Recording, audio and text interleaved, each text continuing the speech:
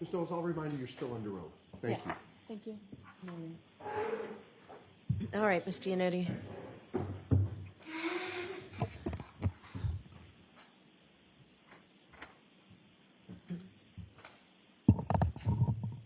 Good morning, Ms. Knowles. Good morning. Ma'am, on Friday, you testified to this jury about the fact that the Mass State Police Crime Lab is accredited as a forensic lab, correct?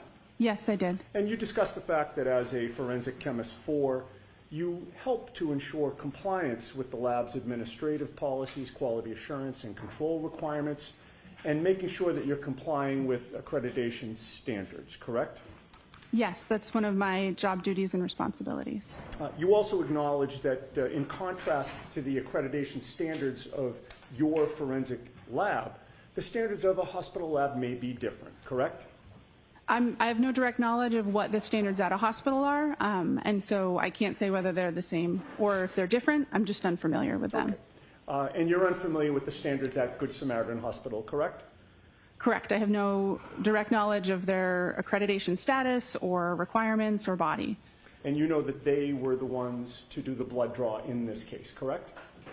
That's consistent with the medical records I had available for review prior to preparing my report. And you cannot vouch for that ethanol testing, correct? Correct. I have no direct knowledge of the accuracy or reliability. My calculations are solely based on the results of the Good Samaritan lab. For instance, you don't know how the arm was prepared when the blood was drawn?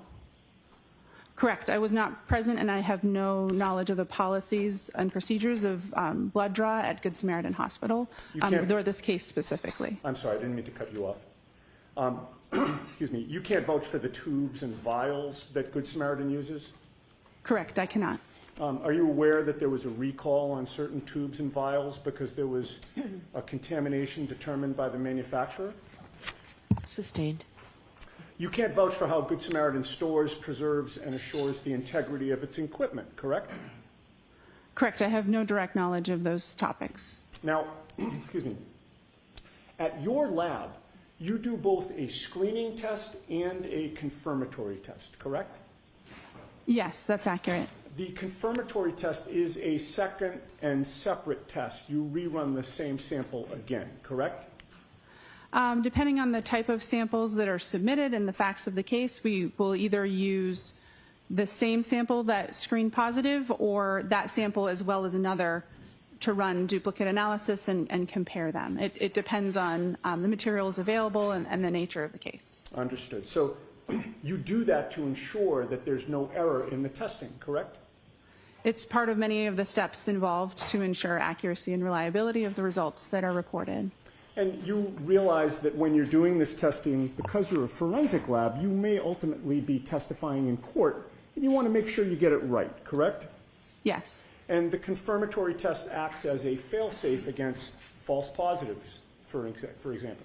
Correct. The screening and the confirmatory test are typically using different methodologies or different techniques to ensure that a false positive under one technique would not have similar issues with the confirmatory technique. Okay. In this case, your lab did not do any confirmatory testing, correct?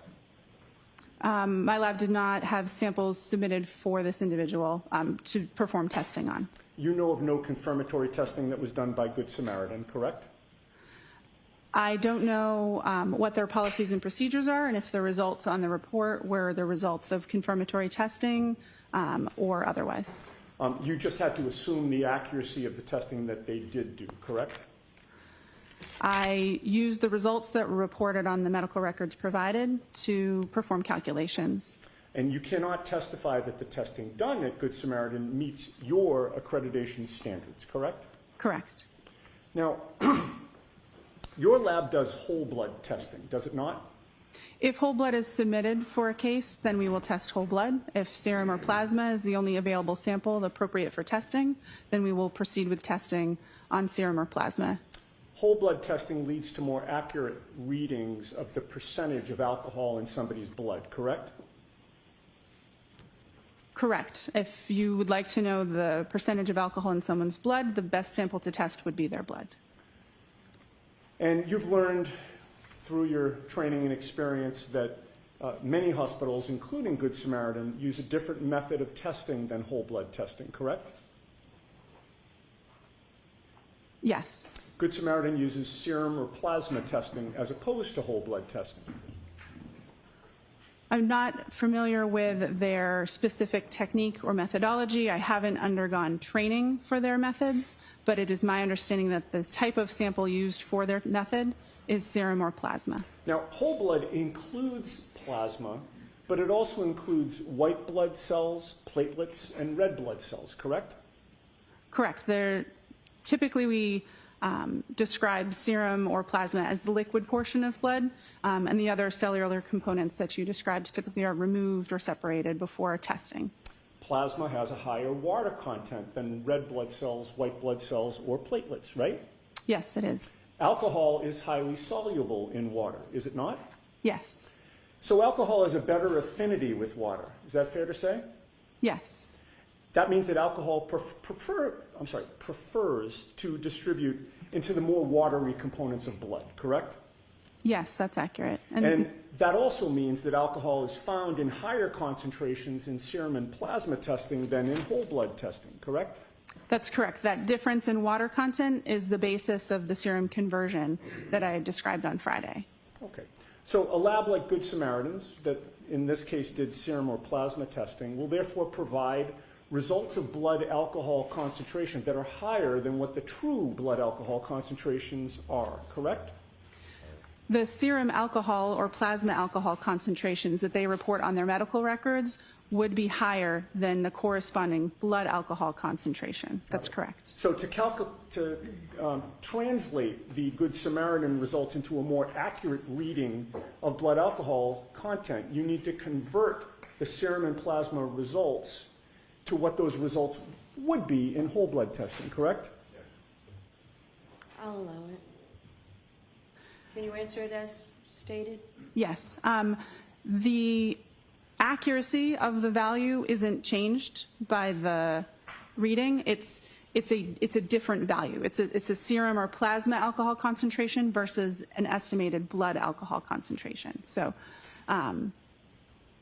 if it is helpful or relevant to know what the whole blood analysis would have been if the testing had been performed on whole blood, then that conversion, starting with the serum alcohol or plasma alcohol concentration, is helpful to do. But to calculate a precise conversion rate, you'd first need to know precisely the amount of water in somebody's blood, correct?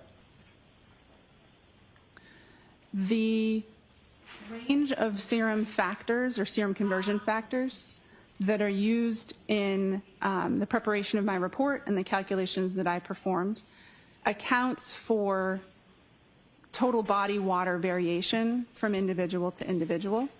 The reason I use between 13 and 19% and not just one single value is because I don't know the specific conversion factor that would be appropriate for an individual when I have medical records to review. I think that was a long way of saying yes to my question, right? My question was to calculate a precise conversion rate for somebody, you'd first need to precisely know the amount of water in that person's blood, correct? Sustained. Ask it differently, Mr. Yannetti. Is it scientifically possible to predict with accuracy a precise conversion rate for one individual person? Yes. Everybody has a different amount of water in his or her blood, correct? There is a normal variation between individuals. I'm sorry, I'm going to do my best to ask yes or no questions, and then if there's an explanation, Mr. Lally can stand up afterward and have you explain, but So this will go no- more quickly. No comments. Just go ahead and ask a question. Mr. Sure. Yannetti. Everybody has a different amount of water in his or her blood, correct? Yes. And there are a number of factors that influence the amount of water in somebody's blood, correct? Yes. What is hematocrit? I don't know. Hematocrit is the percentage of red blood cells in whole blood cells. Do you know that? Sustained. Are you aware that individual hematocrit can vary and that it affects the water content in blood? Sustained. Would somebody's age be a factor in determining the amount of water in their blood? I don't know. Could somebody's gender affect the amount of water in their blood? Yes. Could when somebody had eaten and what somebody had eaten before the blood was drawn affect the amount of water in their blood?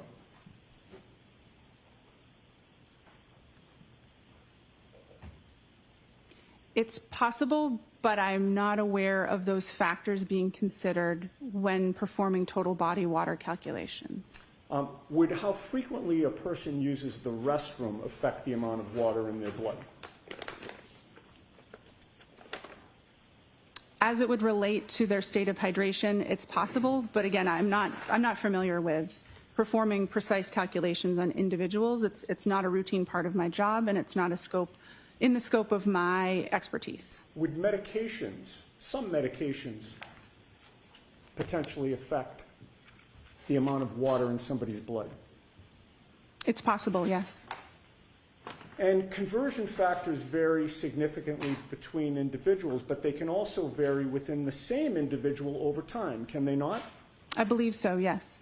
And all of the factors that we've discussed that you've adopted can impact the conversion factor that is used, correct?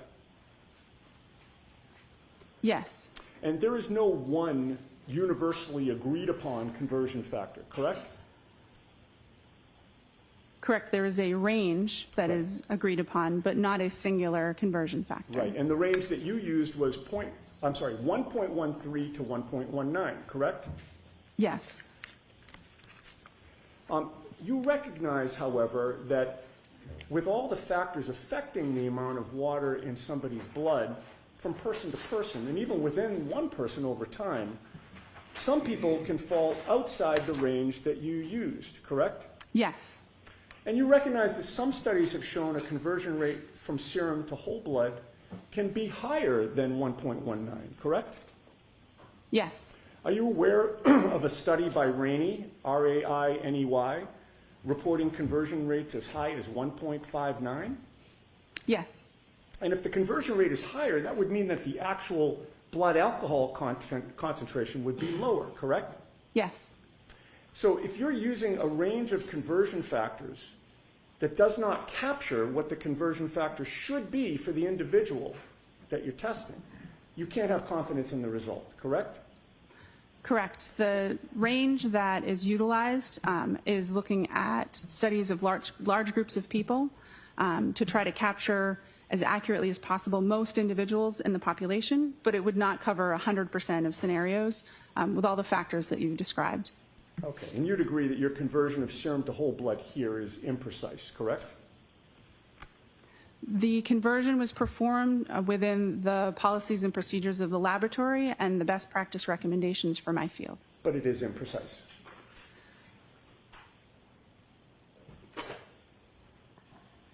Can you repeat the question? Let's move on.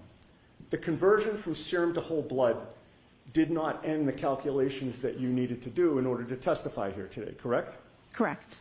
The conversion from serum to whole blood only translated what Ms. Reed's blood alcohol supposedly would have been, or was, I'm sorry, at the hospital at 9:08 a.m. on January 29th of 2022, correct?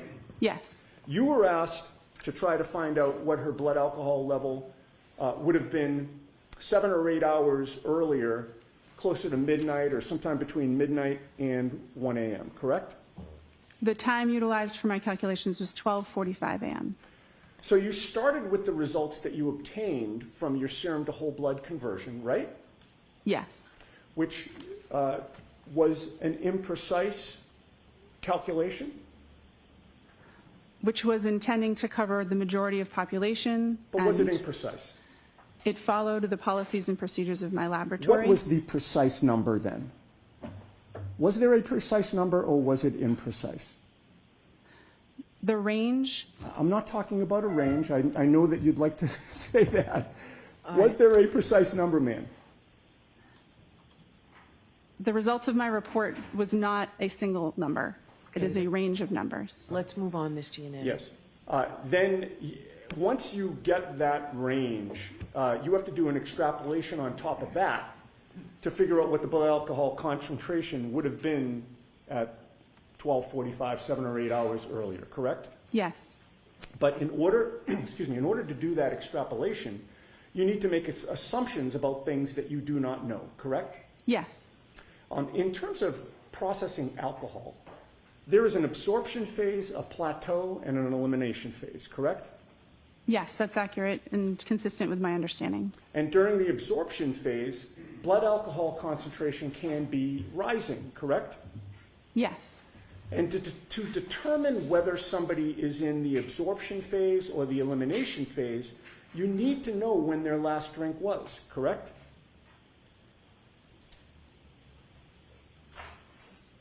Yes, if you're performing that type of calculation, or if you're trying to determine if they've reached their maximum, that would be helpful information to have. The longer the time between the last drink and the test, the more variability and potential for error there is in the extrapolation, correct? Can you ask the question again, please? In this case, you assumed that Ms. Reed's last drink was at 12:45 a.m., correct?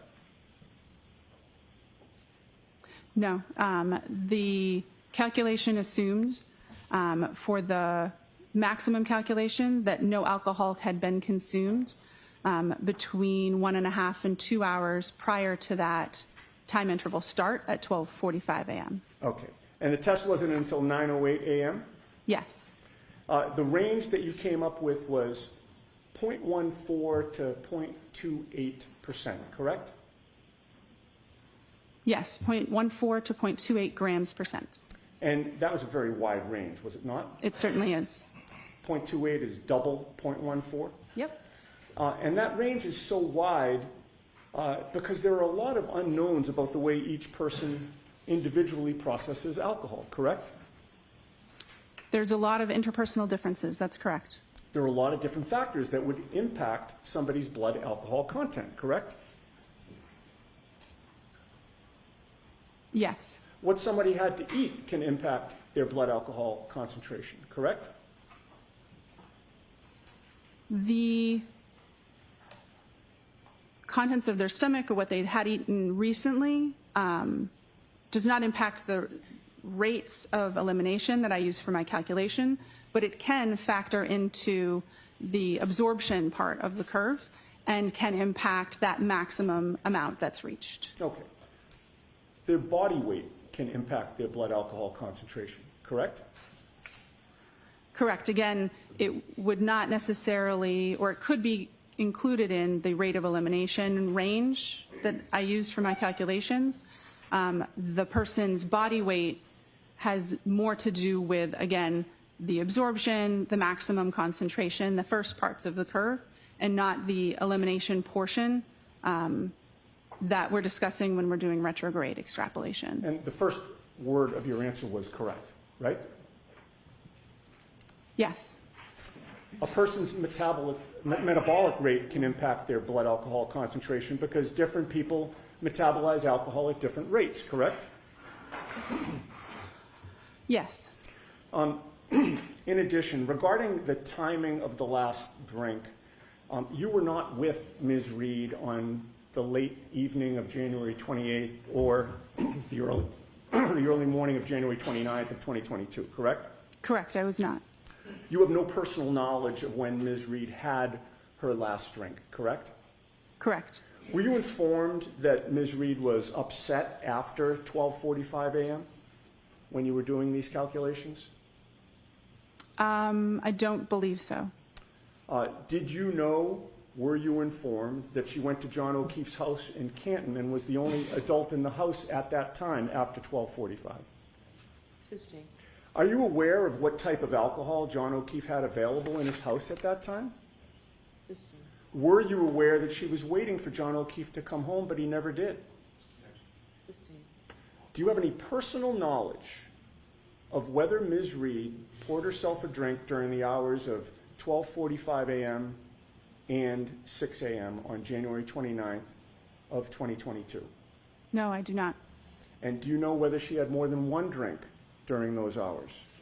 No, I do not. Assume that Ms. Reed did have something alcoholic to drink after 12:45 a.m. Would that affect your assumptions about whether she was in the absorption or the elimination phase? Yes, it would. And if she did have something to drink after 12:45 a.m., what would that do to your calculations? The foundation of my calculations would be incorrect. I would need to perform different calculations or factor in the information as it would become available and issue a different report. Okay. So if your assumption of when she had her last drink was incorrect, you would not have confidence that your conclusions about which you testified Friday and today are accurate, correct? Correct. There is some parts of the calculation that are intended to accommodate for unknown drinking history, but with over 8 hour time span between the time of interest and the time that the blood sample was collected, that adjustment in the calculation intending to avoid overshooting the blood alcohol concentration may or may not be enough to address that. And if new, more accurate information was available, then I would need to incorporate that in the discussion and calculations. Right. So in answer to my question, if your assumption about when the last drink was consumed was incorrect, you would not have confidence that your conclusions are accurate today. Correct. I'll allow it. Now, were you ever asked to determine the blood alcohol level of Brian Albert? No. Were you ever asked to determine the blood alcohol level of Brian Higgins? Sustained. Were you asked to determine the blood alcohol level of anyone except for Karen Reed in this case? I'll allow that. To the best of my knowledge, my only involvement with this case in my unit was the request to perform these calculations on this individual. Thank you. All right, Mr. Lally.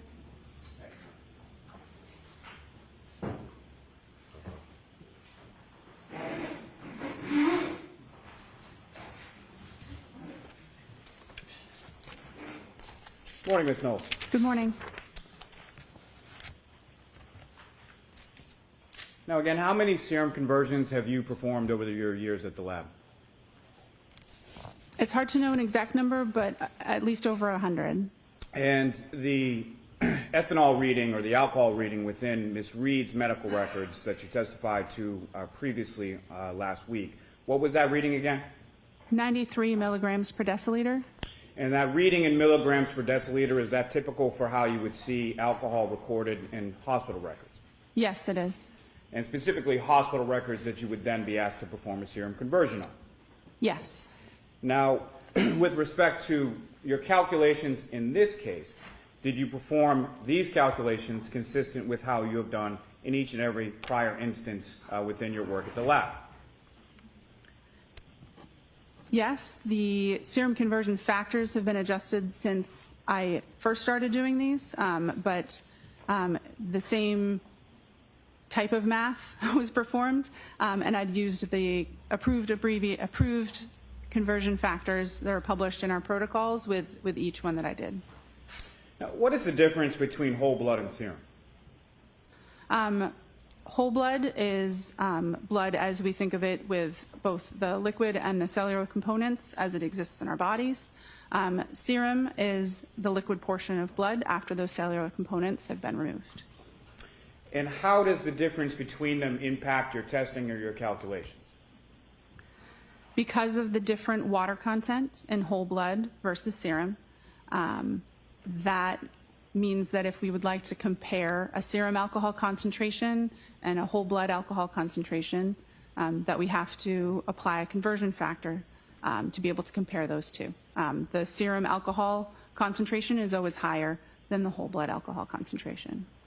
And that difference, is that accounted for within the calculations or the conversion factors that you utilize? Yes. And how so?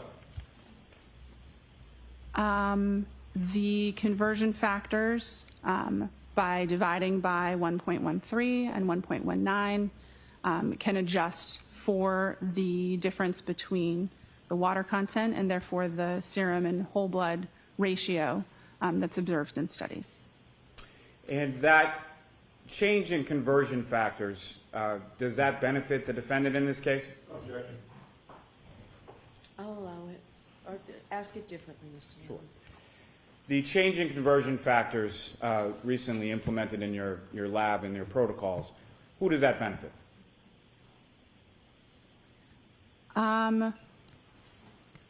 The question of benefit depends on the context. Speaking to the math, dividing by a larger number means the resulting number would be smaller. So the whole blood alcohol concentration numbers would be smaller when using the current between 13 and 19% factors, as opposed to the previously used between 12 and 18% factors. Now, these conversion factors, where again do they come from?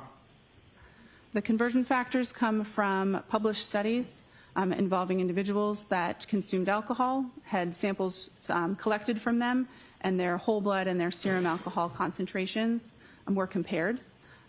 Those conversion factors are present in the protocols in use in the laboratory where I work, and they're also consistent with best practice recommendations or consensus body documents in the field that I work. Now, you were asked on cross-examination about a number of different factors. Are those factors incorporated within the conversion factors in the published scientific literature supporting those conversion factors? By basing it on studies with a large number of people, that's the intention, is to capture the interpersonal differences and different factors within that range that's used. Now, if you know, how much in the elimination phase, as far as bladders are concerned, how much loss of alcohol is concerned in the elimination phase with reference to bladder loss?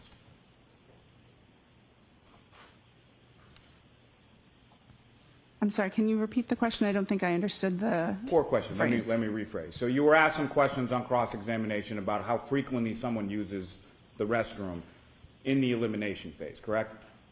I believe I was, yes. Right. And do you have any idea from your training and experience as far as how much alcohol is typically lost by an individual during the elimination phase through the bladder? Objection.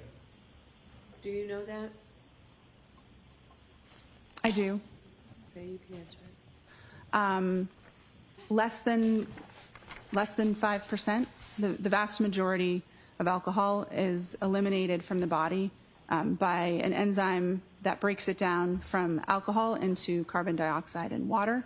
I can't remember exactly how much is generally eliminated, but I believe it's less than 5% of the total blood alcohol concentration. Now, you were asked about whether or not the defendant had a drink after 12:45 a.m. Do you have any evidence that the defendant did, in fact, have any alcohol to drink after 12:45 a.m.? Objection. Sustained. If there was a drink at approximately 1 a.m., what kind of impact would that have on your calculations? It would depend on how much had been consumed. If any alcohol had been consumed, then it would adjust the calculations depending on that information. And what I'm asking, Ms. Knowles, is if there is a slight differential in the time of incident or last drink, how much impact would that have on the range that you're able to calculate?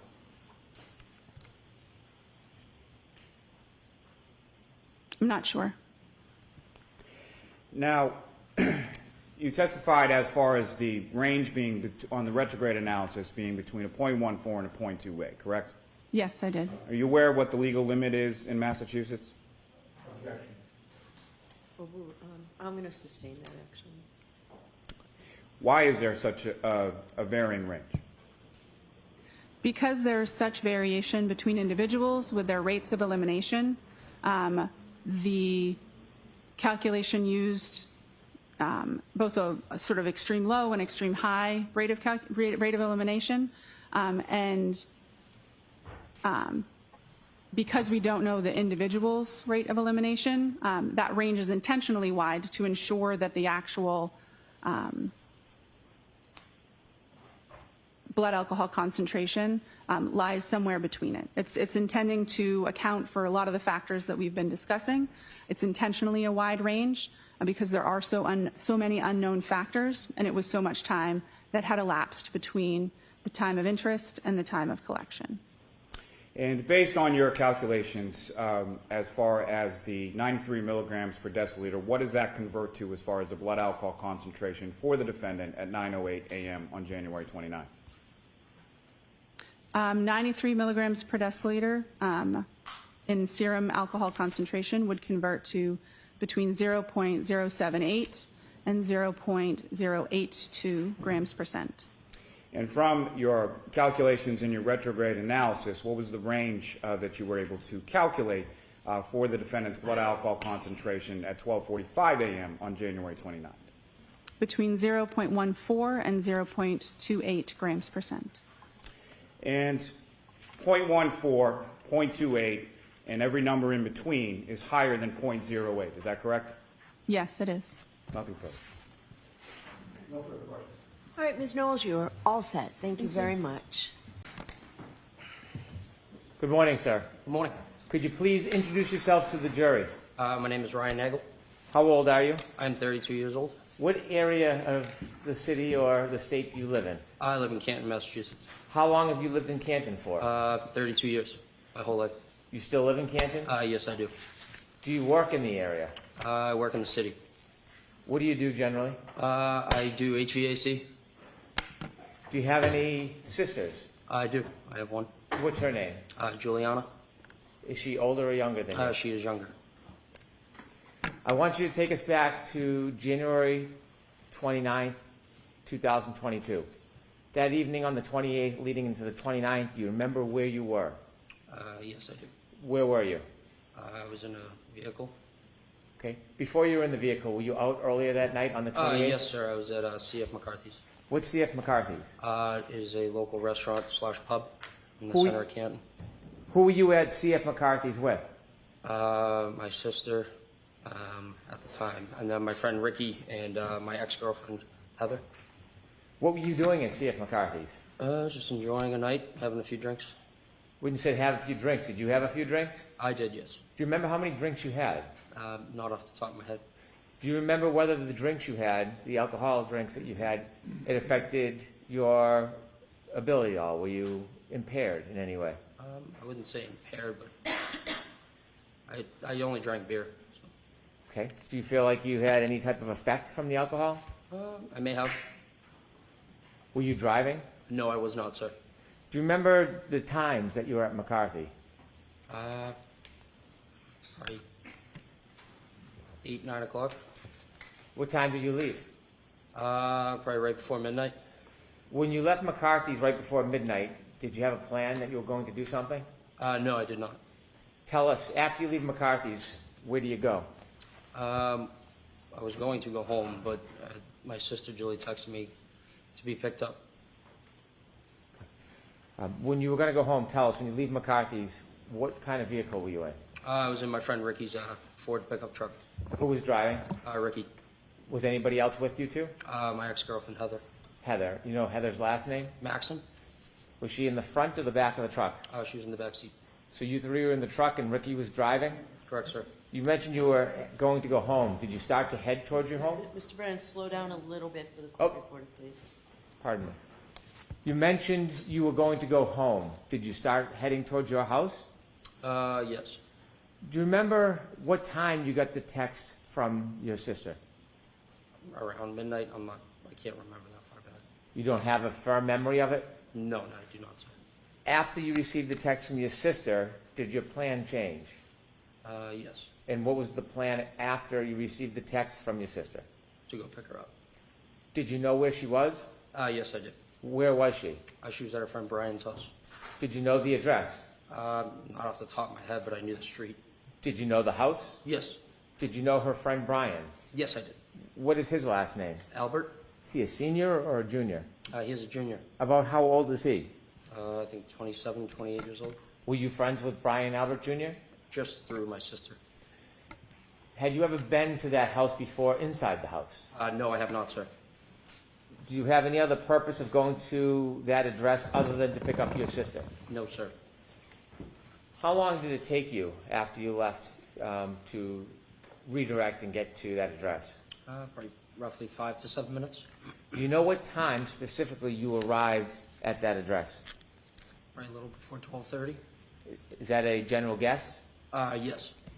Did you look at your watch and note the time, or is this an No. estimate? Just an estimate, sir. So the estimate is you arrived around 12:30? Correct. When you approach the house, before you approach the house, is there a road that intersects Fairview? Yes. And what's the name of that road? Can you actually, give me a second. I can't think of the name. Okay. Off the top of my head right now.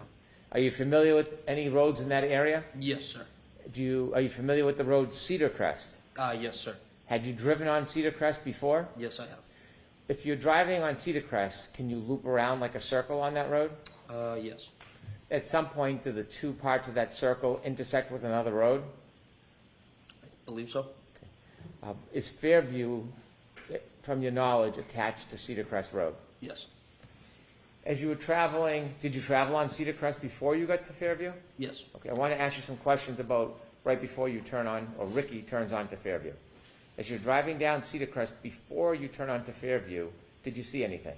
I saw a vehicle coming at us. Not directly at us, but obviously traveling on the other side of the road. Okay. And where was that vehicle traveling towards? Us, and then they put their blinker on to take a right, for And them to take a right. that vehicle was going to take a right onto Fairview? Correct, sir. And your vehicle was coming in the opposite direction? Correct. Where was your vehicle going? Taking a left onto Fairview. Did you both meet at that intersection? Yes, roughly around the same time. Who turned onto Fairview first? The other vehicle. How did that happen? I believe Ricky flashed his lights to let them go. Did you see the other vehicle? Yes. Do you remember what kind of vehicle it was? That was a black SUV. When that car turned right onto Fairview, how long after did Ricky turn left onto Fairview? Seconds. When you came to that intersection and met that car, when Ricky blinked his lights, could you see inside that SUV? Say that again? When you came to the intersection at Fairview, and you said that the driver of your truck, Ricky, blinked his lights, could you see anything inside the SUV? I wasn't really looking. Okay. After that SUV turned right onto Fairview and Ricky turned left onto Fairview, who was in front of who? The other vehicle was in front of us. Was the other vehicle in front of you the entire time you saw it? Yes, sir. Did Ricky ever drive and park in front of that vehicle? No, we were behind them. Always behind it? Always. When Ricky pulled up to Fairview, where did he stop? Right in front of the driveway of the Albert's house. You were in the front passenger side of the truck? Correct, sir. If you looked directly outside that window, what would you have seen? The driveway and the house. The other vehicle, did it stop at the driveway? No, it was probably like a car length in front of us. So it was in front of you. Correct, sir. Did you ever see that car stop at the driveway? At the driveway, I don't recall. Did you wait before you got to Fairview, or did Ricky drive directly to Fairview after he took the left? Well, he turned the left onto Fairview. Okay. Did he wait, or did he drive directly to Fairview? He drove directly there. Okay. The car in front of you, did you ever see it move behind you in front of the driveway? It was in front of me the whole time. Okay. And so I'll ask the question again, did you ever see that SUV stop at the foot of the driveway? No, but I did see the brake lights. It looked like it moved, but it wasn't. So the brake lights were on, they released them and then stopped again. So it probably moved another car length up. How many times did you see the brake lights on? Just once, sir. After you stopped at the foot of the driveway, did you keep your attention on that SUV? Not really, no. I was more concerned about my sister. So you weren't studying it? No. Were you making any notes or trying to mark its direction of travel? No. But you do know, or do you have any doubt that it was in front of you the entire time? Yes, it was. When you pulled to the driveway, did you go in to see your sister? No. What did you do? I texted her saying we're here, and she came out, opened up the door. She looks at me and Rick and said, "Hey, do you guys want to come in? For a drink or whatever." And I looked at him, looked in the back seat, asked Heather. We said, "No, we're all set. We're going to go home." And so she decided to stay. So the idea was to give her a ride home. You did not give her a ride home? Correct, we did not. Let me ask you some questions. Before your sister came out of the house, do you remember how long you waited for her? For roughly 2 minutes. In its entirety, how long was that truck parked at the foot of the driveway in front of Fairview? Like closer to 5 minutes, sir. Is that an estimate? Yes, I'm just guessing from what I can remember. Did you mark the time in any way? Look at your watch in any way? No, sir. That's your general memory? You're just roughly trying to remember. When you looked up at the house, did you see there were more than one door? Yes, there were Do you two remember? doors. Yes. Do you remember what door your sister came out of? She came out of the side door, which is to the left of the garage. Did you watch her? Yes. Where did she walk? From where to where? She walked out of that door down the driveway towards us. When she reached you, how did you have a conversation with her if you were in the truck? I opened the door, my passenger door. As you were speaking with her, were you watching anything else, or was your attention directed to your sister? Nope, just on my sister. At some point after your sister turned to go inside, did you wait for her, or did you leave right away? Or did Ricky leave right away? We waited for her to get back into the house. At any point before your sister went back in the house, did you see any lights, like dome lighting, come on inside that SUV? Yes, I did, sir. Before or after your sister went in the house? Roughly like as she was getting in the door. Before you ended your conversation with her, did you see the dome light go on in that SUV? Say that again, sorry. Before your sister left the driveway, did you see any dome light on in the SUV? No, I wasn't looking. Your sister began to walk back to the house. What was your direction? What was your attention focused on? Mainly on her. We were pulling away from the driveway and kind of just glancing back over at Julie to make sure she got in. When your sister went back up the driveway to go in the house, when was the next point you had any chance to see the SUV? When we were passing it. When you were passing the SUV, where was it located in relation to the house, flagpole? Directly in front of the house. Was it anywhere near the flagpole as you drove by? Probably like a car length from that. A car length from the flagpole? Yes, give or take. Is that the middle, right, or left side of the house? That would be towards the left side of the house. As you drove by that SUV, what was your primary focus? My sister, sir. Like watching her get in. You were being attentive to her getting in? Correct, sir. As you watched her get in, did you glance or see anything else in your vision as you were watching your sister go into the I house? saw that there was a woman in the driver's seat of the black SUV in front of me, sitting there with her hands on the steering wheel at 10 and 2. Did you get a good enough look that you would remember who that person was, or was it too brief to It identify was the person? too brief, sir. You saw the person in the SUV with their hands on the wheel. How did you see them inside the car? Their dome light was on. Do you know how a dome light comes on in a vehicle? Yes, sir. Either you press it yourself or if there's a door open. When you had the glance or the glimpse of the woman in that SUV holding the wheel, you said 10 and 2? Correct, sir. Could you describe for us what that means? Just like a clock, just the hands on the clock, like 10 and 2.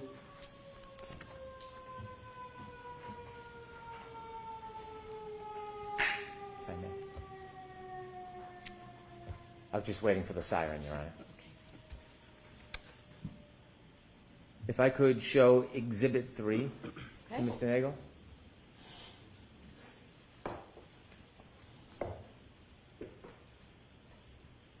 Sir, do you recognize that address? Yes, sir. And what is that address? That is 34 Fairview Road. Do you recognize the flagpole? Yes, I do, sir. Thank you. When you drove by and you said you saw a woman sitting in the front and the dome light was on, did you see anybody else in the car? No, sir. Were you looking for anybody? No, sir. Could there have been somebody else in the vehicle at that time? It could have been, yes. Could there have been someone standing outside the door? Yes, it could have been. When you saw the person, were you studying the person? No. How long of a time did you have to take a glimpse of that person? 5-10 seconds, maybe. Okay. Now, I want to ask you some questions about the entire time you were parked at the foot of the driveway until the point that you left Fairview. From when you first stopped at the driveway at Fairview until the point that you left and were no longer in front of that property, did you ever see any person get out of that SUV that was in front of you? No, I did not, sir. Did you ever see anybody, any man, ever cross the front yard towards that home? No, I did not, sir. Did you ever see any man ever enter or stand in that front door? No, I did not, sir. Did you ever see anybody walk across the front yard to the side door? I'll allow it. No, I did not, sir. Did you ever see anybody enter that side door other than your sister? No, I did not, sir. As you were parked at the driveway the entire time, that generally 5-minute time, did you ever see anybody get out of the SUV and walk down the street towards the driveway? I'll allow it. No, I did not, sir. Did you ever see anybody walk past your truck and up the driveway? No, I did not, sir. Did you ever see any person other than your sister outside of those vehicles the entire time that you were at Fairview? I'll allow it. No, I did not, sir. I have no further questions. Thank you. Mr. Yannetti? Thank you, Ron.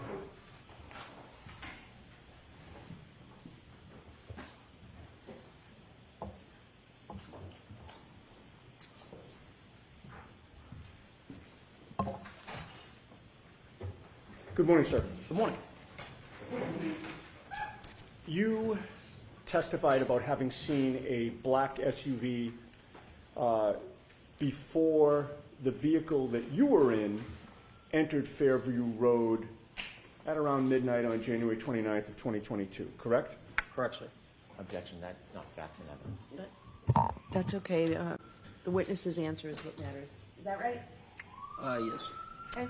You first saw that black SUV when it was coming toward your vehicle when you were on Cedar Crest, correct? I'm sorry. Let me repeat that because of the siren. You first saw that black SUV when it was coming toward the vehicle that you were in on Cedar Crest, correct? Correct, sir. Your friend Ricky D'Antano was driving at that D'Antano. time? D'Antano, sorry. D'Antano? Yes. He was driving at the Okay. time? Correct, sir. Mr. Yannetti, thank you. Yes.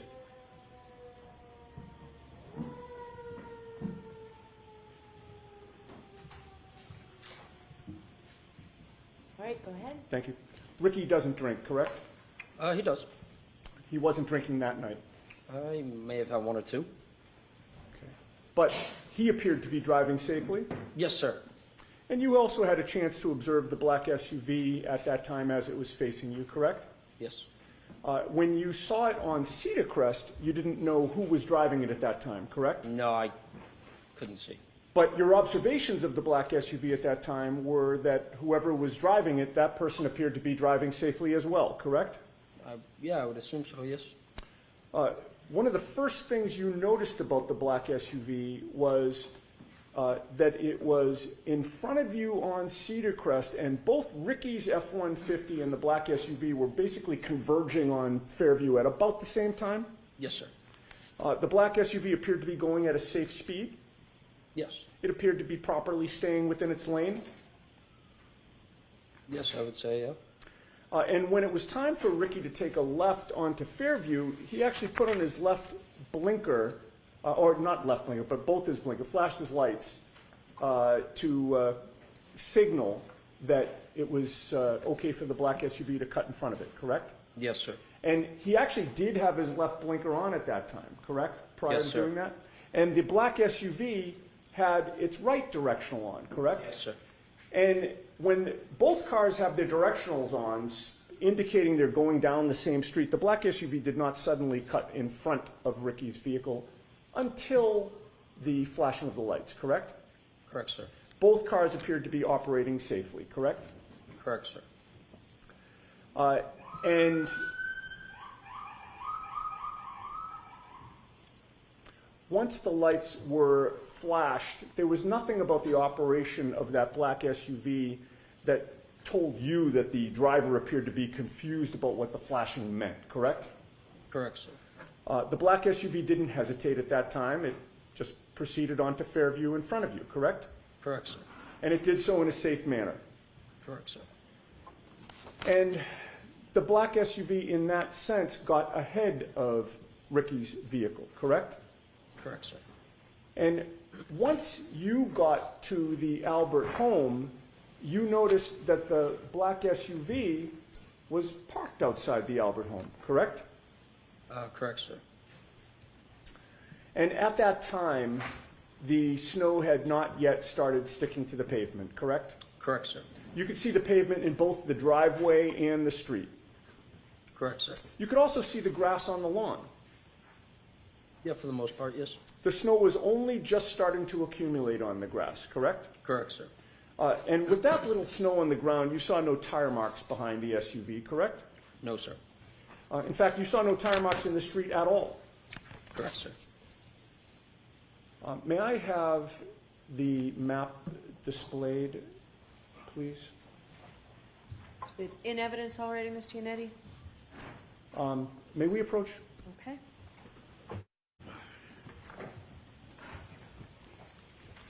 Okay. Can you Mr. enlarge that, please? Yeah, actually, yeah, you know what? If we could enlarge it, so you don't have to show Chapman, just show Cedar Crest and Fairview, and maybe pull it in a little bit to the right now, the other way. See if that works. Okay, that's much better. I don't know how your eyes are, sir, but are you able to read the street names on? To be honest, no, I can't see that far. Okay, if I suggested to you that the top street horizontal going down from right to left was Cedar Crest, and that the street where the red arrow is Fairview Road, would that orient you? Yes, sir. And would it be fair to say that before you actually were coming down Cedar Crest Road as you look at this map from right to left, correct? Correct, sir. And in that sense, you were traveling west on Cedar Crest, correct? Yes. You turned south onto Fairview, correct? Correct, sir. And you were still facing south when you parked in front of 34 Fairview, correct? Correct, sir. And that means that when you're sitting in that vehicle on Fairview Road, if you were going to walk to the house or look to the house, you would be walking or looking in a westerly direction, correct? From where I was in the vehicle? Yes. Yes, so to my right, yes. Okay, and so when you were looking for Julie to come out, you were looking to the west? Correct, sir. All right, Your Honor, I would offer that into evidence. We're going to have a hard copy printed out for the jury after this examination. Okay, so we need something for the court reporter to, Sure. All right, Mark. we will take care of that, thank you. right, so- And you can put the lights back on, and you can take that down. all right, so it will be, go ahead, madam. 49, thank you. And sir, it took a couple of minutes for Julie to come out after Ricky parked the F-150. Yes. When she did come out, you opened the door and you had a conversation with her while she stood between the door and the passenger compartment of the F-150? Repeat that, please. Sorry. Sure. When she did come out, she approached the F-150, correct? Correct, sir. And you were in the passenger's compartment, right? Correct, sir. You opened up the passenger's door, correct? Correct, sir. And she sort of, you stayed in the vehicle, right? Correct, I never left. And she came sort of into like the crook of the door and the passenger's compartment. Yes, sir. All right. You had a chance. How close did she get to you? I could have walked her on her nose if I wanted to. Okay. And you had a chance to observe her and size her up, correct? Correct, sir. You spoke to her for maybe about 5 minutes was your best estimate? I wouldn't say 5. I'd probably say 2 or 3. Okay. But in any case, you did have a chance to observe her, correct? Yes, sir. And it was clear to you that your sister Julie seemed like she had had a few drinks, correct? I mean, yeah, it was 12:30 in the morning, so yes. And she called you for a ride, right? Yes, she knew that Ricky was driving. Right. And when you arrived there, there was a discussion about whether she'd actually take the ride, right? Correct, sir. If she was just going to come out and take the ride, there would have been no need for the conversation, correct? Correct. But do you recall previously testifying that you were out talking to Julie for over 5 minutes? I would not say over 5 minutes, no. Okay. Do you deny that it was about 5 minutes? Objection? I'll allow it. Do you deny it was about 5 minutes? Could have been. Okay. I'm not. Fair enough. And you talked with her about whether she wanted to go in the truck and leave with you, correct? Correct, sir. You also talked about whether instead you, Heather, and Ricky would go into the house to join the gathering there. Correct, sir. There was a back and forth that you really felt was unnecessary, correct? I wouldn't say it would be unnecessary. It's just a common question if you want to come in and have a drink. You have testified in the past that Julie can be kind of a pain in the ass, correct? I mean, all siblings can be, yeah. In any case, Julie decides to go back inside and you decide to leave, correct? Correct, sir. Ricky did not speed up the street at that time. No. He just gradually pulled out. Correct, sir.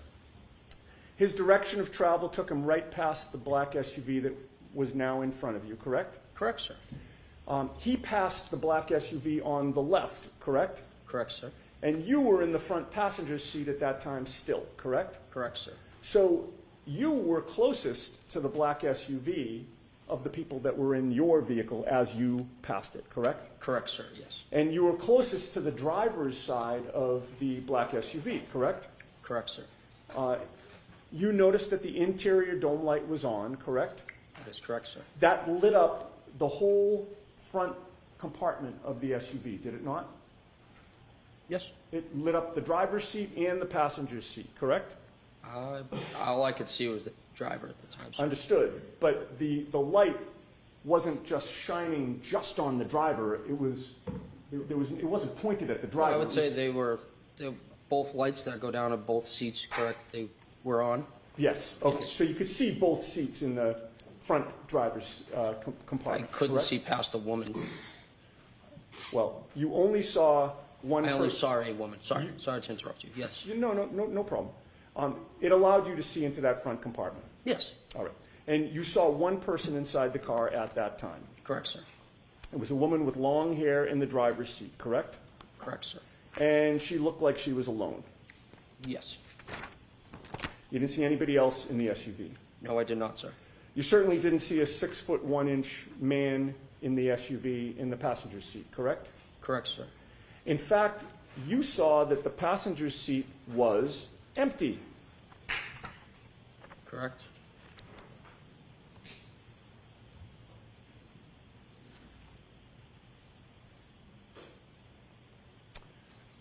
The woman in the passenger seat was staring straight ahead, correct?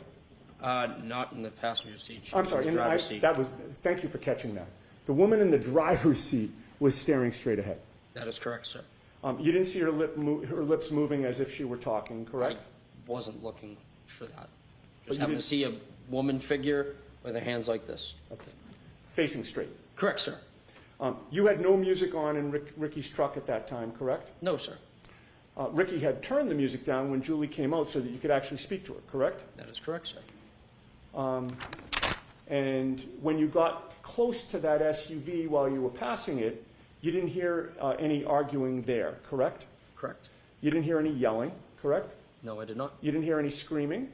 No, I did not. You heard no noises within that SUV at all? No, I did not, sir. I have no further questions. Thank you. All right.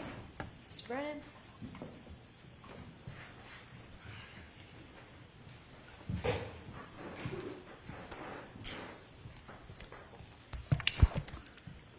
Sir, you mentioned you were at that address around 12:30, That is correct, sir. and you offered us that you were there for about 5 minutes. Yes. You know the exact time you left? No, not off the top of my head right now, no. Was it around that time? Yes, sir. Would it be fair to say you don't have certainty whether it was 12:35, 12:32, 12 o'clock? It's probably before 12:35, roughly between 12:30 and 12:35. You could still see the ground, given Yes. the weather? Yes, sir. Was there snow starting to fall? Just starting?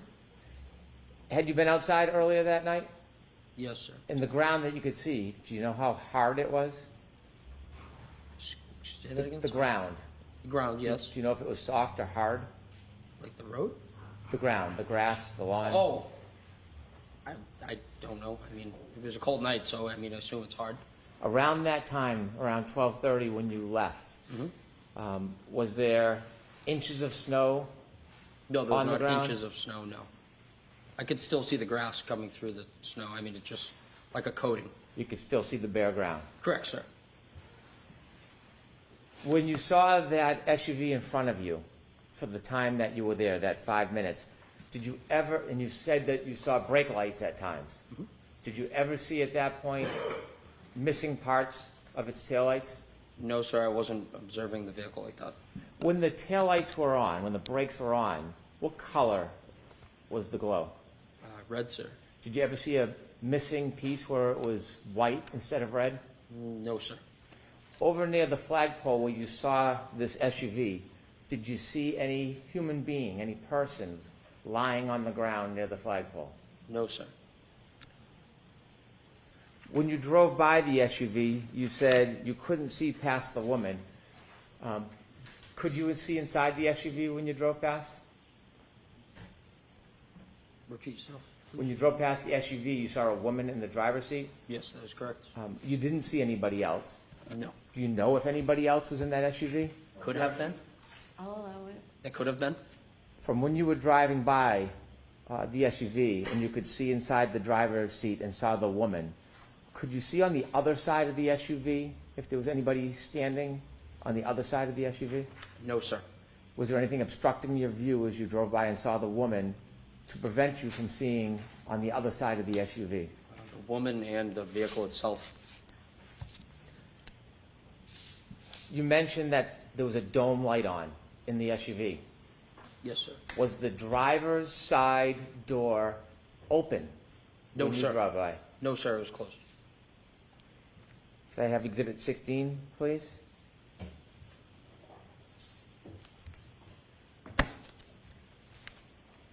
Did you ever see this man at any point No, sir. I've Walking? Never seen...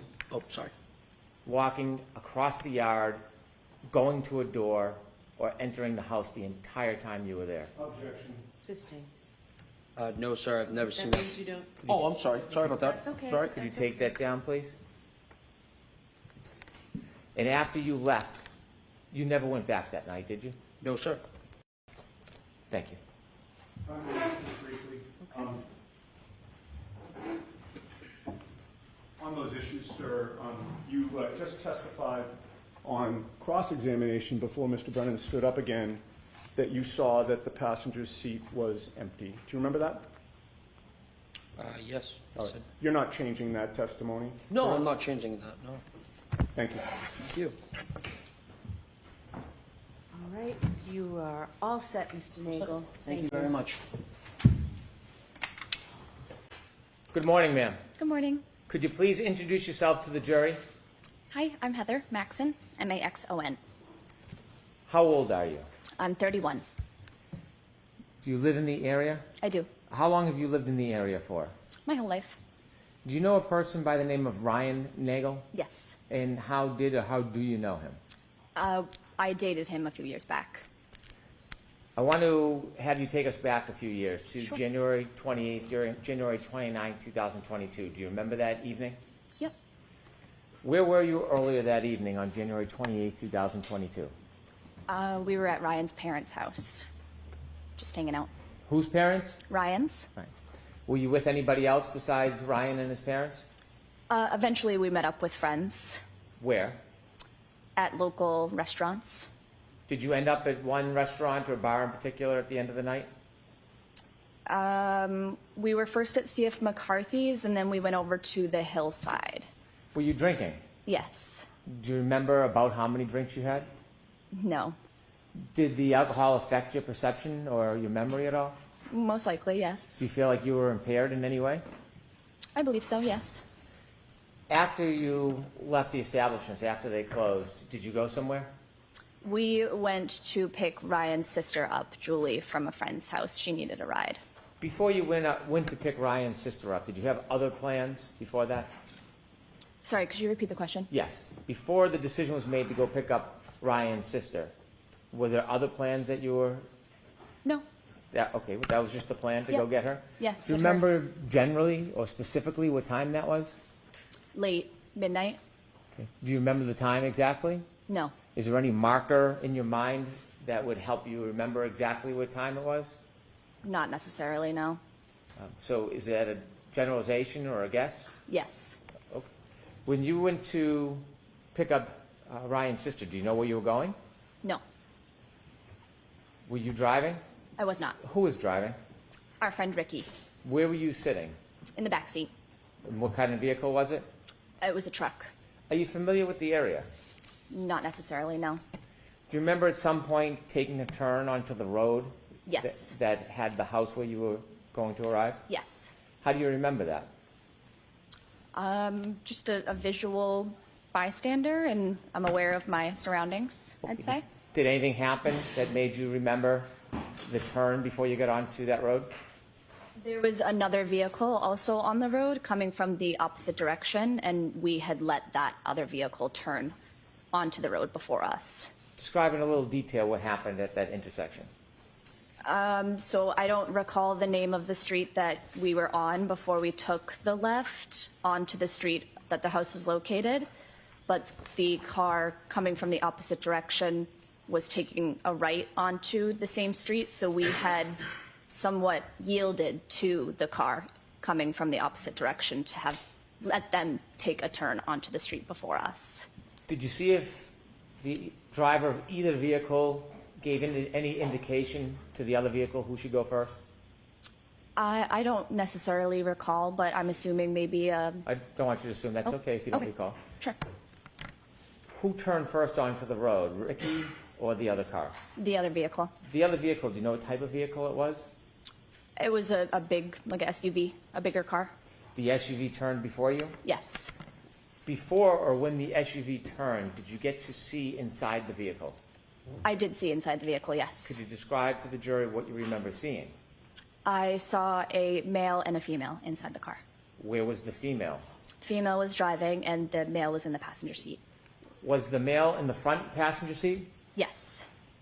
Were you able to recognize either the female driving or the male in the front passenger seat? Recognize? Yes. I'm not sure if I understand the Did question. you know who they were? No. Strangers? Yeah.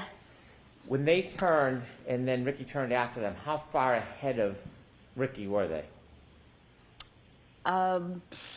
Maybe 100 feet. Could you see them the entire time? No. When you drove to Fairview, how long did it take after the turn?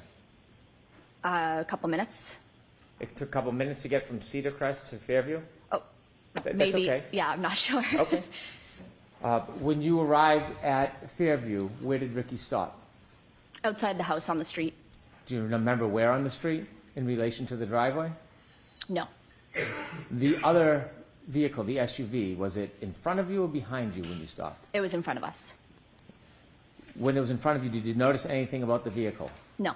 Did you notice anything about its lights? No. Did you see whether the interior light, the dome light, was on or off? I did as we were leaving. Before you left, No. did you ever see that dome light come on? No. Did you notice anything about the brake lights? No. Did you notice anything about the vehicle's tail lights, whether they were intact or broken? Nope. When you arrived at that address, do you know the street address? I do not. Okay. When you arrived at that address, what happened next? I believe Ryan had reached out to Julie saying, we're here, time to go. And so she had come outside and We had a short conversation, and she decided that she was actually going to stay at the house. She had invited us in, but I had said that I didn't want to go inside. I just wanted to go back to the house. From the time you first arrived at that address and until the time you left, did you ever see anybody get out of the SUV that was in front of the truck? I did not. Did you ever see anybody travel across the front yard to the doorway from that SUV? Nope. Did anybody ever walk by on the street, walk by the truck in front of you or behind your truck and walk on the driveway? No. Well, besides Julie, sorry. So Julie is the only person that you saw in the driveway that night? Yes.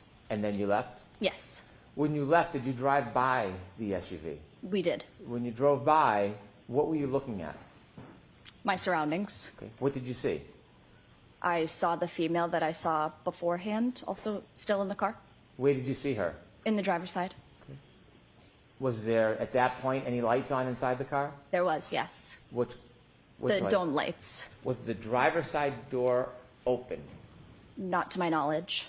Did you see anybody else inside the SUV? I did not. Was there anybody else inside the SUV? You didn't see anybody inside the car? Besides the driver? No. Okay, next question. Do you know whether there was anybody else inside the SUV at that time other than the driver? No. Did you look in and study the interior of the SUV? No. How long did you look inside the SUV for when you passed? It was just passing, so I don't know, a couple seconds. Did you see if there was anybody or a man standing outside the door of the SUV? I did not. I'll allow it. Outside the door? No. Did you see anybody lying on the front lawn? No. Thank you. I have no further questions.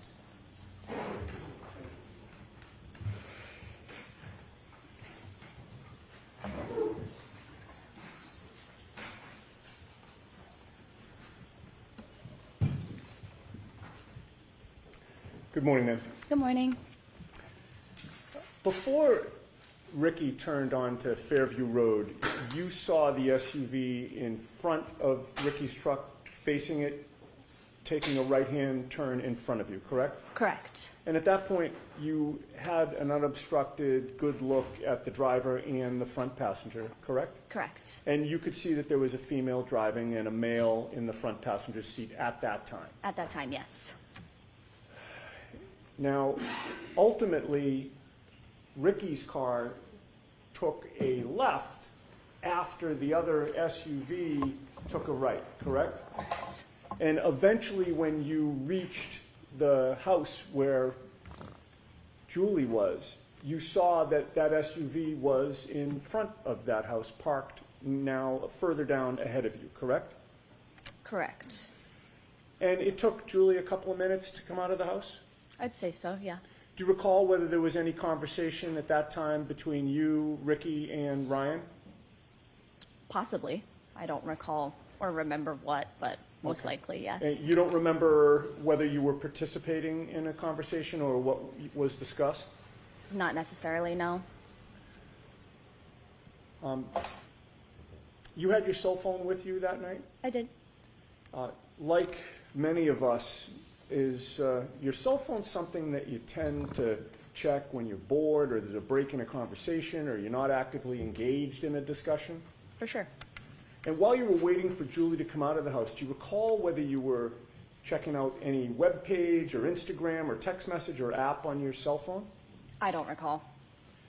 Can you testify with certainty that you were not checking your cell phone during that period of time? Not with certainty, no. And so you can't say for sure how long, if you did check your cell phone, you would have been looking at it while waiting for Julie, correct? Correct. And no one's asked you for your phone so that they can analyze what you were doing during that period of time outside 34 Fairview, correct? Correct. All right. Well, you testified that you didn't see anybody get out of the SUV or approach the house, correct? Correct. You obviously don't know what did or didn't happen before you, Ricky, and Ryan arrived there, correct? Correct. While you were parked near the driveway, You weren't thinking that you had to watch the SUV every second in case you were later asked to describe what was going on with that vehicle, correct? Correct. And that SUV was the same vehicle that you recognize as previously having a female driving and a male in the passenger seat, correct? Correct. And as far as you know, you didn't know either of them at that time? No. Fair to say that what they were doing was their business and you weren't particularly interested in what they were doing, correct? Correct. You were there to pick up your boyfriend's sister, correct? Yes. It was late and you were tired. Very much so, yes. You'd had a good amount to drink.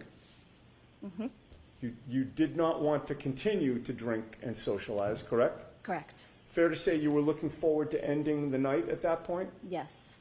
And so you were more focused on hopefully getting Julie in the car so you could leave than anything that was going on in the SUV, right? Yeah, exactly.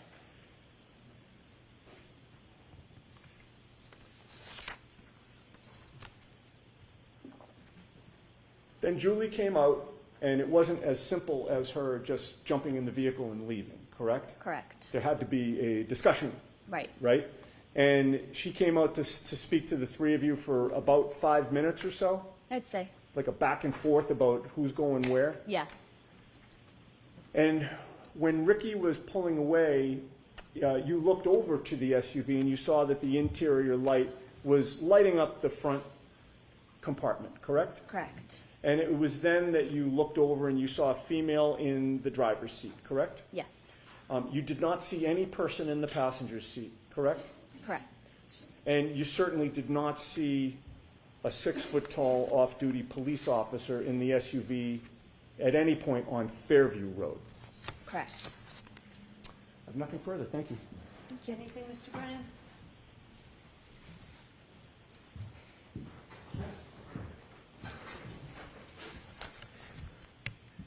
When Ricky was speaking to Julie and you were in the back cabin of the truck, what direction were you facing? I don't recall. Were you paying attention to the conversation with Julie? I was probably in and out of the conversation, yes. Were you facing the direction of the house in the SUV, or were you facing the opposite direction? I don't think I was facing the opposite. When you were in the cabin of the car and Ricky was having a conversation with Julie, did you ever see anybody other than Julie come in or out of the house? No. I'll allow it. No further questions. Thank you. Okay. All right, Ms. Maxon, you are all set. Thank you. Thank you so much. Mr. Brennan, your next witness. The Commonwealth calls Katie McLaughlin. Okay. Why don't we take our morning recess, James? Sorry. Good morning.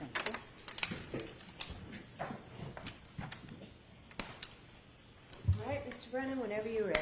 Thank you, Your Honor. Good afternoon, ma'am. Good afternoon. Could you please introduce yourself to the jury? My name is Sarah Levinson. For the court reporter, would you mind spelling your last name?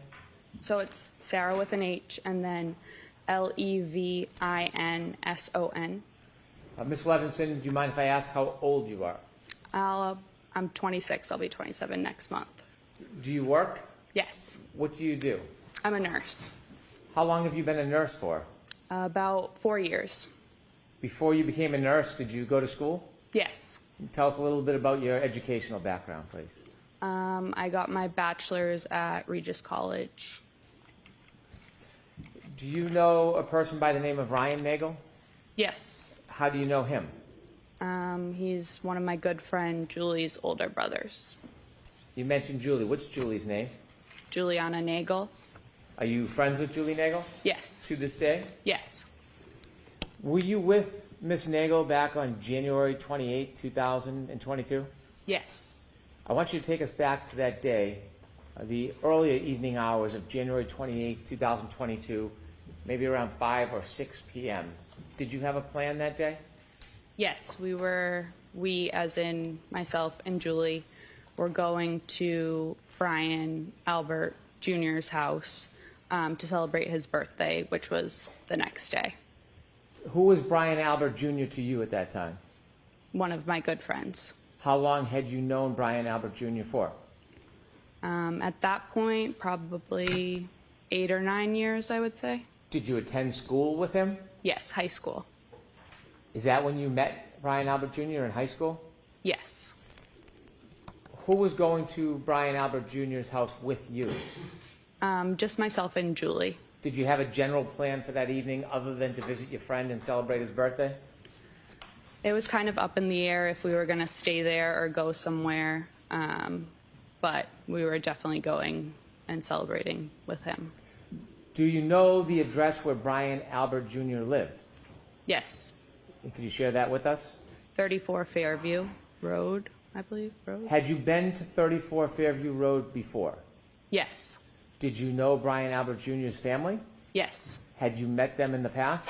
yes. How often had you met with them before?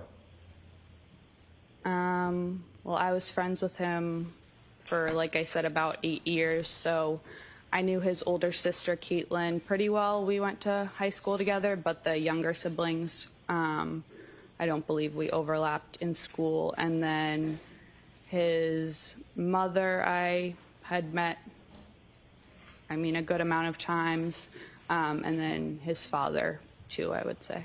How many times would you estimate you had been over 34 Fairview prior to the night of January 28, 2022? Over the years, maybe like 20. I don't know. Do you remember what time you arrived at 34 Fairview Road on that evening? It was between 7 and 8 o'clock at night. Who did you go with? Myself and Julie Nagel. Could you tell us how both you and Julie Nagel got from where you were living, your home, to 34 Fairview? Yes, Julie's dad drove us. When you first get to 34 Fairview Road, before you walk in the front door, what's the weather like outside? It was cold, but it wasn't raining or snowing or anything. No snow on the ground? No, When you walked in the door, did you go in the side door or the front door? the side door. Okay, take us through walking into the house. What do you see? So we walked through the side door, and then it's their, like, family room, they call it, with, like, the TV and everything. And then at the back of the family room is, like, a sliding glass door out into their porch. And then if you turn left, it's, like, the kitchen/dining room. And then there's a back door. There's, like, a small bathroom over, like, near the back door. And then if you walk straight through, it's the front door, the stairs, the door to the basement, and then they called it, like, the library is, like, their formal living room. If you walked in the front door, would the stairs leading to the next floor upstairs be right in front of you? Yes. If you were going to go downstairs, would you walk around that staircase to the back side of it? I don't believe the back, but the side. Okay. You mentioned you walked in the side door near the garage. When you walk in the side door, you're in a living room, did you say? Yeah, their family room, they call it, yeah. Can you walk into the garage from the family room, or do you need to go back outside to get into the garage? No, you would have to go back outside. So there's no door in that family room that leads directly to the garage? No. After you walked into the family room, did you stay there or did you go somewhere? We stayed there for a little bit, like 10, 15 minutes probably. Tell me who's in the house when you get there. It's Brian Jr., his mother, Nicole, his sister, Caitlin, and then his aunt, Julie. What do you do?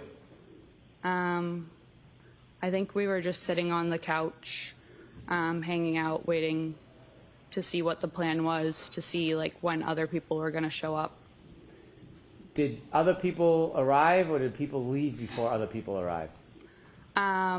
Brian's mom, sister, and aunt left before anyone else arrived. Do you know generally around what time his aunt and mother and sister left? We got there, like I said, between 7 and 8, and they probably left within 20 minutes of us getting there. Okay. So I can't say for sure. When his sister and mother and aunt left, was there just a time when it was you, Julie, and Brian Albert Jr. alone? Yes. Were you doing anything other than watching TV? Were you eating, drinking?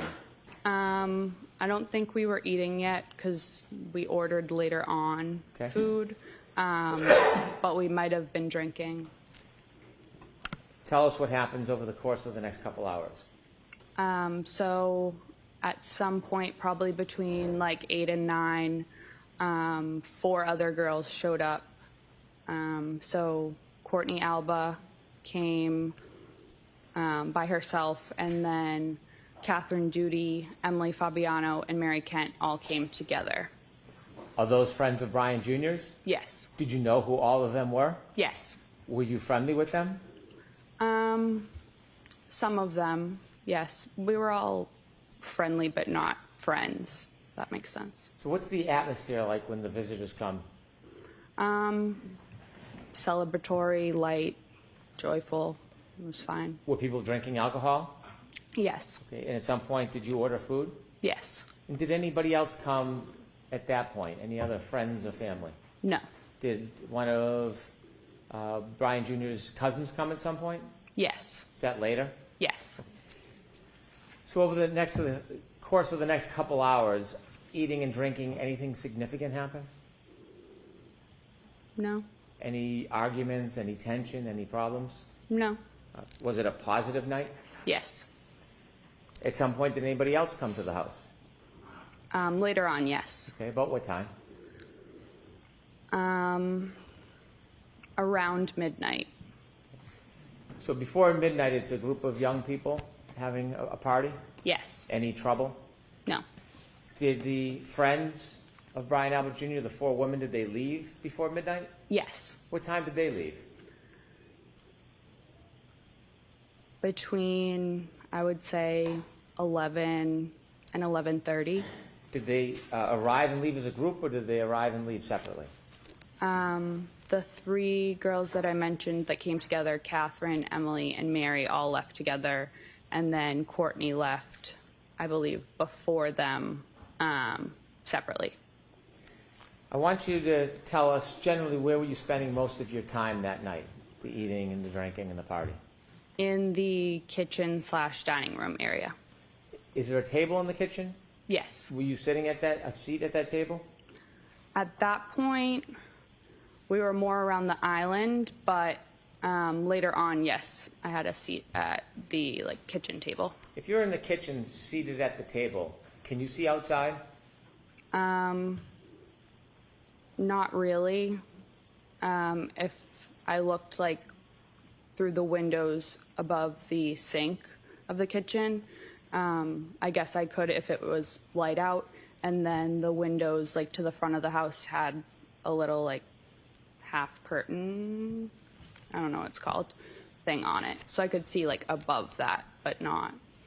If you were to walk to the windows in the living room area, what area was it, did you say, the half windows were? The dining room. If you were to walk to those windows, could you see outside? Yes. Would you be able to see the driveway, Yes. flagpole, Yes. street? Yes. The door, do you remember the front door, if it was solid or glass? They have a storm door that's glass and then a solid regular door. If you opened up the solid door and looked, could you see through the glass door to the front yard? Yes. At any point, did you have a chance to look outside that night? No. If you're in the living room, the kitchen, can you see where the basement access is? Yes. Can you see the backyard door? Yes. You mentioned that the visitors, the young woman that came to see Brian Jr., left. After they left, did somebody else come to or arrive at Fairview? After they left, yes. And who was that? It was Brian's father. His name is also Brian. Mr. Higgins. Brian's mother came back, his sister Caitlin, and then his aunt Jennifer and his uncle Matt.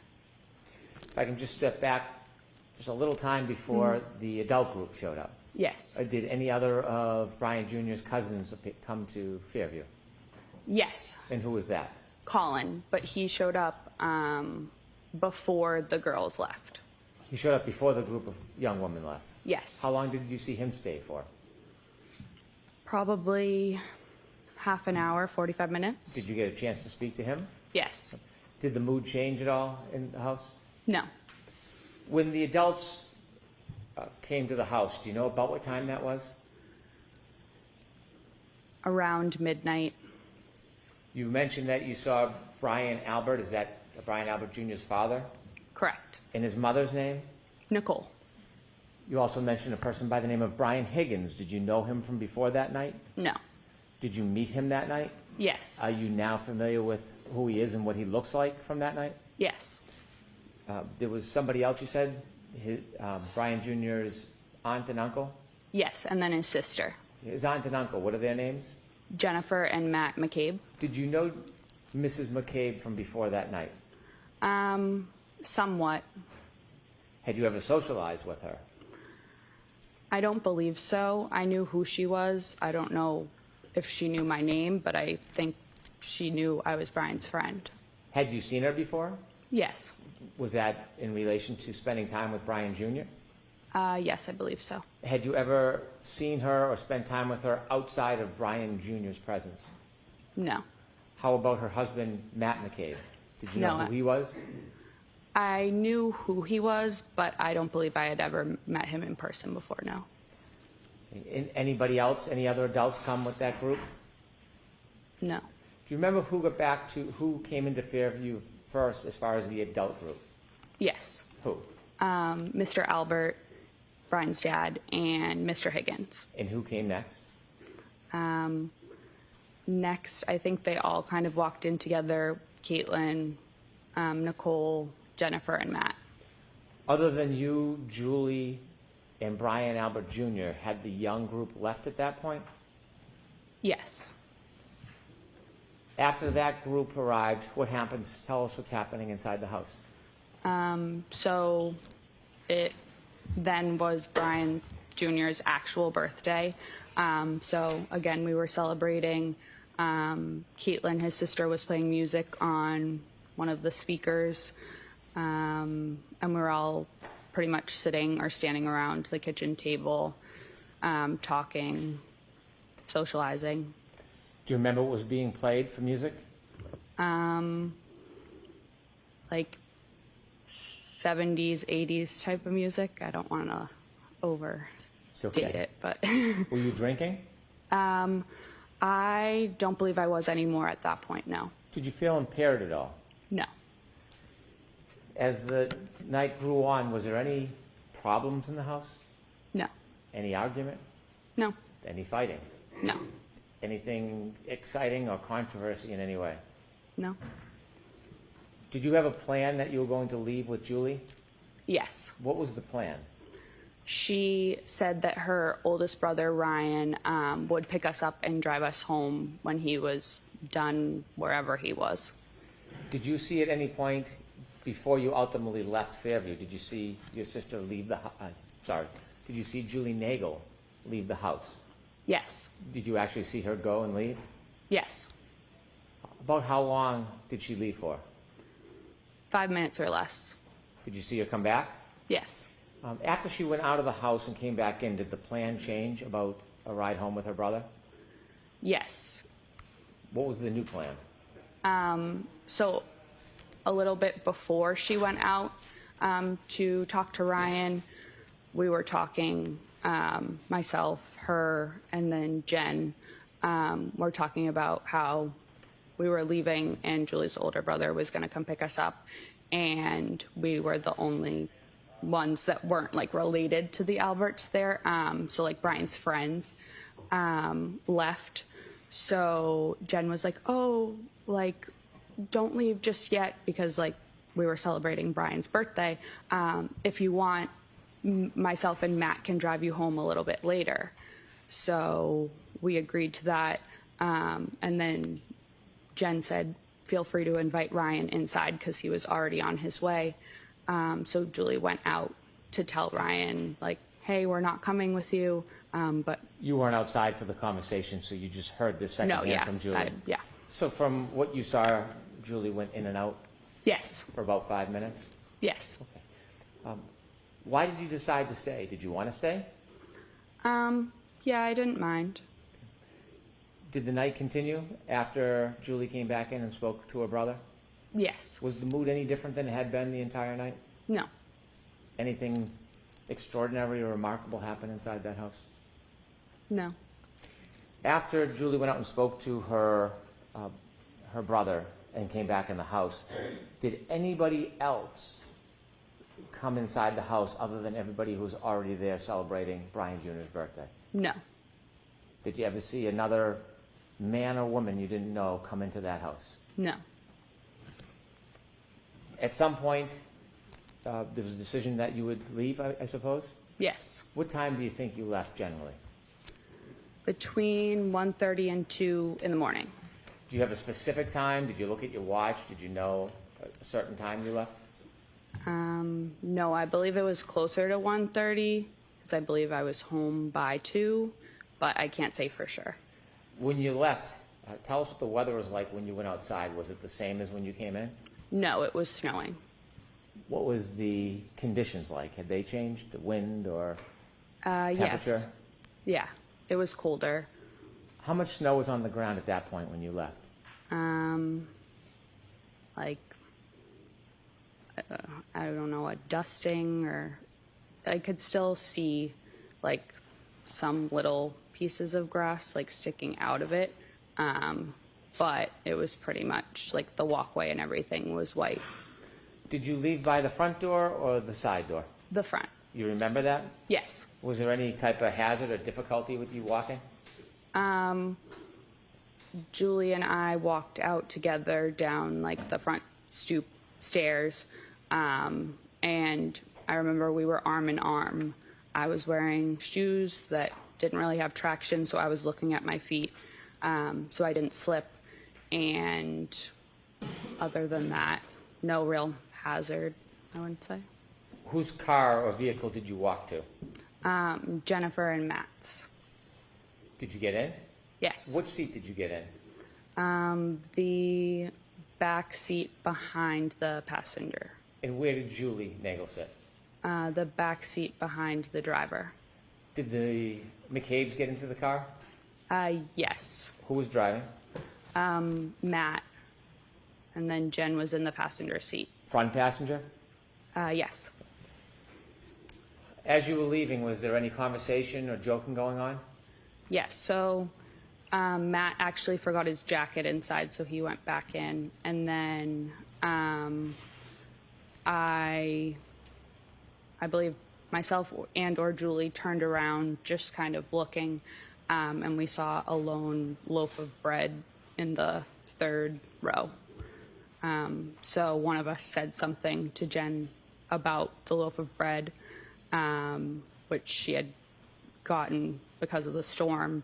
And I believe Jen was turned around looking at us and said something along the lines of, "Does anyone want a peanut butter and jelly?" Joking around. Do you remember that moment, having the conversation about the bread? Yes. It stands out. Yes. As you drove out of Fairview, you were in, the McCabe vehicle was in the driveway? Yes. Did it back out or go out forward? No, backed out. When it backed out and began to drive away, what side of the vehicle was closest to Fairview? You mean the house? Yes. Was it the, Okay. I'm sorry, was the okay. passenger side of the McCabe vehicle closest to 34 Fairview, the house, or was it the driver's side? The passenger. When you drove, did you drive towards the flagpole? Yes. And during those moments when you were, or Mr. McCabe was driving towards the flagpole, was that the time you were having conversations about the bread, or was that a different time? That was a different time. What was happening as you were driving past that area or in front of the house? I believe maybe I was on my phone, and then Julie said something. Did you ever look out the window near the front yard, near the flagpole area? Not like at the front yard, but a little ways up the street, yes. Next to 34 Fairview, up the street is 32 Fairview? I believe so, yes. When you looked out the window, the first time you looked out the window, what were you facing in relation to 3234 Fairview? What could you see? There's like a little bit of woods in between the two houses, so it was the trees. Did you notice anything that stood out? No. Ultimately, did you get home that night? Yes. Thank you. I have no further questions.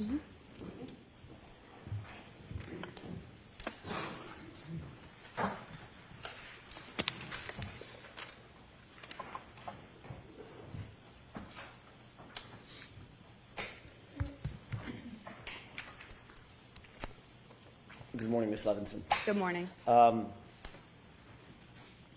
You've been longtime friends, as you've described, with Brian Albert Jr., going all the way back to high school. Yes. And that high school friendship has percolated into a friendship into adulthood. Yes. You obviously know much of the entire immediate family, Brian Albert Sr., his wife Nicole Albert, correct? Yes. You know his uncle Chris Albert. Yes. You're familiar with his wife, Julie Albert. Yes. Obviously, Brian Albert and his cousins, which cousins are they? Last names? Do I know? Right. There's the Alberts, and then there's the Galvins, the Reardons, and the McCabe's. Okay. You indicated that you've been to the Albert home probably, at 34 Fairview, that's the home I'm talking about. Yes. Probably you estimated at least 20 times, correct? Over the years, yes. Over the years. And you've known Brian Albert since high school. I mean, in the last 8, 10, 12 years, you've been to the house to and from. Yes.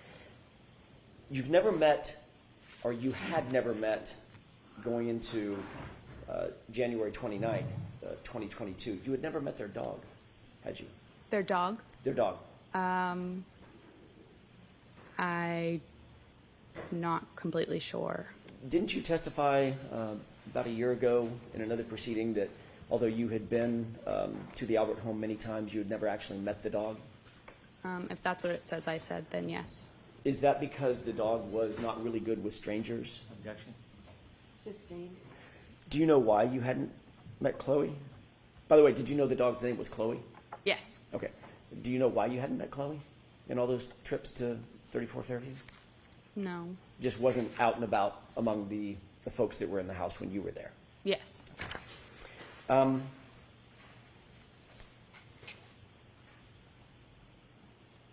When you left 34 Fairview, I want to follow up very briefly on a couple of things that you said just before Mr. Brennan sat down under questioning by him.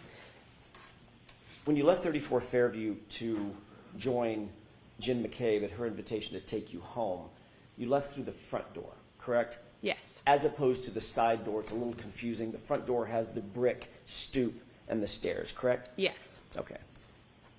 Is that the door that you normally would leave through, or did you normally leave through the side door, come and go through the side door? What was your more ready habit and practice? Probably the side door. Okay. When you left through that front door, there was nothing obstructing your view as you walked out, correct? Correct. You could see to the left, the driveway. You could see to the right, over toward the flagpole. Nothing obstructing anything, correct? Correct. There was a light dusting of snow at that time when you left just after, what time was it? 12:45, 1? Probably 1:30, 1:30. 1:45. Yeah. Got it. So you leave at 1:30. There's still just a light dusting of snow on the ground. Yes.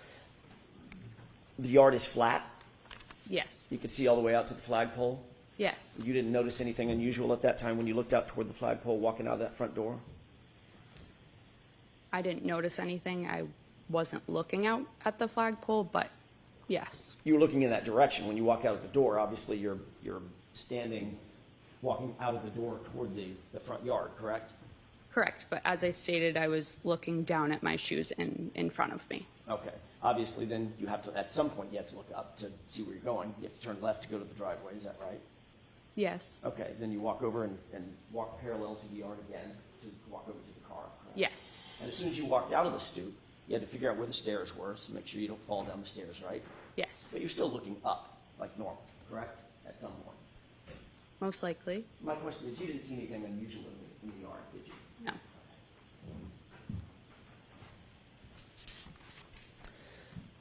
The front yard was at least relatively, I know it was dark out, Ms. Levinson, it was relatively lit by the interior windows as well as lights on the outside of the house? Yes. Okay.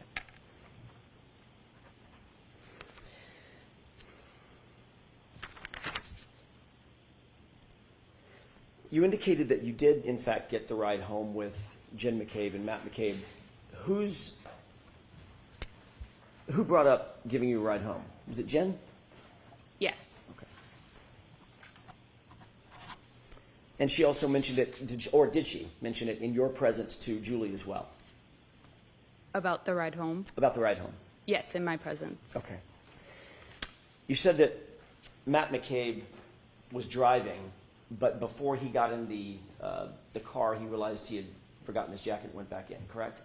Yes, I don't know if he had gotten in the car and then got out, or he just opened the door, but yes. He was at the car, at least. Yes. So he had exited, by definition, he had to have exited, pardon me, the house through the front door, as you did, to go out to the car the first time? Yes. And then he got to the car, then he realized he forgot his jacket, walked back toward the front door, went back in the main door? Correct, yes. And you saw that? Yes. Then once he retrieved or fetched his jacket, he then walked back out that same front door, down the stoop, looking out over the lawn, and then over to the car, correct? I didn't see him walk back out, but I mean, probably. I don't want to say yes for sure because I wasn't watching him at that point. Understood. No reason to believe that he would have used a different door. Correct, yeah. Okay.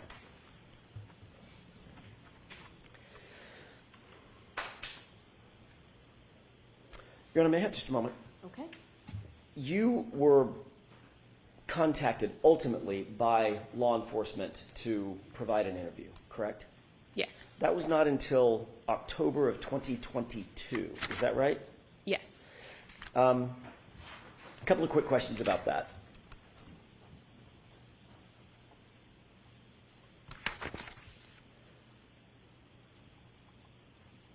Nobody contacted you on January 30th, the day after the incident that you left the house, correct? No. And when I say nobody, I mean from law enforcement. Nobody contacted you the next week, No. the next month. No. It was 9 months later. Yes. When you were finally approached, who was it that conducted the interview? State Trooper Michael Proctor. Okay. Did Mr. Proctor indicate to you why he waited 9 months to contact you? Objection. Sustained. Let me ask you a different question. Were you confused about the fact that you weren't contacted? Objection. Sustained. May we approach? Okay. May I, Your Honor? Yes. Thank you. When you were finally interviewed, let me ask you a different question. When you were ultimately interviewed in October of 2022, was that telephonically or was that in person? In person. Were you alone or was there anybody else with you? I was alone. You mean like besides the troopers? Besides the troopers? Yeah, I was alone. And had you prepared for that interview with any person or persons before that interview? No. Had you spoken to anybody, Julie or anybody else, about the potential for being interviewed? I believe Julie called me to tell me. If I may, don't tell me what was said. Did you speak with Julie before the interview? Yes or no? Yes. Okay. And one more question. Without telling me any of the words that were used, was the subject matter the interview? In other words, I'm not asking if you talked to Julie about going and getting the dry cleaning picked up or something like that. Did you talk about the subject of the interview with Julie before you were interviewed? Somewhat. Okay. That's all I have.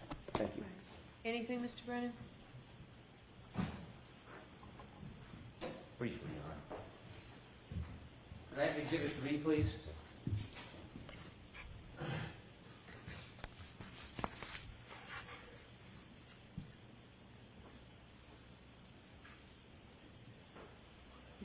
Do you see the windows on that house?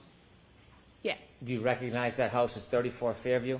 Yes. You were asked whether there was light coming out of the house illuminating. Do you remember that? When I was asked that? Yes. Yes. Was the lights inside the house, from your memory, illuminating the ground near the flagpole and that fire hydrant? No. When you came out of the house and went to the car, were you looking at or studying the flagpole area or the bushes or the fire hydrant in that area? No. Do you have any reason to be looking over there and studying anything? No. Thank you.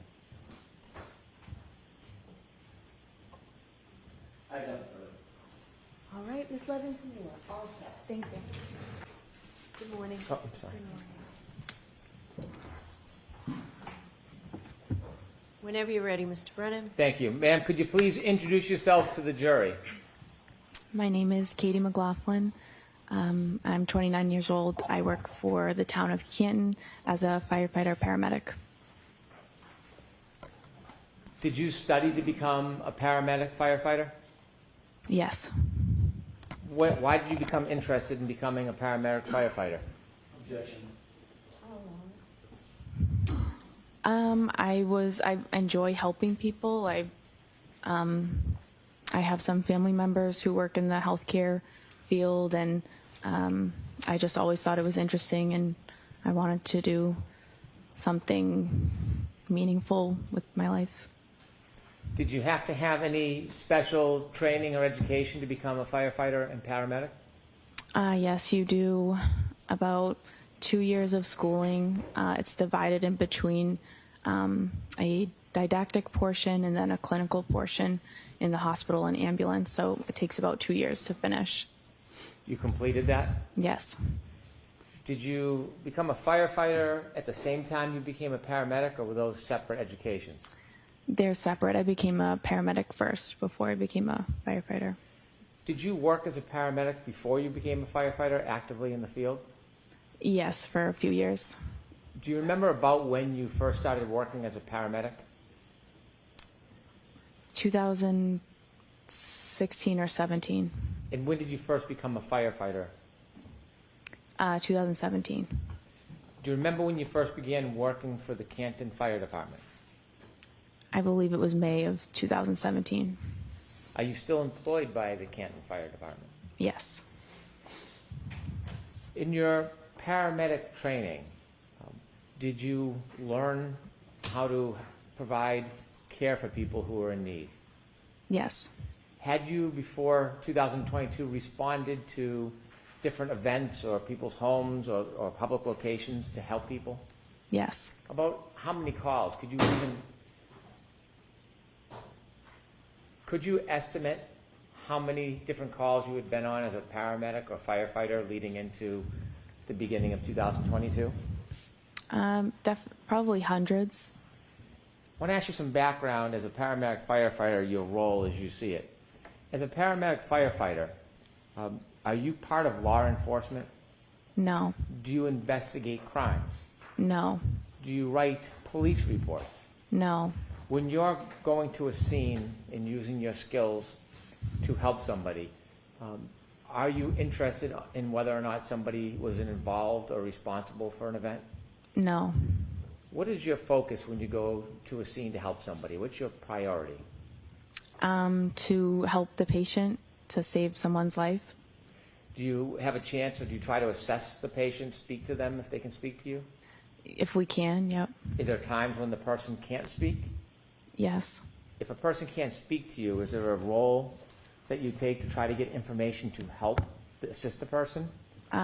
Yes, you would go to a bystander and you try to gather as much information as you can to help the patient. More information for us helps the patient in their treatment, and it helps the hospital when we bring them there. Is that responsibility or role separate and apart from police work? Yes. As a paramedic firefighter, are you involved in police work at all? No. Sometimes when you go to a scene and you try to help somebody, you write a report? If you're in a particular role, you would write the report. So when you go and arrive at a scene, is it fair to say you don't always write a report? Correct. And the purpose of the report, is that to try to help law enforcement? No. What's the purpose of when someone would write a report as a firefighter paramedic? Depending on the call, there would be a report written by the officer on the call. That's just for logistics and dispatch information, what we responded to, and that's kind of simple. But the other report would be a medical report that the lead paramedic would write. Were you working on January 29th, 2022?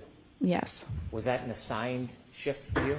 Yes. Did you volunteer or ask to work specially that night, or was that already assigned? Ask it differently. Was that assignment already set before that night? Yes. When you get a shift assigned to you, is it night by night, week by week, month by month? It's just we rotate through. If you're on a group and you rotate through a schedule, it's set that you work 124, you have 1 day off, you work another 24, you have 5 off, and then the rotation begins again. So it's just a set schedule essentially, but it rotates through the weeks. Was January 29, 2022 part of your set schedule? Yes. When you have a set schedule, are you assigned a specific role in the department that might change from shift to shift? Yes. What was your specific role on January 29, 2022? For that shift, I was on the engine. I was the back step. So there's an engine driver, there's an engine lieutenant, and then there's one person in the back who's just a firefighter status, and we call that the back step. As the back step that night, did you have any specific or general responsibilities if there was a call? Generally, if it's a fire-related call, you deal with that. If it's a medical call, you're there to assist the paramedics that are on the ambulance, and you take directive from them. Whatever they ask you to do or need you to do, you're just there to assist them so that they can best focus on the patient. When you arrive at the scene and you're on the back step, are you basically at the directive of the leader of the group? Yes. That morning, around a little after 6 in the morning on January 29, 2022, do you remember a call or a tone coming in? Yes. Do you remember what it was for? It was for a man down in the snow or a man unresponsive in the snow. Do you remember leaving the fire department that night? I do. Tell us as you're leaving what's happening. So I'm in the engine, the command car with the captain who runs the shift started to 34 Fairview Road first. The ambulance was in front of us, and then we were behind the ambulance. Did you know the address you were going to was 34 Fairview Road? Yes. And when you left the police station, or the fire station, when you got on the back of the truck, did you know at that time who lived at 34 Fairview Road? No. Tell us a little bit about the conditions outside as you rode to 34 Fairview Road. It was raining. I'm sorry, not raining. It was snowing pretty heavily. There was definitely snow on the ground at that point. It was windy. It was very cold. Was there a storm? Yes. How long do you think it took to get from the fire station to Fairview Road? Probably within 5 or 6 minutes. When you first started pulling up towards Fairview Road, did you see anything? Police cruisers and a civilian vehicle. And then we pulled up all kind of in front of that. How many police cruisers did you see as you pulled up to Fairview Road? I remember seeing one. There was an ambulance in front of you? Yes. Did the police cruiser have their lights on? Yes. Not just their headlights, did they have the lights that are often referred to as blue lights or overhead lights? Yes. Did you hear any sirens? No. How about the ambulance? Did the ambulance have emergency lights? Yes. Did you hear any sirens? No. The fire truck, does the fire truck have emergency lights? Yes. Do you remember if those were activated? Yep. Does the fire engine have a siren? Yes. Was the siren activated? No. Why not? We only use the sirens to kind of clear cars out of the road. So there's no need to use a siren when there's no cars on the road. So we're not just doing it in the middle of the morning to wake everybody up. It's just unnecessary. When you first arrived at Fairview Road and you saw the emergency vehicles, did you see any people? Yes. While you were still in the fire truck or after you got out of the fire truck? Probably after I got out. After you got out of the fire truck, where do you go? So I knew that they were working on a patient, so I knew they're going to need the stretcher. So myself and firefighter Walsh went right to the ambulance and retrieved the stretcher and brought it as close to the patient as we could. At some point, did you see the patient? Yes. Was it he or she? It was a man. Where was he when you first saw him? He was lying supine on the side of the road, off the curb, like into a lawn. How close to him were you when you first saw him? Well, I only made it to the curb where I brought the stretcher. He was maybe from here to that table, maybe. When you stood on the curb and you saw that man lying, was his feet closest to you, his head, or his side? His head would be closer to me. Did you lift the man from the ground?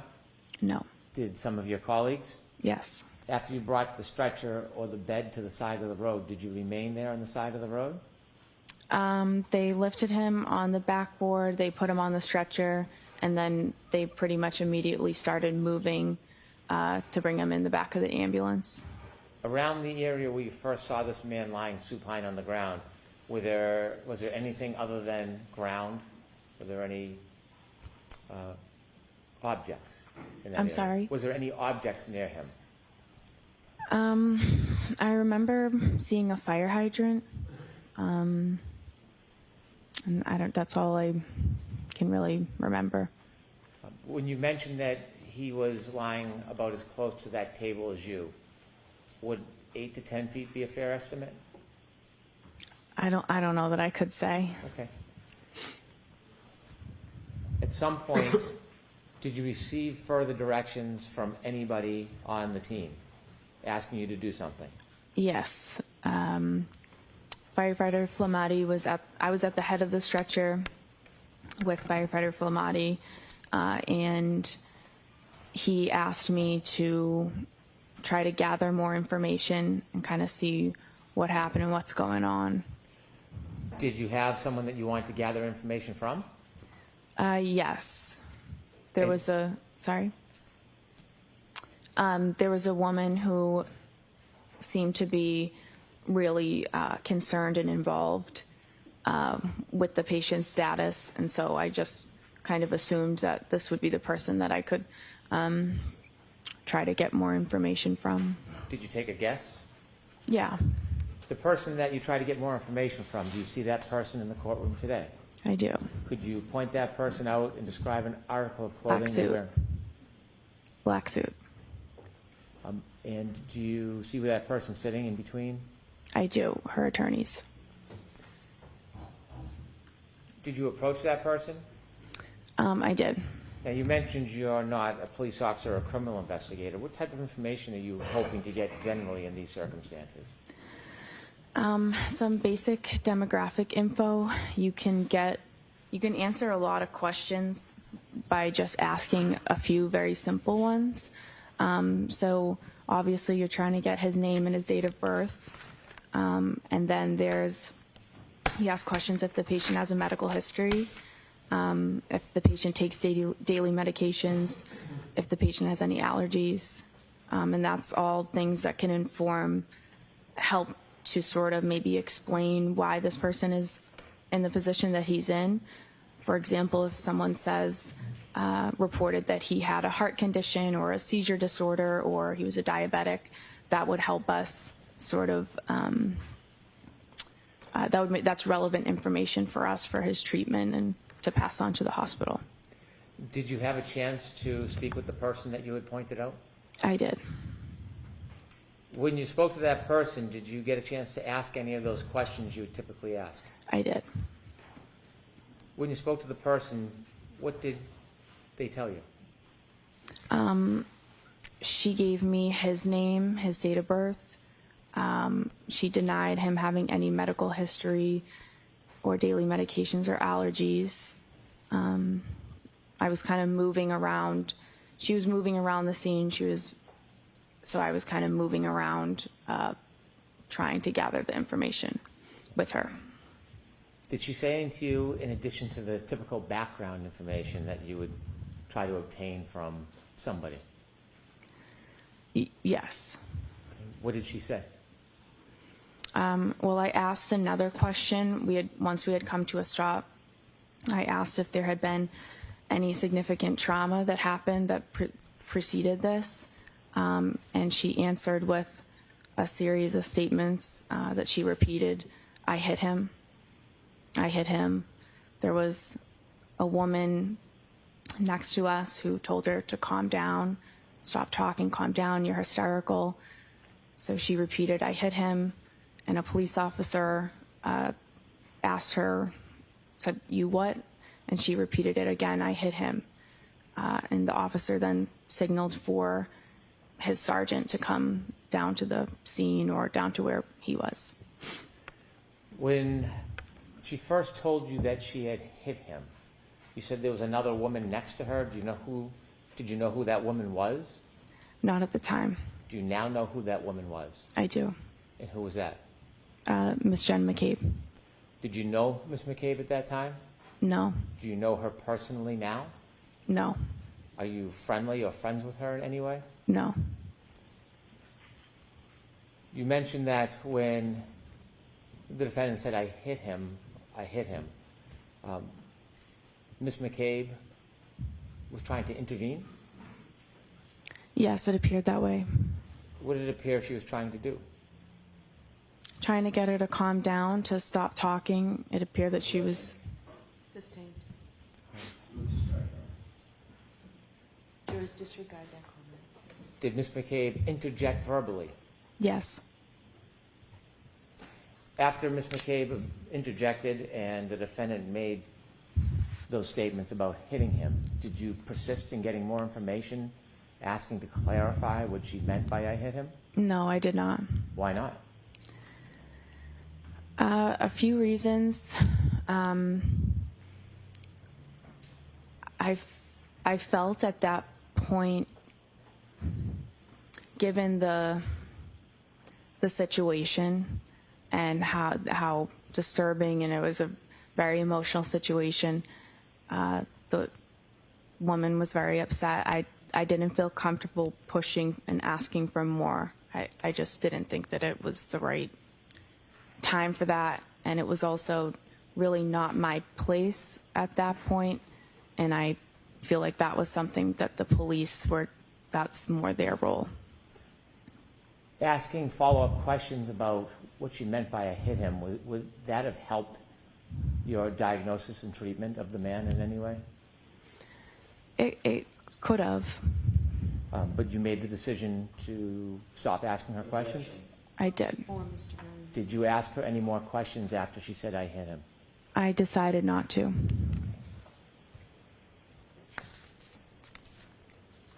At some point after you spoke to the defendant, did you go back to the ambulance and tell anybody, any of your colleagues? I did. And why would you do that? That's the whole point of me trying to get more information, is that I get the information and I bring it back to the people who are treating the patient. So Did you go back to the ambulance and repeat that information to your colleagues? I did. Did you have any other further role at the scene as far as helping the man or doing anything else No, other than I drove the ambulance to the hospital. with the gentleman in the ambulance? Yes. Did you learn who that person was? Yes. Did you know at the time who it was? No. When you got to 34 Fairview, did you recognize the home when you got there? No. Did you later learn who lived at that home? Yes. Did you know somebody who had lived at that home?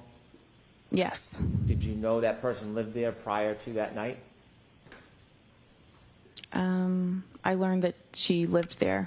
Okay. And that person that you knew lived there, what is their name? Caitlin Albert. How did you know Caitlin Albert? We went to high school together. We're in the same grade. We have mutual friends, and growing up, we had different friend groups, but those groups would often get together in bigger groups and hang out. I see her in group settings. I socialize with her occasionally.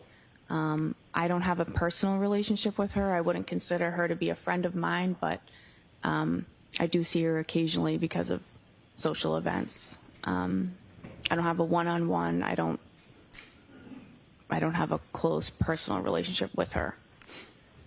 Was she a friend on social media back at the time? Yeah. Since this event, have you been on any outings or trips with friends of hers, or in a group setting where she was present? I don't remember ever seeing her since then. Had you ever talked to her about your role that night? Never. Did the fact that somebody you knew lived in that house that have anything to do with your treatment and care that morning? Not at all. When you saw the man in the back of the ambulance, did you make note whether he was missing any clothing items? He was missing a shoe, a sneaker. I'd like, with the court's permission, to play Exhibit 4, part of it. Okay. Ms. Gilman, if you can start at 6:13:45.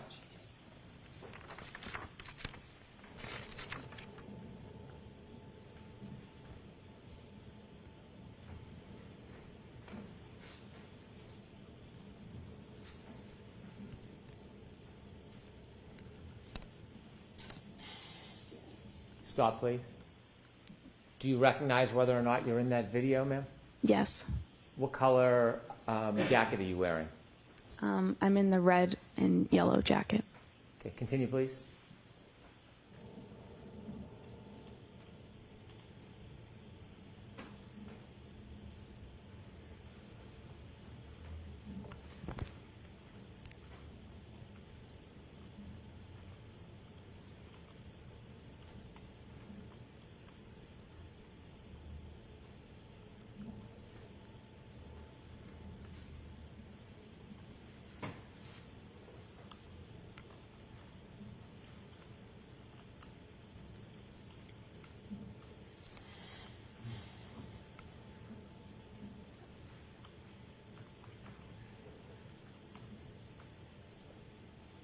Stop, please. There are two yellow jackets, one on the left, one in the middle of the screen. Do you know which one is you? I'm now in the middle of the screen. Okay. Continue, please.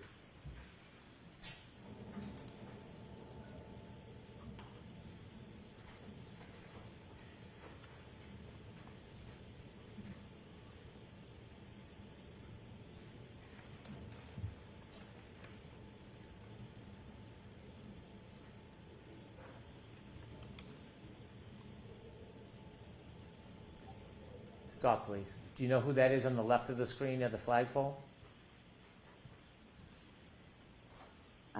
Which one? At the. To the left. If you could play a few more seconds, Ms. Gilman. It's two officers and a civilian woman. Okay. How about on the left? Do you know who that is? Oh, no. And that time is 6:15:12. If you could continue, please.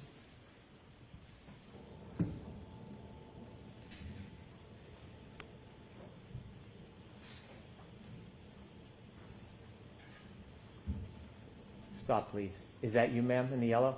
Yes. Okay, continue, please.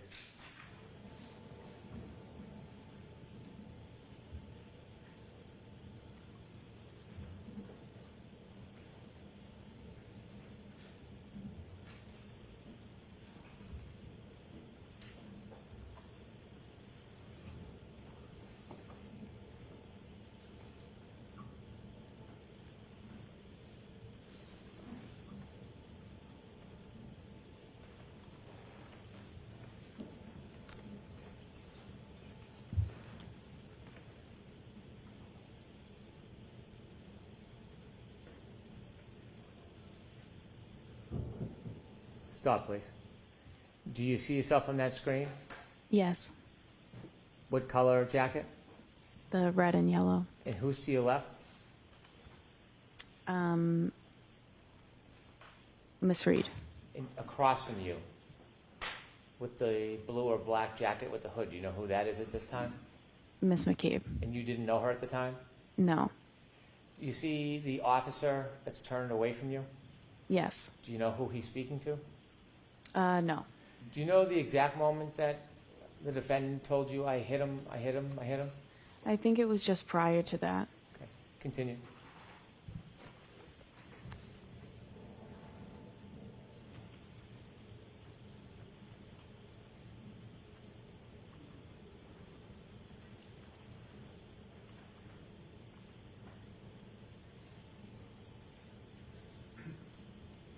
Stop, please. Okay, thank you. I have no further questions. Okay, Mr. Jackson?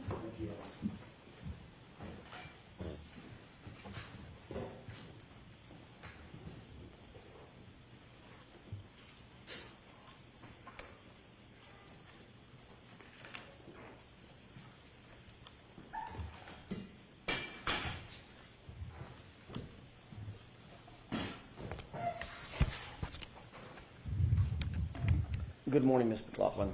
Good morning. You indicated that one of the things that is paramount to the life-saving effort or the medical assistance that you and your colleagues provide is to determine what the cause is of the injury, correct? To determine, just to gather as much information as we can about his history and like recent events that could have precipitated how we found the patient. What you said on direct examination was, quote, what happened and what's going on, end quote, correct? Yes. So, for instance, the what happened, you want to find out and differentiate what happened. Is it a gunshot? Can you repeat the question, please? Sure. When you're asking what happened or trying to determine what happened, for instance, one of the things you're trying to do is differentiate between a gunshot and a knife wound, correct? Yes. Or poison or ingestion of a poisonous substance or a heart attack. Yeah, in this particular, I'm this not asking scenario, about it's, this instance. Next question. Thank you. I'm asking about in general, when you're taking on information, trying to download information at a scene, you're trying to determine, as you said, quote, what happened, correct? yeah, That's important to determine, correct? yeah, You want to get the person's age, you want to get the person's date of birth, you want to get the person's allergies, for instance. Yep. But you also, paramount among those, you want to find out what happened, why are we here, correct? yes, Did a person fall out of a tree? Or Right. stumble down a stair step, correct? right.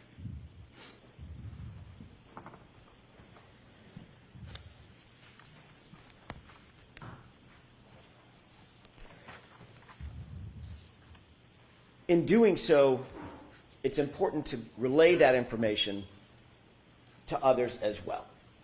You would agree with that, correct? Yes, That's the whole point, Ms. McLaughlin. You want to gather the information and then let others know exactly what happened and document that as best you possibly can so that the life-saving efforts or the medical assistance can continue for the patient, correct? yeah, you have to share the information that you got with the people who are providing care. And one of the ways you do that is by writing it down, correct? No, Can I ask you, who did you speak with before your testimony today, in anticipation of your testimony today? I met with the DA's office a few times, Who at the DA's office?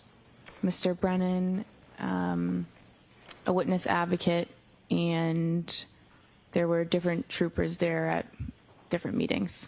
What did you and Mr. Brennan discuss at these? Well, let me ask you first of all, foundationally, how many meetings were there? 3. 3. When were they? One in maybe January was just a meeting. One a few weeks ago, we reviewed the testimony from the last proceeding, and then yesterday, briefly to say that I'm getting called and I'm going today, and if I had any questions. Let's talk about the one a couple of weeks ago. Where was that meeting held? At the DA's office. And you said you reviewed testimony with whom? I watched the testimony from the first trial. It was Mr. Brennan, myself, a witness advocate, and perhaps Trooper Tully And at you that and Mr. point. Brennan went over your testimony at the last proceeding, correct? We just watched it. Okay. Yeah. There obviously were questions about that testimony once you finished watching it, I'm guessing, correct? I guess so. Discussed certain aspects of the testimony, is that right? Yeah. Mr. Brennan told you that, for instance, he was going to bring out on direct examination, his examination, your relationship with Caitlin Albert, correct? He said, I will ask you about the relationship. And that was in anticipation of me asking about that relationship, correct? Objection. Sustained. Did Mr. Brennan tell you that he wanted to make sure that he brought out that information so that it wasn't brought out on cross-examination by me? Objection. Sustained. What did Mr. Brennan say about the reason he wanted to bring out the relationship with Caitlin Albert on the examination? There was no reason that he gave. But he did tell you that he wanted to make sure that y'all covered that on direct examination during his examination, correct? Objection. Sustained. Did he say something like that? No. Did you say something like that? I would like this information brought out so it's not brought out on cross-examination? No. At the last hearing when you testified about a year ago, that wasn't brought out on direct examination, was it? Objection. Sustained. May we approach? Okay. May I continue, Your Honor? Yes. Thank you. Ms. McLaughlin, we were talking about, very briefly, your testimony about a year ago. In your testimony a year ago, you did not disclose in your initial conversation the fact of your relationship with Ms. Albert, did you? I object. I move for an instruction. So the objection sustained. Next question. Who was it that asked the question about Ms. Albert a year ago? Objection. Sustained. Did you tell anyone, Trooper Proctor, any investigator, anybody from the DA's office last year about your relationship with Caitlin Albert? Objection. I'll allow that. No, only when there started to be a lot of harassment and things that, insinuations and stuff that started coming out online. I had said maybe once to them that I was concerned I was being harassed. My question, Ms. McLaughlin, was before the information was disclosed, which was during the first proceeding, Objection. Let's hear the question. before that information was disclosed during the first proceeding, in any of your interviews with Michael Proctor or anybody else from the DA's office, did you disclose, from the Massachusetts State Police or anybody from the DA's office, did you disclose, did you volunteer that you had a relationship with Caitlin Albert before the first proceeding? Yeah, I'm saying I told the DA about the harassment and the insinuations. That was before the first trial when I met with them. How was there harassment and insinuations if it hadn't been disclosed at the first proceeding? Because it's out there everywhere on the internet and has been. Before the first proceeding, Ms. McLaughlin, It's- before you ever testified. That's my question. Do you understand my question? It's been going on since before the first proceeding. If you hadn't testified at the first proceeding, at which point it was revealed, how could you have ever suffered any harassment for it? It wasn't disclosed yet, Ms. McLaughlin. Do you understand? I don't think you understand what I'm saying. Who did you tell at the DA's office? The relationship that I had with Caitlin Albert had been out there. It had been published and proliferated on the internet. And so that was before the first proceeding. And who did you tell at the DA's office about this before the first proceeding? I don't remember who it was or the meeting, but Was it Mr. Lowry? it could have been. Do you have a memory of that? Not specifically. I don't remember who it was. Was it Miss McLaughlin? Like I said, I don't No, remember not you, specifically. obviously, Miss Laura McLaughlin, no relationship. Like I said, not specifically.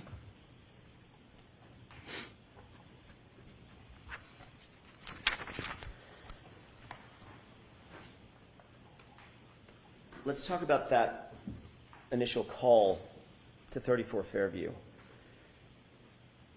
You responded to the call of an unresponsive male in the snow. That was early morning hours of January 29th, correct? Yes. Once you were there, Mr. O'Keefe had been placed on a gurney and moved to the ambulance. You were instructed to go get information about the victim. Yes.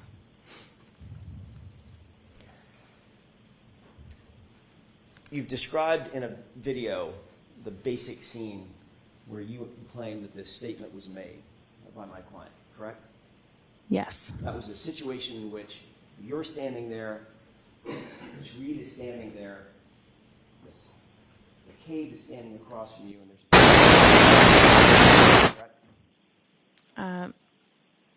Miss Reed was on the right, Miss McCabe was on the left, and then there was a officer kind of diagonal across from me. That person was Yes. just a still shot. Thank you.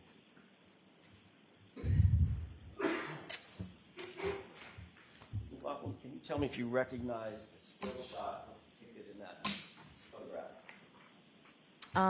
I recognize me in it, yes. And when is that approximately, does that approximate what you're describing as that time in which you're standing there, I'm guessing in the yellow jacket, Ms. Reed's to your right, Ms. McCabe's to your left, and there's an officer standing directly across from you? Yes. Is this the time that you indicate that that statement was made? Around this time. Yeah, I'd like to have that marked as next in order, Your Honor. Court of Commission. Any objections, Mr. Brennan?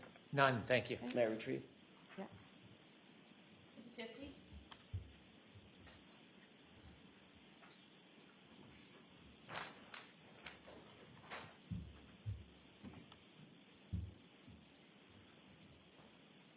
Do you remember the name of the officer that was standing directly across from you when you indicate that this statement was made?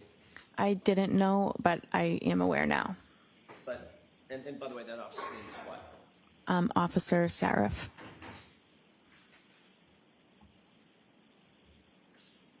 You're describing a situation in which you're standing there, Miss Reed is next to you, within earshot is a uniformed police officer, and she said, I hit him, correct? Correct. Then he said, what? Is that right? So it's, I hit him. Miss McCabe interjected, and then she said, I hit him. And then the officer said, you what? And then she said, I hit him. And he said, go get Goody down here. Okay, so is that 3 times or 4 times that you indicate she said I hit him? I believe 4 times.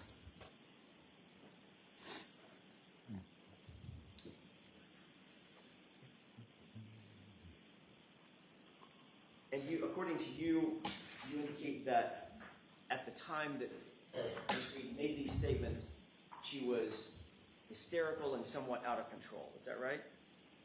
She was upset. I would say hysterical, yeah. Did you describe her last year as obviously upset, overly frantic, and almost hysterical? Yeah, I believe it. I remember that. Okay. If we could play Exhibit 4, Okay. starting at 9, Court Commission, starting at 9:15, about 9:46.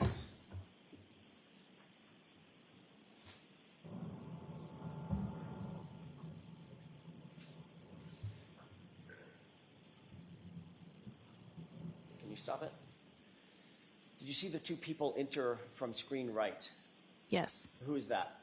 that would be myself and Miss Reed. Okay, this is the first point at which you and Ms. Reed begin to converge with the other two individuals, Ms. McCabe and the officer, correct? I had started trying to gather the information prior to this, and then she was moving around, so I had kind of was following her, asking the questions, and then we eventually came, here to this point and came to a stop. So my answer, your answer is yes. This is the point at which you converged with Ms. McCabe and the Yes, officer. yes. Okay, thank you. Let's go ahead and play it.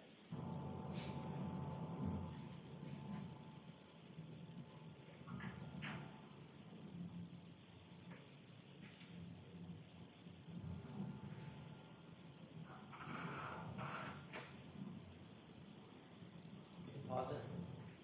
You see yourself sort of in the foreground in the bright jacket, Yep, and Ms. Reed's just on the other side of you, correct? yes, Standing there. yes. Okay. Go ahead.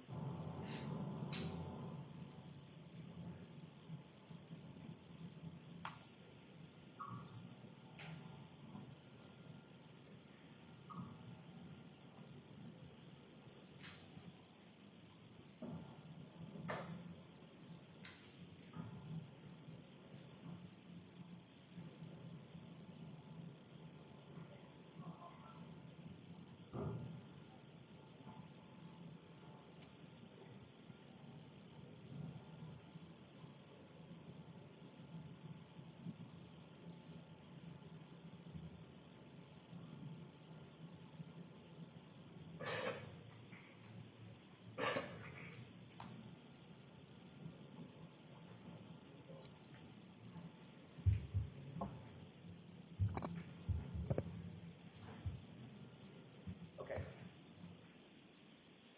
Okay, we can have the lights on. Ms. McLaughlin, during that video, that's the time in which you say, or you claimed last year that Ms. Reed was, in your words, obviously upset, overly frantic, and almost hysterical, correct? Yes. Did she look almost hysterical in that video? She was, well, in that video, that could not explain what that scene was like. Did she look overly frantic in that video? She was frantic throughout the whole scene. I think that was me describing the entire scene. I see. Yeah. So she did not look overly frantic in that video. She was upset, for sure. Was she overly frantic and almost hysterical in that video? Just now. I don't know that you could really see from that video. Did you see anything that appeared to be overly frantic and almost hysterical? Like I said, that video's not really you can't hear anything, so it's hard to. Was she running around? She had been. I didn't ask you if she had been. Yeah. There are a lot of things that happened. When she's standing there with you, was she running around? No, she had just stopped running around. Was she gesticulating? I don't know. Do you know what that means? I don't. Was she using her arms and going crazy? With her hands and arms and running in circles? She had been, but I didn't like ask I you if said. she had been. Yeah, but I I'm think asking you about what happened before you got there. I'm asking you what happened when. I'm sorry. Question and answer, please. Thank you. I'm not asking you what happened before we got to that video. All right? I'm asking you about the video in which you described her previously as being overly frantic and almost hysterical. Did she look like she was just gesticulating and moving her arms and spinning in circles? not in that video. Okay, thank you.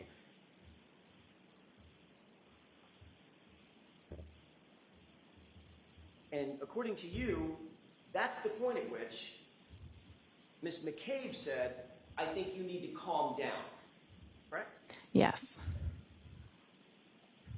And according to you, that's the point at which Ms. McCabe said, you're hysterical, correct? Yes. Just so I'm clear, who in that video, Ms. Reed or Ms. McCabe, appeared to be doing most of the talking? You cannot see from that video. Who in that video I don't know. appeared to be gesticulating with her arms? My client or Ms. McCabe?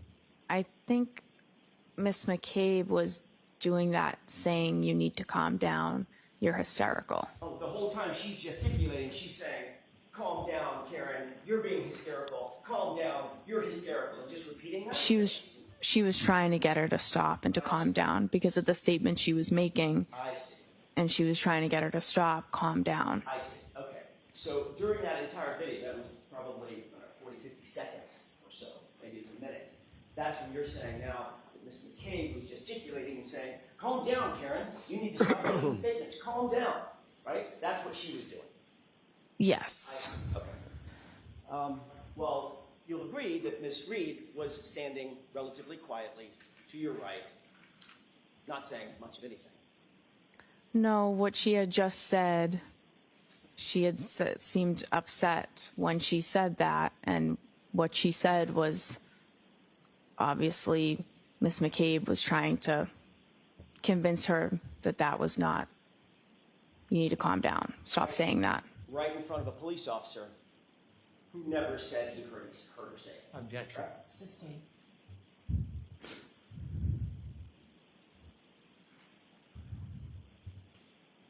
You were standing 18 inches, 2 feet from Officer Seraph, correct? I don't know exactly. Well, give me an idea. I mean, 2 feet, 3 feet, whatever. He was standing near me. And he was standing even closer to my client, wasn't he? Yes.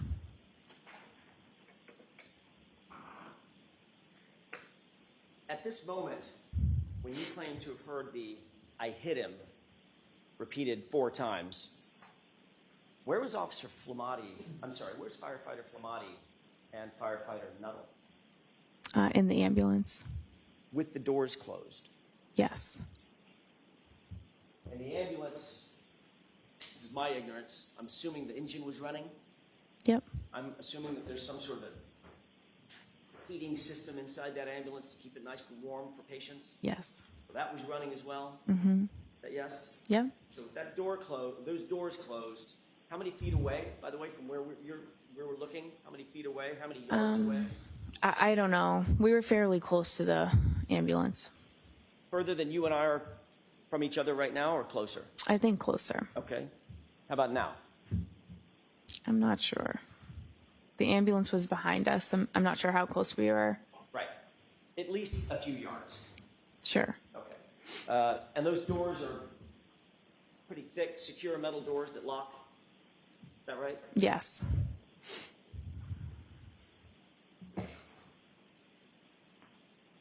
Obviously, when you saw them, I mean, I know you don't know what was happening inside the ambulance, but when you saw them, Firefighter Nuttall and Firefighter Flamati were engaged in life-saving measures with Mr. O'Keefe, one doing the bag, one doing chest compressions, as they entered into the ambulance, which you did see, correct? Yes. When those doors closed, would you presume, from your experience, that those life-saving measures and their focus was on John O'Keefe, that continued?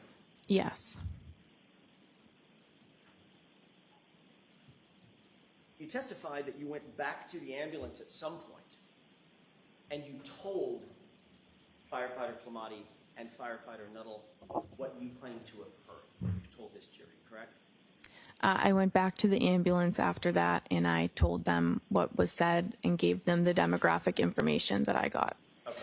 So, in other words, Firefighter Flamati and Firefighter Nuttall heard it from you. You didn't say it to somebody else, and they reported it to those two. They heard it directly from you, correct? I went back and I said, I gave the demographics, and I said, she's saying I hit him. Right. So, in other words, they heard that from you. I gave them. Objection. Is that yes or no? Objection. She answered the question. Next question.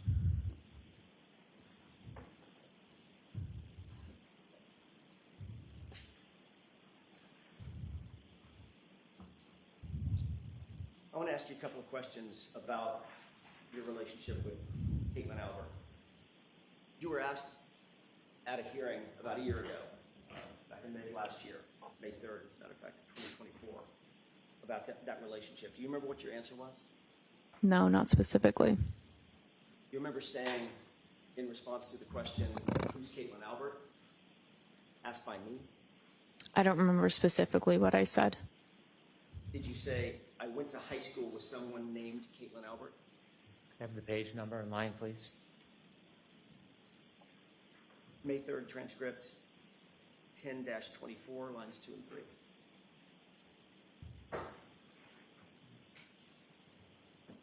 Did you say, I went to high school with someone named Caitlin Albert? I believe so. Refresh your recollection, take a look at your transcript. Sure.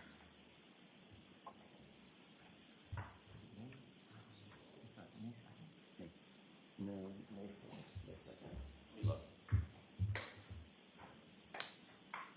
I have May 3. Okay, thank you. Brennan. Thank you. May I approach? Yes.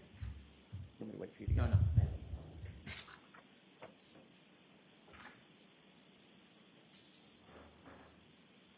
You see that?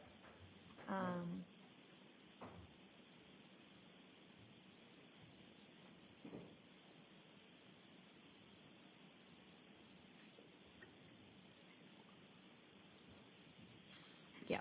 May I? Yes.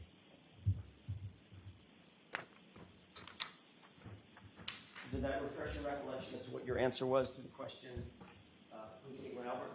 Yes. Did you say, quote, I went to high school with somebody named Caitlin Albert? Yes.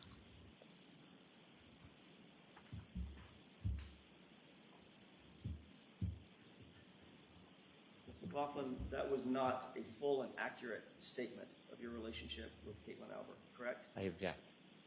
Was that accurate? I mean, that's a fact. That's Okay, next question. All right, I'd like to be seen.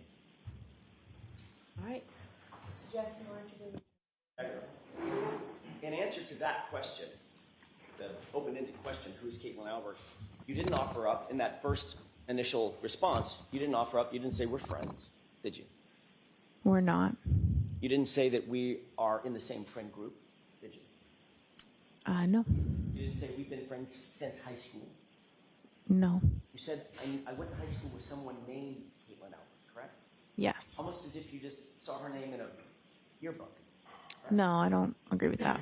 That's not true, is it? I mean, that wouldn't be true, correct? Because you did know Caitlin Albert. That is true. And you asked me if I knew her, and I said yes. And you asked me if I'm friends with her, and I said I wouldn't say friends. You wouldn't say friends. Right. Even as you sit here today, you would not say that you're friends with Caitlin Albert. No. You wouldn't say that you've been friends for years. We've known each other for years. That wasn't my question. We've known each other for years, but we are not close friends. We don't have a relationship, just her one-on-one. It's just group settings. You grew up in the same town together, correct? We did. Went to the same middle school together. Correct. Went to the same high school together. Yes. You socialized with her. Yes. You've taken day trips with her and others. Yes. You've taken beach trips with her and others. Yes. Taken 4th of July weekend getaways with her and others. I don't remember that, but One of your best friends named Michaela actually lived with Caitlin Albert at college, didn't she? yes. And you visited your best friend at that residence where she lived with Caitlin Albert on more than one occasion, didn't you? Yeah, occasionally I would go to visit the friends that I had there. You would even spend the night in the apartment with them, correct? Maybe a handful of times, You've yes. taken photographs with Caitlin Albert, correct? I'm in pictures with her, yes. You've been to baby showers with Caitlin Albert over the years. I have attended a baby shower with her, Had yes. celebrations with her over the years. Correct? Yeah, we socialize, like I said, group settings, social events. I will see her.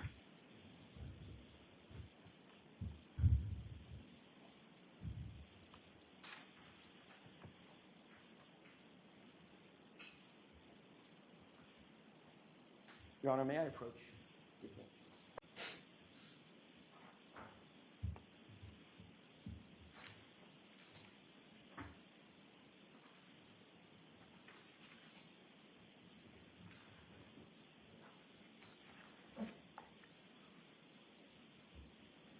May I approach briefly? Yes.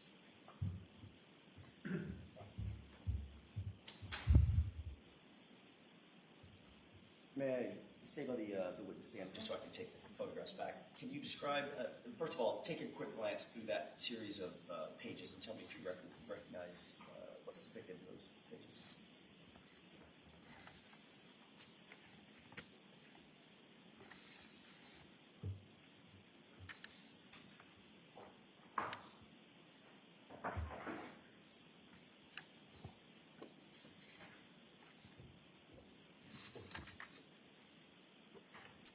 Yes. How do you recognize, generally, how do you recognize those documents? What are they? Objection. The objection is sustained. Are those photographs? Objection. Yes. Oh. The photographs. Next question. Who's depicted in the first photograph? Myself. Objection. Sustained. Do you see, does every one of those photographs include you? Objection. Sustained. Does every one of those photographs include Caitlin Albert? Objection. I'd like a curative instruction. Sustained. The reality is, Ms. McLaughlin, your relationship with Caitlin Albert goes back not just weeks or months or years, it goes back a decade or more. Matter of fact, more than a decade. I grew up we live in the same town, so we went through all the same school systems and everything. May I approach? Yes. If I can have this, please. The reality is you did more with Caitlin Albert than simply go to the same school system. Is that right? Yes.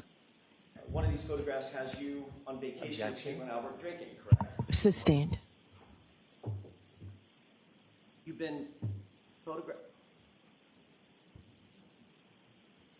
photographed with Miss Albert on many occasions at many celebrations with your girlfriends, correct? Like a sidebar, please. I'm going to allow that. Is that right? Been photographed on occasions with them. On occasions, yes. That wasn't my question, Your Honor. Go ahead, ask My it. question was, you've been photographed on many occasions and many celebrations with Caitlin Albert and your girlfriends, that group of girls that we just looked at. Yeah.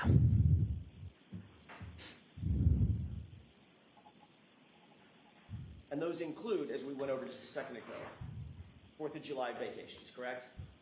I'm not sure the dates on them.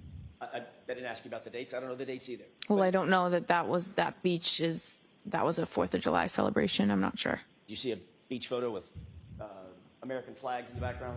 I'm objecting. Sustained. So you've had, those photographs represent some of the celebrations that you have had with Caitlin Albert and others in your friend group, correct? I'm objecting. Sustained. You've gone on overnight vacations with Caitlin Albert, isn't that right? There was one that I can remember, one overnight that I can remember with a big group of people. Who was that? Where was that? That was in Maine. It was in Bethel, Maine, wasn't it? Could have been. It was in Maine. Have you been to more than one vacation in Maine with Caitlin Albert? No, I don't know. That's the name of the town. I don't remember. You've indicated that you've had baby showers where you've attended with Caitlin Albert, correct? I was invited to a baby shower, not Caitlin Albert's, but she was also invited to the baby shower. Right, and the two of you posed for a photograph together, correct? We posed around the girl that was having the baby. Right, you and who else? A bunch of other girls, her friends. Right, was one of them Caitlin Albert? She was in the photo, yeah. She's standing right next to you in the photo? She could have been. Is that in there? Next question, Mr. Jackson.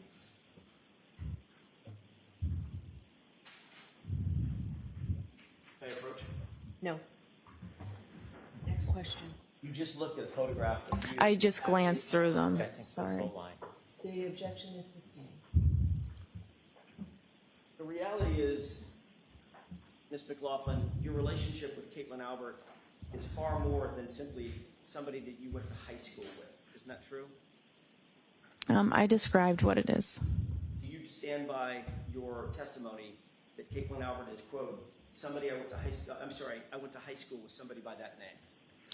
I said that, and I described the relationship numerous times throughout that testimony to clarify it.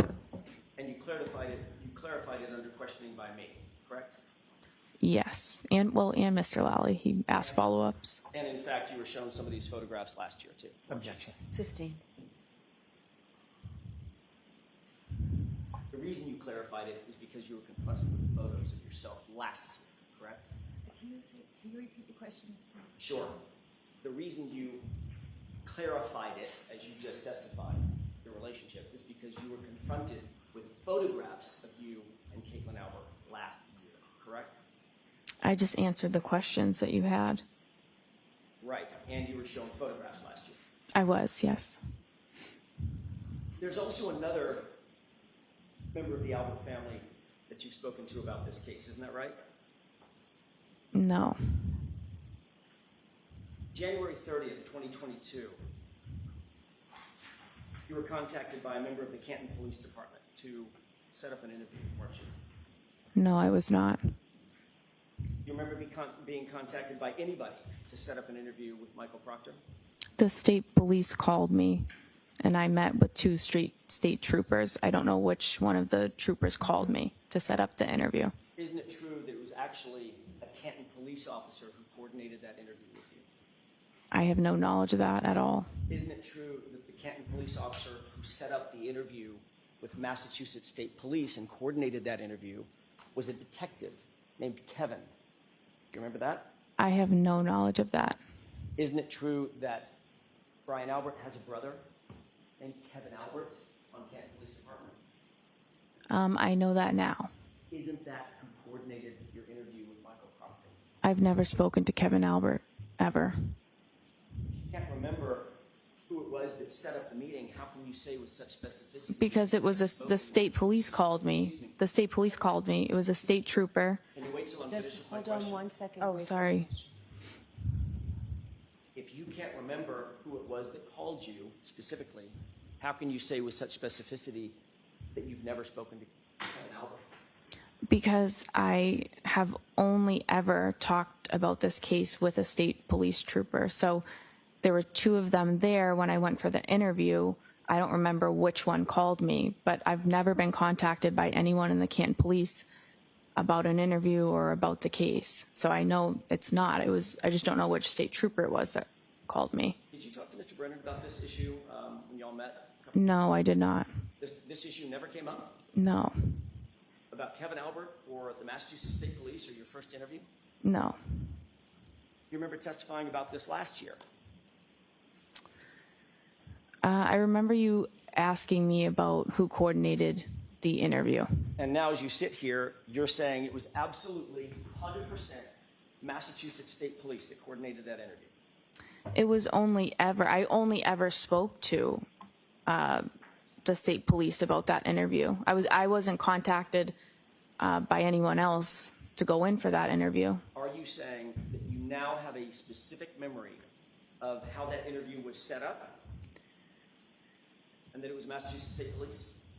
My only memory is, Do you have a memory or do Can you she not? answer the question, please? I don't really get the question. Can you answer that question? I don't understand the question. Ask it again. Sure.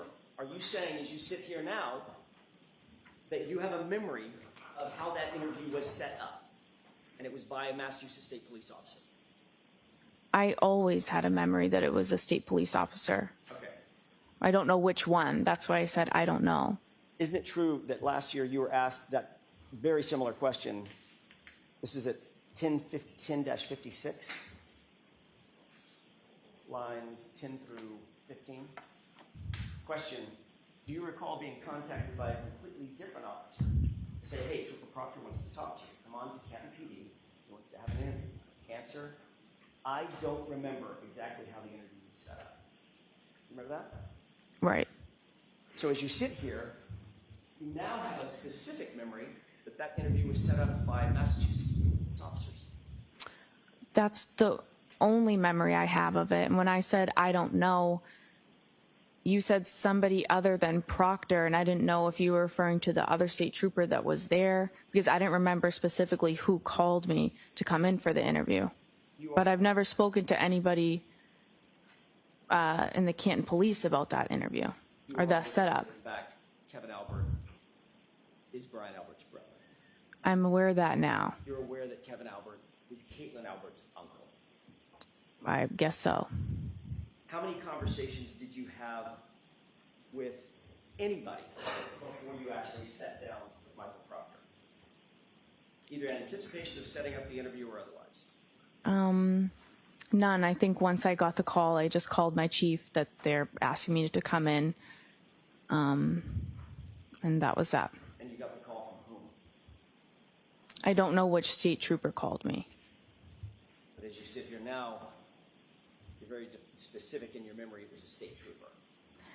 I only ever met with state troopers, and no one from the Canton Police ever contacted me about an interview, setting up an interview.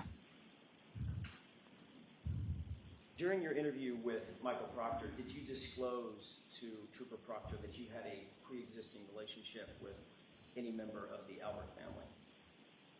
No. Did Michael Proctor disclose to you during that interview that he had any kind of relationship with the Albert family?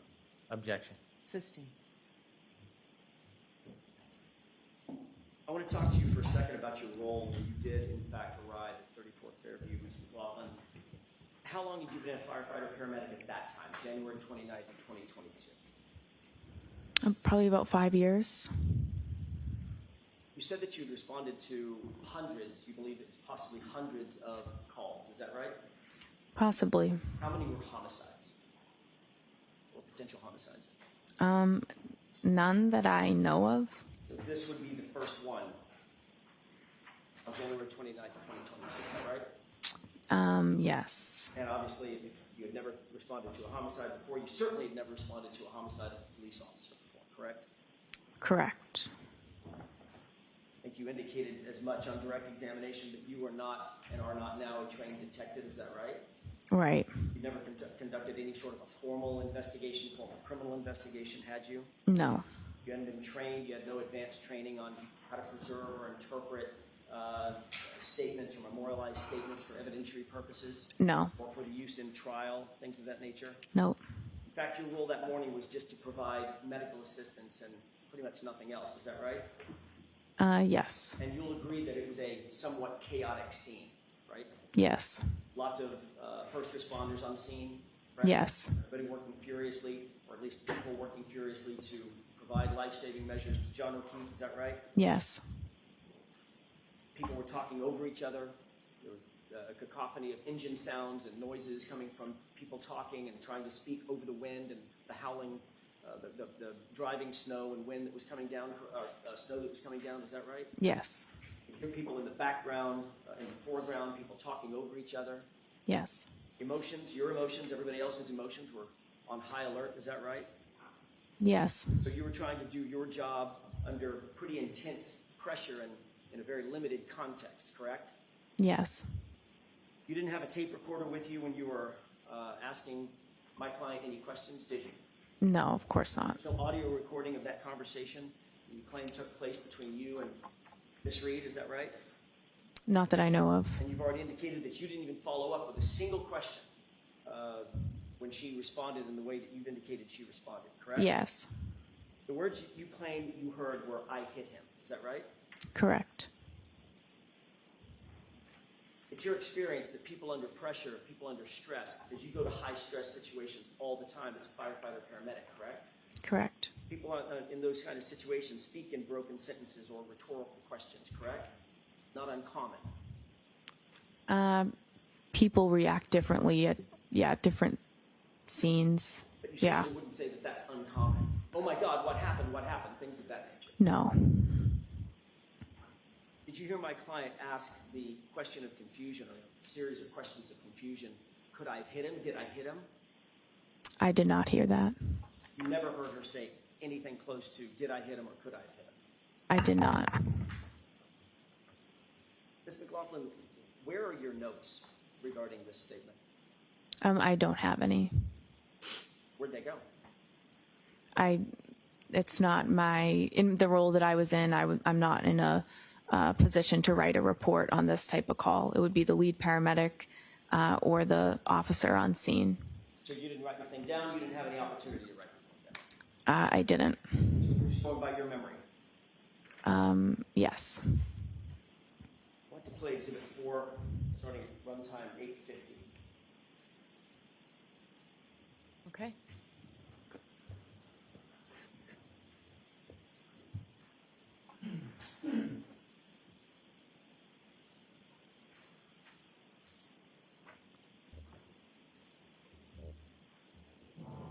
Positive. Just to orient us, can you tell me where you are in that video? I might be in the middle there, although I didn't get a good look. With the yellow and the red. Yes. Okay.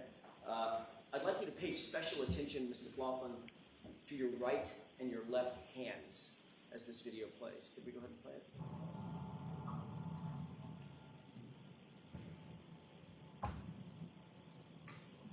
Pause it. What are you looking down at? Oh, I see what you're saying. Yeah, I would write like stuff on my glove. That's something I'll do as I'm getting the information. Was that your question about notes? So you were taking notes. That's just me jotting down the demographics. Let's keep playing.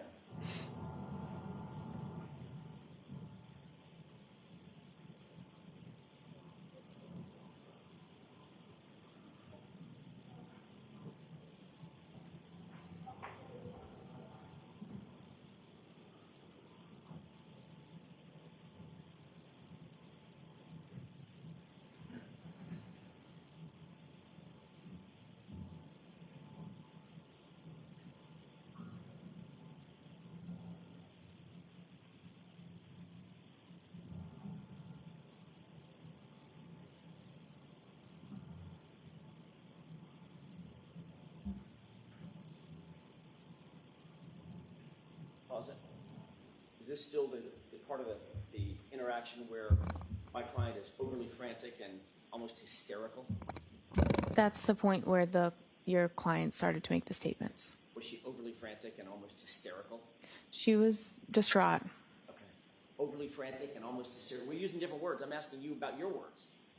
Does this describe her as overly I think the overly frantic and hysterical, I was describing the entire scene. So you'll agree that she doesn't look overly frantic or hysterical? Again, hard to say from a video, but And according to you, well, that's actually, Ms. McLaughlin, it's easiest to say from a video, isn't it? It's a video. The best yeah, I mean, evidence, she's isn't it? she's not totally in view, and I mean, she wasn't standing there calmly, I guess. Right, she looks hysterical to you. She was upset. She was very upset. Hysterical? I might say hysterical. She was extremely upset. Okay, and this is the point at which Ms. McCabe is saying, calm down, you're being hysterical. Yeah. Okay, let's go ahead and play it.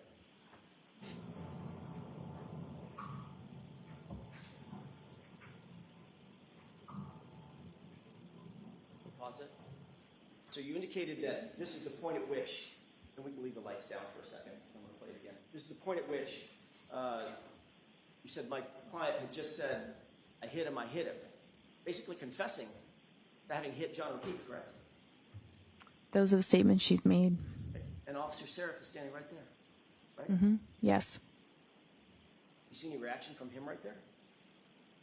I know he turned and told somebody to go get the sergeant. I don't know if that already played. I'm sorry? Do you see any reaction from him? He responded, "You what?" And she repeated it again, and then he told someone to get the sergeant. I know that's what your statement is. I know that's your testimony. I'm asking about the video. Do you see him reacting right here? You'd have to play it again. I wasn't looking at that part. Do you see him handcuff my client? Oh, no. You see him call anybody over to handcuff my client? He turned to signal to get Goody down here is what. So they handcuffed her? No. Right. They didn't handcuff her? No. Even though she just confessed in front of a police officer, according to you. That's what she said. I hit him. It's my fault. I did it. That's a confession, correct? She said, I hit him.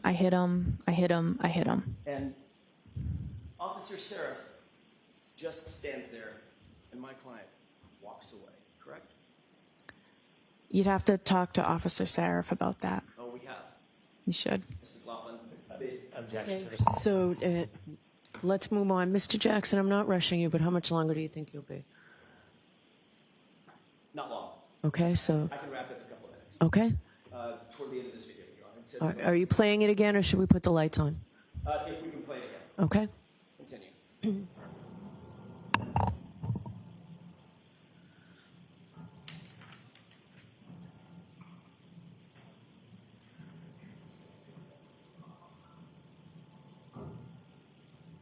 Pause it. You appear to be writing something down, I could be. and according to you, you're writing on your glove. Yes. Okay. What kind of glove? Just a regular latex glove that we use on the ambulance. You didn't have a notepad? I probably did. Sometimes it's easier to just write it down on your glove. Right. Did you write, "I hit him" on your No, I did not. Go ahead and play it.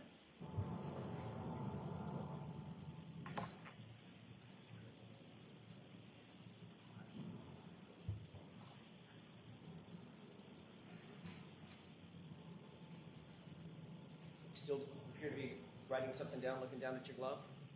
I might be looking at it.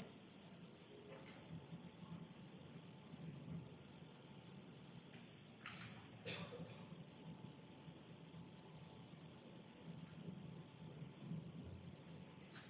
you pause it? Is this also an example of my client being overly hysterical and frantic? Oh, I wasn't paying attention to her. You can have the lights up.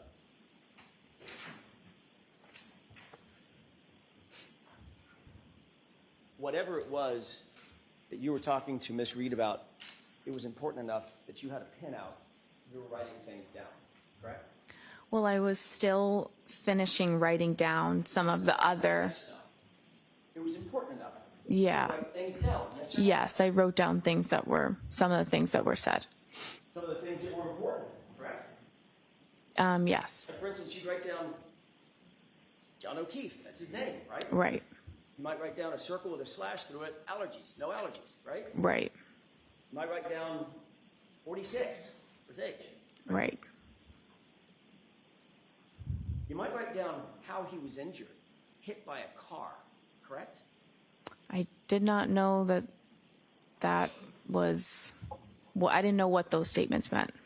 You might write down 3 little syllables that was just told to you. I hit him, especially if it had been repeated 4 times as you claim, correct? Yeah, I had that in my head, and I was going to go tell them that. And you had a pen right in your right hand writing things, correct? Yeah. You never wrote that down, did you? I wasn't going to write that statement down on the glove. I remembered that, and I went back to the ambulance and told them.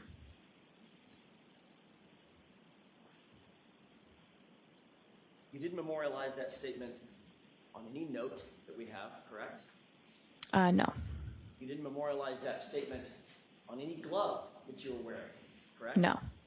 Whatever you wrote down on that glove, where is that now? Yeah, I don't have it, obviously. I don't know how obvious it is. What'd you do with it? You just scratch everything out and you throw out the glove. Just threw it away. Mm-hmm. Is that right? Yes. Is that yes? Yes. So we don't know what was actually on or not on that glove, do we? I didn't write those words down on that glove. As we stand here, we don't know what was or wasn't on that glove, do we? Name, date of birth, no meds, no history, no allergies. And then I wasn't writing that statement down on the glove. I went back to the ambulance and just reported it. And importantly, it was important enough, as you say, to go back and report the statement, but not important enough to write it down with that pen that was very conveniently in your right hand, correct? It's not about importance. I was relaying that information to the ambulance verbally. I didn't need to write it down. And you, in fact, didn't write it down, did you? No, I didn't make a report about it. And you're also aware that not a single police officer out at the scene wrote that down either. Objection. Sustained.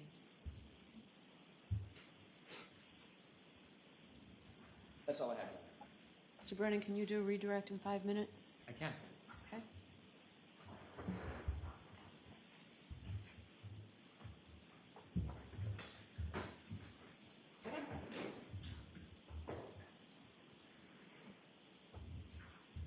Ma'am, when Mr. Jackson would show you part of your testimony, from a prior proceeding, was he leaving something out when he was showing you that and asking you questions? Sustained. When he asked you about whether you knew Caitlin Albert, and you said you went to high school with her, did you immediately then answer questions describing that relationship? Correct. Watch the phone. Were you asked immediately other questions about the relationship? I explained the relationship over and over again throughout the testimony. In fact, you described the relationship over 20 times, didn't you? I'm sure it was that many. You didn't simply just say, somebody named Kate. I went to high school with somebody named Caitlin Albert. You didn't leave it at that, did you? No, I didn't. Do you remember saying, I would say more acquaintances, not close friends? Right. Do you remember immediately saying after that, I would say we had mutual friends. We might see each other occasionally because of mutual friends, but we don't have a one-on-one friendship or hang out regularly? Right. Objection, Your Honor. I'm going to allow it. You remember many more statements after that initial answer where you describe the relationship. Yes.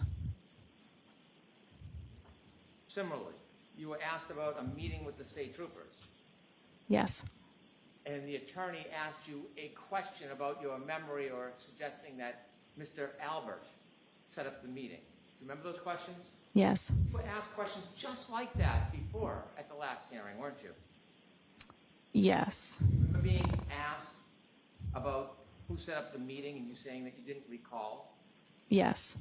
And then you remember being asked about whether a completely different officer set up the meeting, and you said, I don't remember exactly how it was set up, Yes. followed by, so that was my next question. You may have told me this. Do you have any recollection who set that interview up, and you said you didn't? Right. And you were specifically asked, does the name Kevin Albert sound familiar? Objection, Your Do Honor. you remember saying no? The objection sustained. Do you remember when you were asked at the last hearing, does the name Kevin Albert sound familiar? Do you remember what you told Attorney Jackson? I told him no. And then you were then asked, do you know Kevin Albert? Do you remember your response? I said no.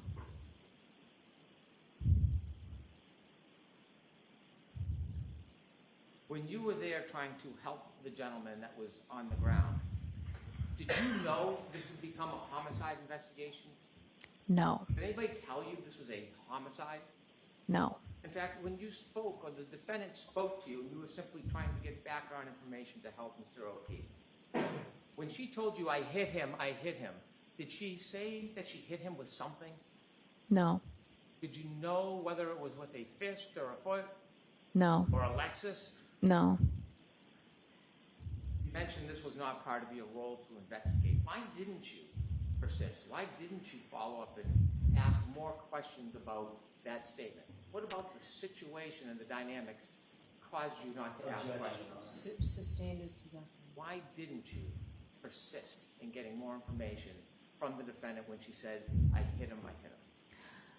I felt bad for her at the time. It was a very disturbing scene, and I did not want to push further down that road. It's not my job, and I didn't feel comfortable doing it. Did you write those statements down on your glove? No. Then how do you remember she made those statements? I won't ever forget those statements. I have no further questions. Anything, Mr. Jackson? Very briefly, that was a disturbing scene, you said, correct? Yes. An emotional scene. Yes. Right? A Yes. scene that was upsetting. Yes. A lot of people. Yes. For a lot of reasons, right? Yes. And that's when things start getting missed. When emotion starts playing a role, correct? That's when details start getting missed. I guess it depends on the situation. Right, but this was a disturbing, emotional, upsetting scene even for you, correct? I felt that for a civilian to see it, it was very disturbing for them. Probably wasn't great for you either, was it? It's not. Yeah. And your testimony is you never heard my client say, could I have hit him? Did I hit him? Correct? You never heard that. I didn't hear those questions. No. What you heard was, I hit him. Is that right? I heard him. I hit him repeatedly. And changing gears for a quick second, I'm almost finished, Your Honor. You did ultimately start talking about your relationship in more detail with Caitlin Allen under my questioning, didn't you, after that first date? Is that right? Yes. That's when I started showing you photographs, correct? Objection. Was that when you were seen showing photographs? I don't know. I described it so many times, I don't remember. But you knew I had information that I was going to ask you about. Objection. Sustained. No. Objection. Finally, with regard to Kevin Albert, did Trooper Proctor tell you during that interview that he had texted with with Officer Kevin Albert about setting up your interview? Did he tell you that? I have no knowledge of that. Did Trooper Proctor tell you that the reason we're here, the reason we set this up is because Kevin Albert texted me that he had already coordinated with you? Never, no. Thank you. That's all I have. All right, Ms. McLaughlin, you are all set. Jurors, I appreciate you going a little later into lunch to just finish the witness. So why don't we do that? We'll give you 45 minutes, come back at 5 minutes past.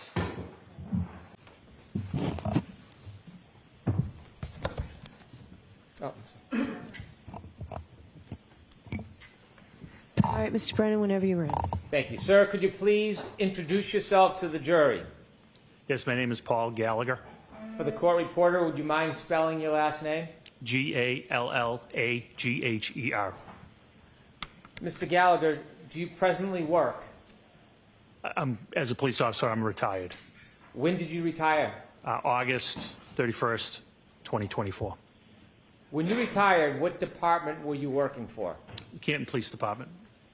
How many years had you worked for the Canton Police Department upon your retirement? I was credited with 32 years, 8 months of service. Did you have a particular rank when you retired? Yes, I was a lieutenant. I want to go back to the beginning of your law enforcement career and share your background with the jury. When did you begin your career in law enforcement? I became a permanent intermittent police officer in Canton in 1992. What a permanent intermittent police officer is, it's basically a part-time police officer. You're required to attend a 16-week part-time academy. Your duties include regular patrol duties that a regular police officer would do, but you're only utilized during special events, short staffing, and you're allowed to work paid traffic details. Did that status change at some point? It did in 1994. 1994, were you a patrolman? Yes, and that required me to attend a full-time 18-week police academy. In addition to the police academy, did you continue your training over the years? Yes, I did. Can you share with the jury some of the training that you would attend over the years? Oh, sure. So I did constitutional law. I did interview and interrogation, terrorism, international terrorism, domestic domestic violence, buccal swabbing, and DEA basic narcotics course. And last duties were I did background checks, so I attended background training, and I did internal affairs. Before I talk a little bit more about your experience over the years and your progress through the Canton Police Department, I'd like you to share with us generally and briefly the structure of the Canton Police Department. The Canton Police Department, how big is it? How many officers are typically employed by Canton at the same time? We would like to have 45, but unfortunately, we're short-staffed at this time. At the Canton Police Department, is there different ranks? There is. And what are they? They are patrol, sergeant, detective sergeant, lieutenant, deputy chief, and chief. Given the size of Canton, is it a small department or a typically large department for that size? I would say it's a medium-sized department. Is Canton, do you receive traffic from other areas nearby? We do. Is Boston part of the crossroad through Canton at times? It is. Route 138 runs from Boston, and it goes all the way down to the South Shore through Brockton, Taunton, etc. Other cities or towns nearby that bring traffic through Canton as far as law enforcement is concerned? They do, and other states. 95 runs through Canton as well and brings up traffic from Rhode Island. For a relatively small town, is Canton a busy police department, given all the crossroads and intersections? It can be very busy at times. You mentioned in Canton that there are different ranks. You started as a patrol officer. Yes. Did that change at some point? It did. When? July of 2001, I became a detective. Did you have any particular or special training to become a detective? I started attending how to dust for fingerprints. My focus was narcotics. I had several narcotics classes. Did you engage in those type of investigations on behalf of Canton? I did. Did you work with other agencies? I did in 2005. I started working with the Drug Enforcement Administration in 2006. I was assigned as a task force officer for the DEA, initially out of Worcester Tactical Diversion Squad, which their mission goal was to eradicate OxyContin and oxycodone distribution at that time. It was during our oxycodone phase. In 2008, I was moved to Boston Division, and there we focused on all narcotics, not just oxycodone, heroin, cocaine, etc. How many years did you spend as a detective before you received your next promotion? Approximately 15 years. What happened next in your career as far as progress? I took the sergeant's exam, and I became a sergeant. In order to become a sergeant, do you have to pass an exam? An exam and an assessment, yes. Is that enough to become a sergeant, or is there another process you have to go through? That's where they rank you after the exam and the assessment. What year did you say you became a sergeant? I became a sergeant in 2017. Was that your first supervisory position? Not actually. I also worked as an officer in charge, which you're not technically a sergeant, but when there's no sergeant to fill the shift, they'll use experienced officers to work as a sergeant, and you receive sergeant's pay. How long did you work as a sergeant for at the Canton Police Department? I worked as a sergeant for 1 year till 2018, and I was promoted to detective sergeant. As a sergeant, did your duties change or expand from that of detective? I was still assigned to the Drug Enforcement Administration at that time. And you just shared a year later you were promoted to lieutenant. Did you have to take and pass an exam for that? That was detective sergeant, and I did not have to pass a test for that. Did your duties and responsibilities expand when you became lieutenant? Yes, I was brought out of the DEA to work in Canton specifically. Were there other lieutenants on the Canton Police Department when you worked as a lieutenant? I became a lieutenant in 2021. At the time, there was 3 other lieutenants. Were there any other officers above lieutenant at that point? There was a deputy chief and a chief. In 2022, January, were you a lieutenant? I was. Your duties and responsibilities, do they include actually going to scenes, or was it purely supervisory? It was supervisory, but we were expected to respond to scenes. What do you mean by that? Our chief expected a supervisor on scene at all times, at all scenes. Even if there was a ranking supervisor like a sergeant, were you still as a lieutenant expected to go to scenes? Oh, yes. Did you do that often? Yes. I want you to take us to January 29th, 2022. Were you working the overnight shift from January 28th, 2022 into January 29th, 2022? I was the outgoing lieutenant. I did not work into the 29th. I was the last lieutenant to work on the 28th. In the early morning hours, around 6 a.m., were you on shift or off shift? I was off shift. Were you planning on working that morning? I was planning on working later that day, yes. Do you remember what the weather was like that early morning? Yes, there was a nor'easter, which was snow, wind. Did anything interrupt your plan of working later that day? Yes. Tell us what happened. Shortly after 6 a.m., I received a call from Sergeant Sean Good of the Canton Police Department. After you received the call from Sergeant Sean Good, were you informed about a situation? I was. Were you told any basic details of where and what? Yes.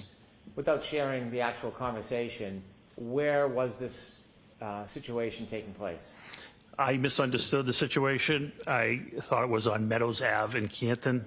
I later found out through dispatch that it was actually Fairview Road.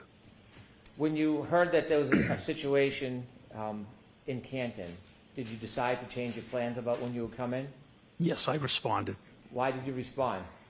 That's the expectation our chief had for us. When you go into work, do you use a police cruiser or do you use your personal vehicle? On this particular day, I used a personal vehicle because of the weather. Was that different than typical? Yes. And why would you use a personal vehicle instead of a police cruiser?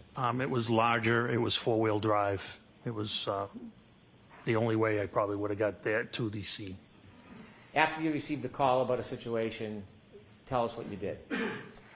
I loaded up the car with a tent, and I drove to the Canton Police Department, and I got some winter gear from the office, and I got on the radio and advised Sergeant Sean Good, who was at the scene on Fairview, that all officers were held to further notice.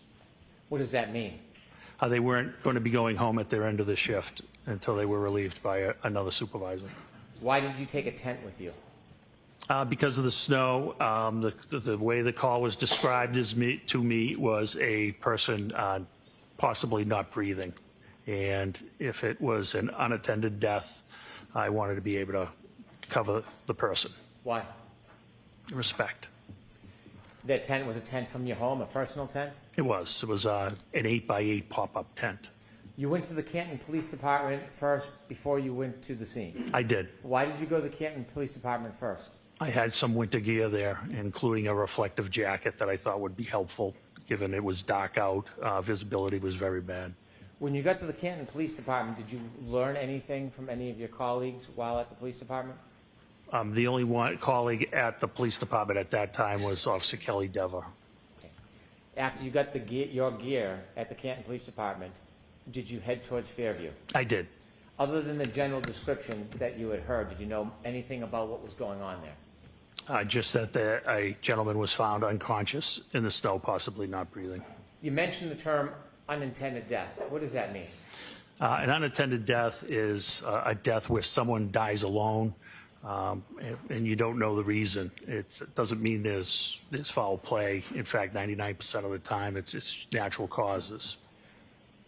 Is there a process for the Canton Police Department when they learn of any death, unintended or not? Is there a process you need to follow? Yes, there is. And what is that process? That's to call the Norfolk County DA's office, their CPAC unit, Crime Prevention and Control.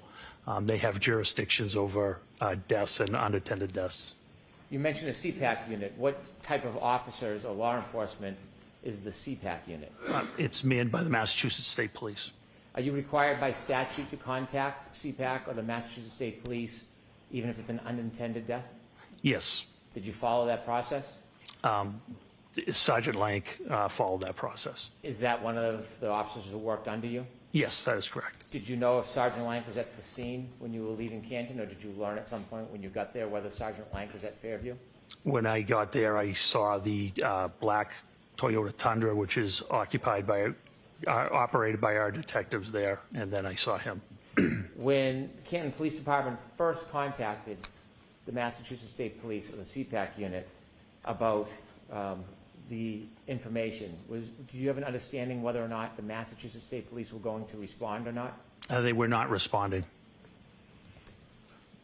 So when you got to Fairview Road, were there any other law enforcement officers other than Canton police officers? No, there was not. When you appeared at Fairview Road or arrived, were you the superior officer on the scene? I was the highest ranking officer. As you're pulling up to Fairview that morning, what's the first thing you see when you get there? As I pull up, I see the last of the fire apparatus pulling away. I get out of the vehicle. The first one I encountered was Sergeant Sean Good, who was the shift supervisor. Did you see any other of your officers there? I did. I saw Lieutenant Lank further down, and further down I saw two other cruisers, which ended up being Officer Mulaney and Officer Sarif. Did any of the cruisers or vehicles have lights on? They did. Did you hear any sirens? No, there wouldn't be any sirens. Why wouldn't there be? Sirens are used to move traffic. There was no traffic. It was a blizzard. There were no cars on the road. You might see an occasional plow. Did you ever learn the general area where the person was found? Yes, At that time, did you know who the person was?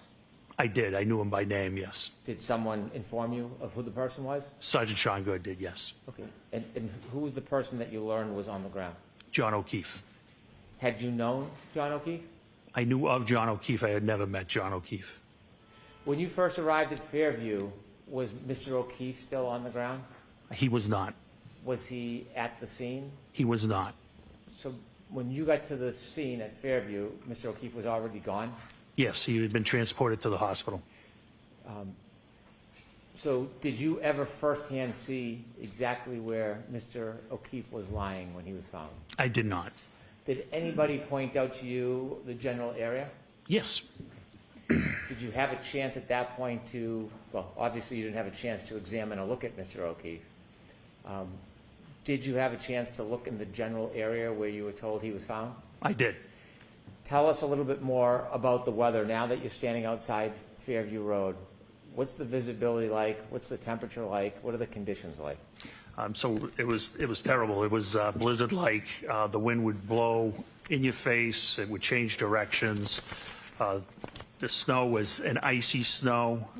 In the wind, you had to actually talk loud to be heard. Somebody right next to you, and it was your typical New England blizzard, basically. At this point, did you have any position as you assessed the area, whether this was a criminal investigation? When we had no crime at that time. When you were there, were you looking for anything? Yes, I was examining the scene. Okay. At that point, did you have any reason to start a criminal investigation? Not at that time, no. When you learned that Mr. O'Keefe was found outside, did you go look at the particular area? Yes. Can you describe the area that was shown to you where Mr. O'Keefe was found? Sure. It was on the left side of the property of 34 Fairview.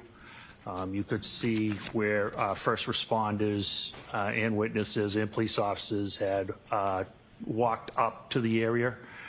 It was by a flagpole on the property line of number 32 Fairview.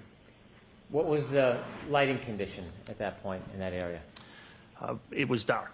It was sun was coming up, but due to the weather and the cloud cover and the snow, its visibility still was not great.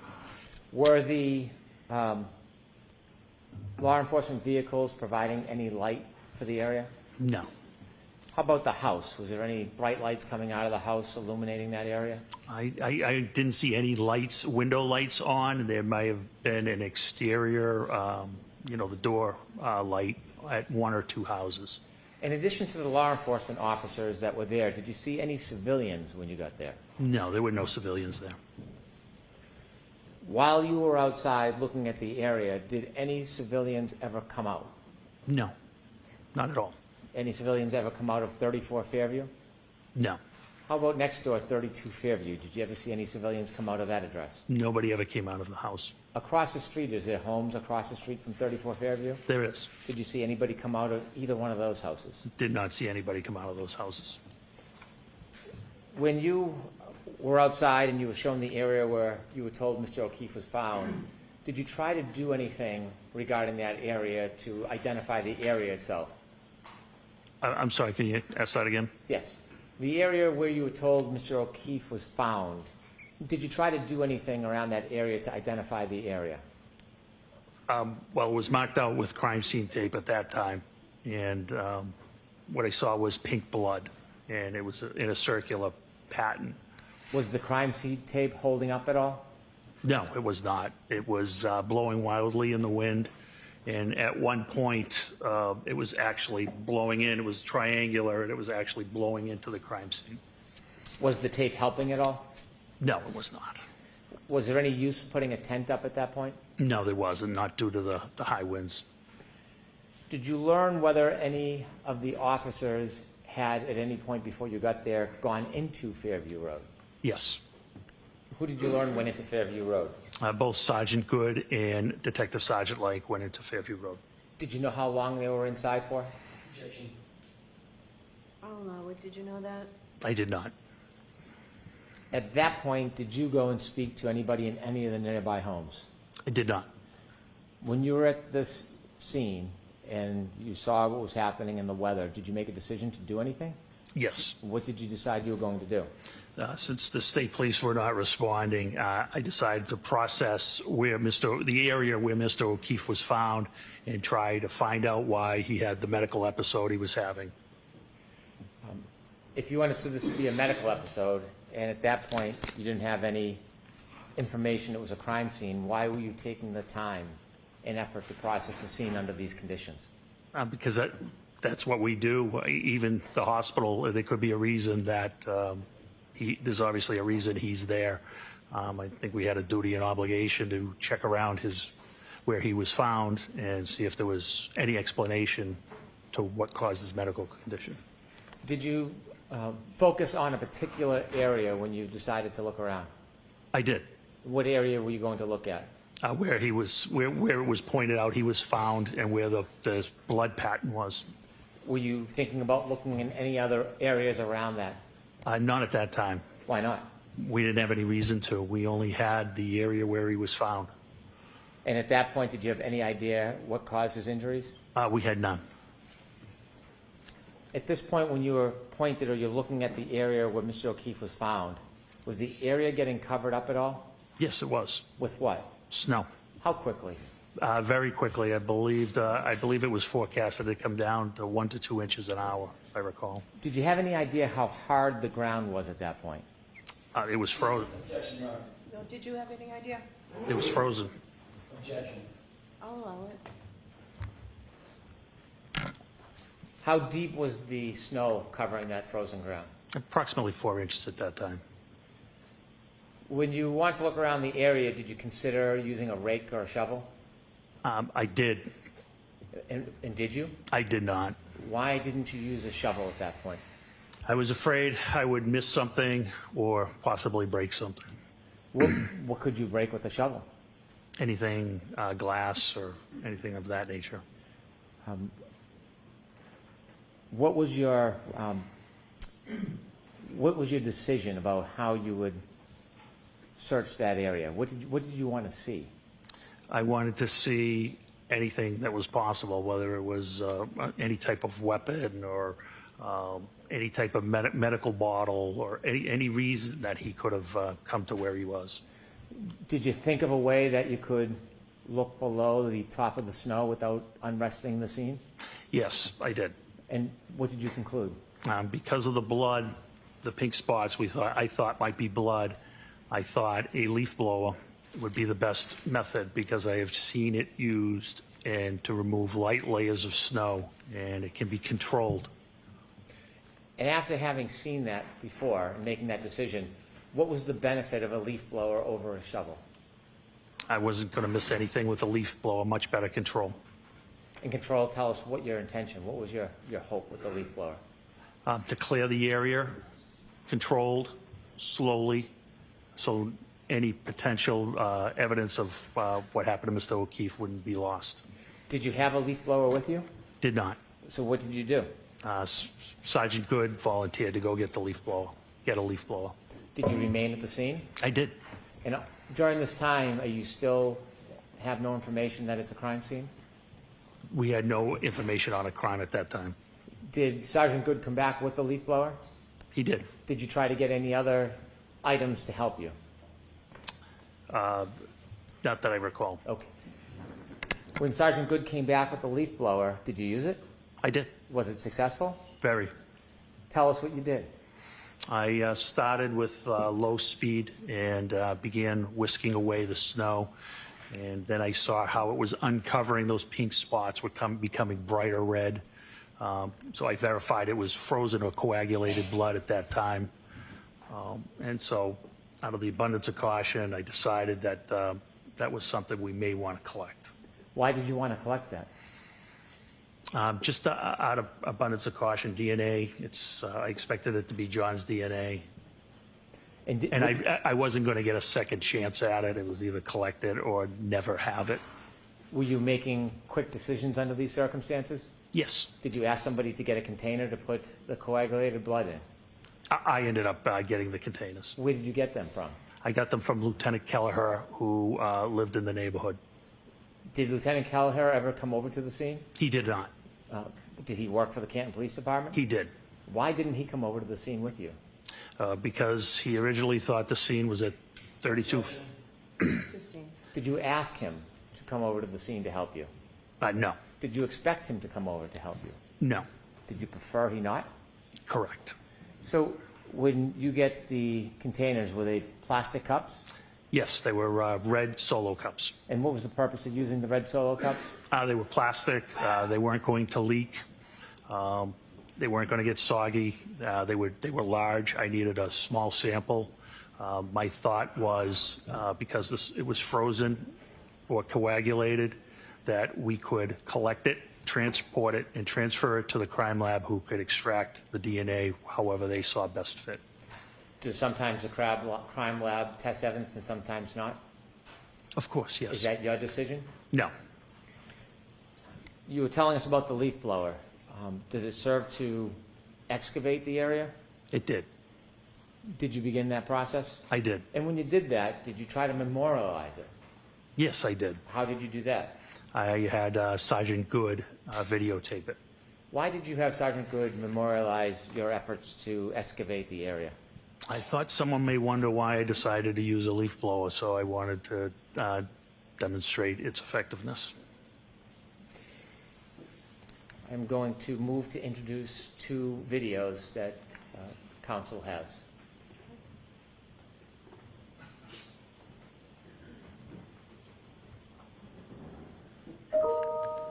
So there's no objection to these videos, right? No objection. Exhibit 51. Thank you.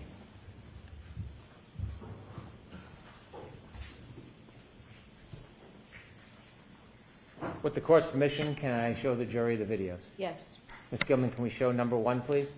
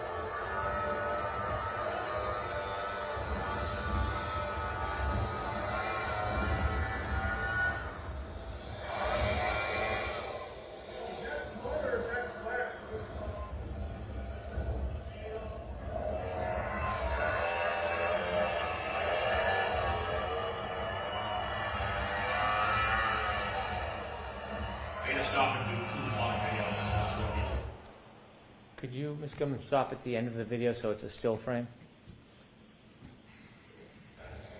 That's good right there. Sir, who's the person holding the leaf blower? That is me. Did the leaf blower work as you had hoped? It was great. You see other footprints around that area. Correct. Do you know how those footprints got there? Some of them were from first responders. Some of them were for witnesses. The ones up top by the flagpole were for when the officers put out the crime scene tape. Did officers try to wrap the crime scene tape around the flagpole? They did wrap it around the flagpole, yes. I see.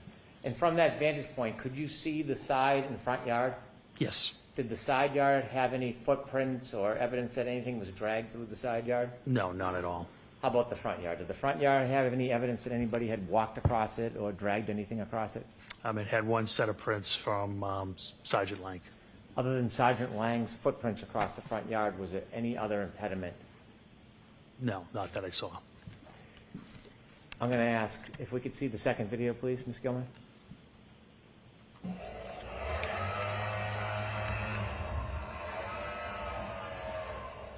Could you stop there, please? You see the end of the leaf blower? I do. There's an object just below it at like 7 o'clock. Do you see that? I do. Did you discover something in that area? We did. What did you discover? It's a cocktail glass. Was it, did it have any damage to it? It did. Describe that for us. It was broken on the top. Could you continue the video, please, Ms. Gilman?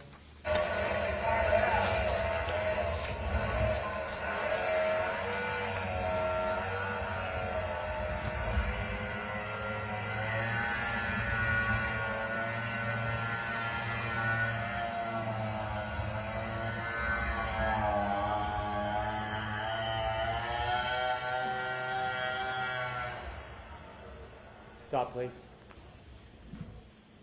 There's some red spots. Is that what you identified as coagulated blood? That is. Below some of those spots and to the left, there's an area that's not white. It's brownish. Do you know what that is? That's, I believe, just bare ground. If we could finish the video, please.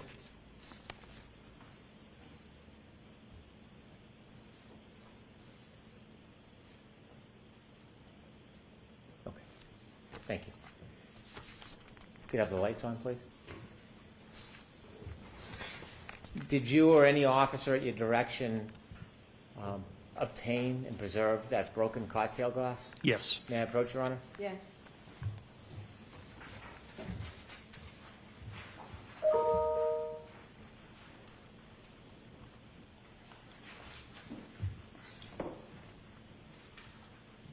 Sorry, I'm showing you two photographs. The first photograph, do you recognize what's in that photograph? I do. What is it?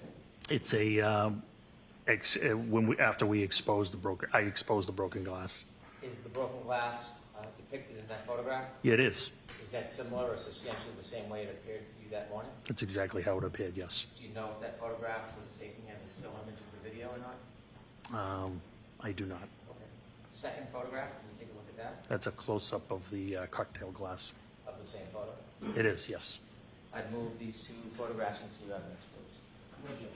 Okay, do you want to be 52 and 52A? Please, Your Honor. It's 52 and 52A. Lieutenant, what was done with that cocktail glass? It was bagged and seized as evidence. Was it brought anywhere that morning? It was brought back to Canton Police Headquarters. What happens when it gets back to Canton Police Headquarters? It gets logged into evidence, and it's assigned an evidence number. The officer types in a description of the item. In this case, it was a broken cocktail glass or broken glass. And once he hits the space bar, it automatically generates a property number for it. And I believe in this case, it was 22-18-PR, which means 22 is the year, 2022. 18 is how many pieces of evidence that the department as a whole had collected that year so far. And PR, I believe, means property room. Why is it assigned a particular number? Everything is assigned a number by the computer. You said it's brought to the evidence room. Is that a separate or a special place? So we have two rooms. We have a temporary evidence room, and then there's a permanent evidence room. Only two people have access to the permanent evidence room. Is there a reason why access to the evidence room is limited? There is. Why? For security. Even in a police department, the evidence room is limited as far as people who have access? That is correct. In the evidence room, is there an officer assigned as an evidence officer? Not full-time. There is an assigned admin sergeant who is assigned as the evidence officer. Does anything happen specifically with the evidence? Is it packaged or stored in any particular way?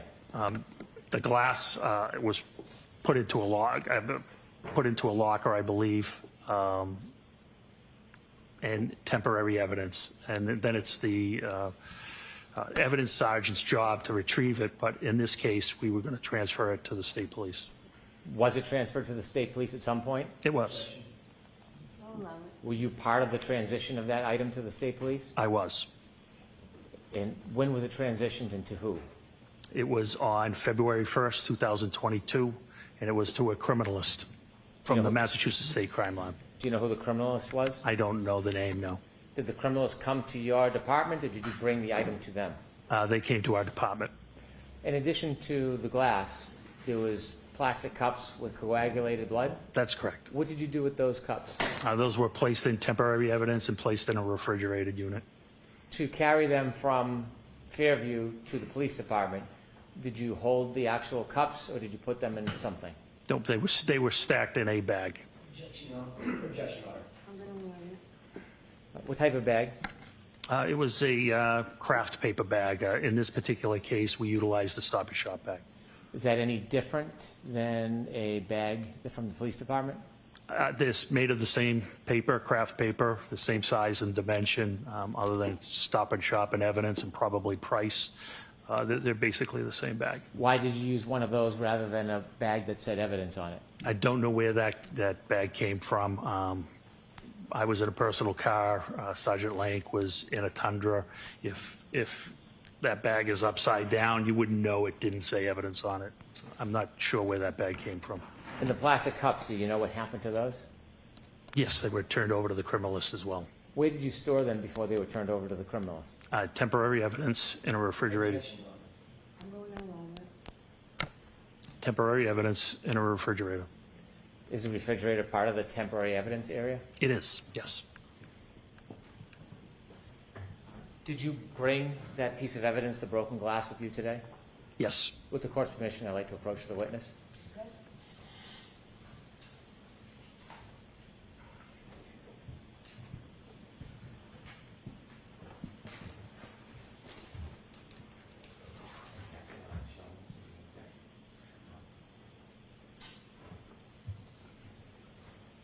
Handing you a box, gloves, and some scissors. Let me ask you about that box. It has red tape on it. Why? It's a secure and transfer of custody. I'm going along. Lieutenant, before you opened the box, were you one of the officers that discovered that broken glass? Yes. Did you personally bring the glass from Fairview to Canton? No. Do you know who did? Yes. Who? Detective Sergeant Lank. Sergeant Lang? Yes. When you went back to the station, you said that the evidence was then put into an evidence locker. Did you place it in the evidence locker? I don't recall. And then inevitably, it was transitioned to somebody from the forensic unit? That's correct. Were you personally there when it was taken from the evidence locker and given to the person from the forensic unit? Yes, that was me. Did you have a responsibility and role in that process, or were you a passive observer? I had an active role. I was the chain of custody. I was turning it over to the criminalist to the state police lab. After that glass was given to the criminalist, did you ever have possession of it again? Never. Did you ever package it or touch it again in any way? No, never. Did you ever process it in any way? No. Did you put it in that box and tape it up yourself? No. Okay, I'm going to now ask you to open the box, please.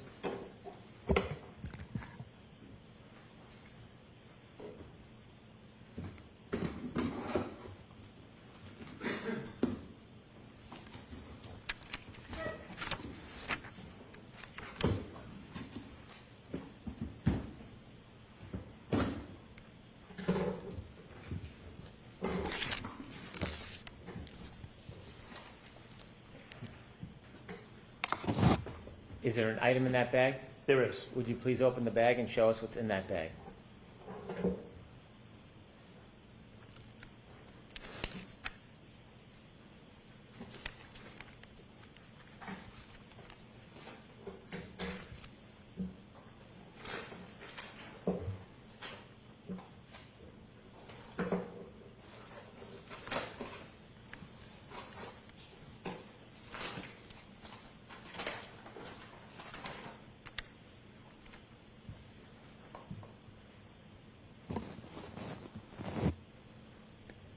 Thank you. If you could put it back in the bag and the bag back in the box, please.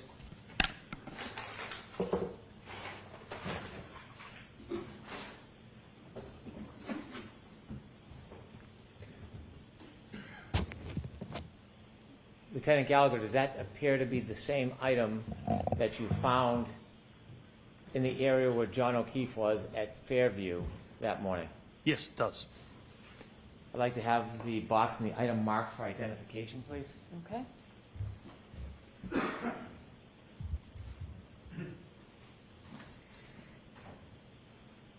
With the cue for ID. Thank you.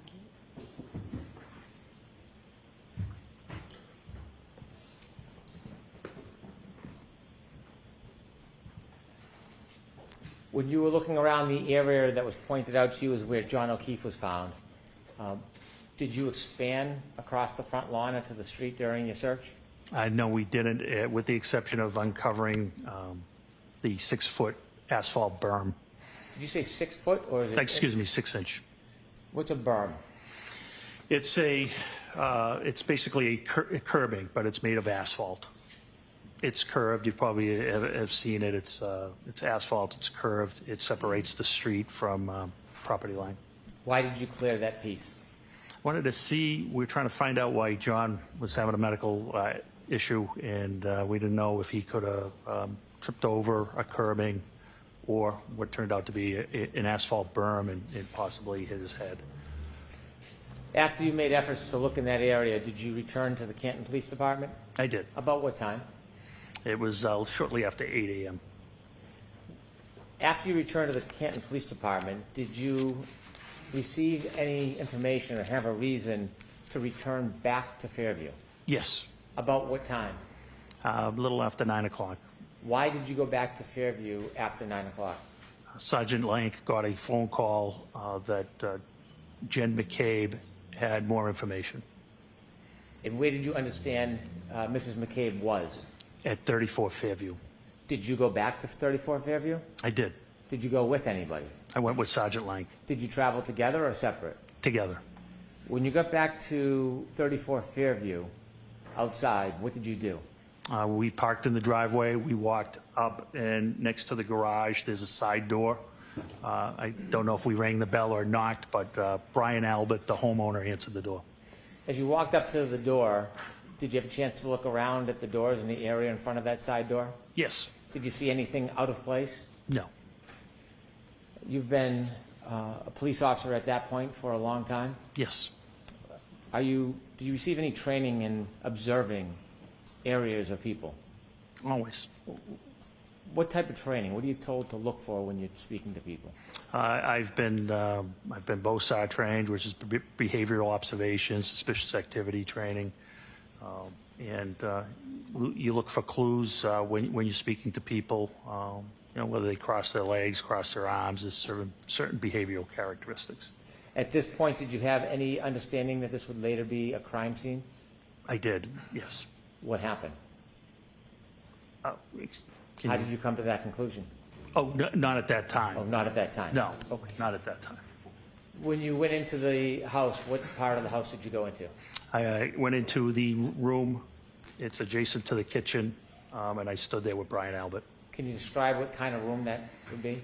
Yeah, it was just a typical family room type room. It was not large. It was between the garage and the kitchen.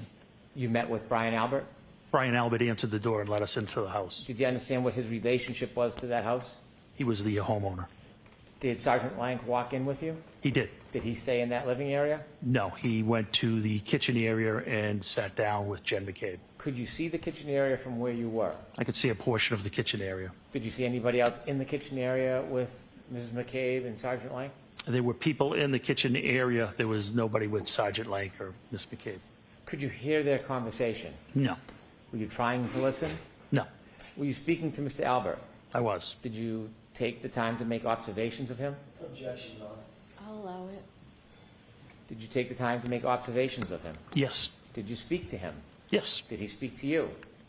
yes.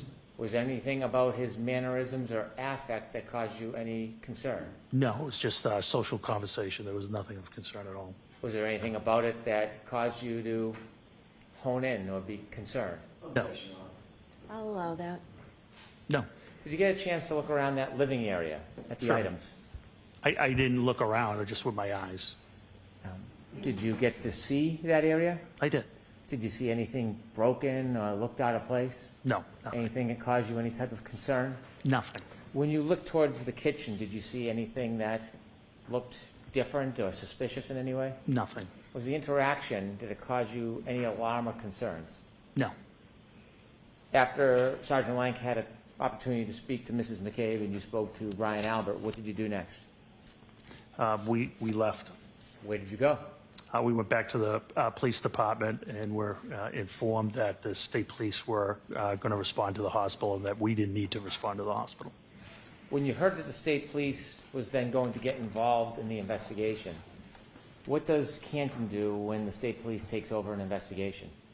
Well, it was based off of a conversation I had with my chief in the detective sergeant's office. Was there a decision about Canton's involvement in the ongoing investigation? There was. What was that decision?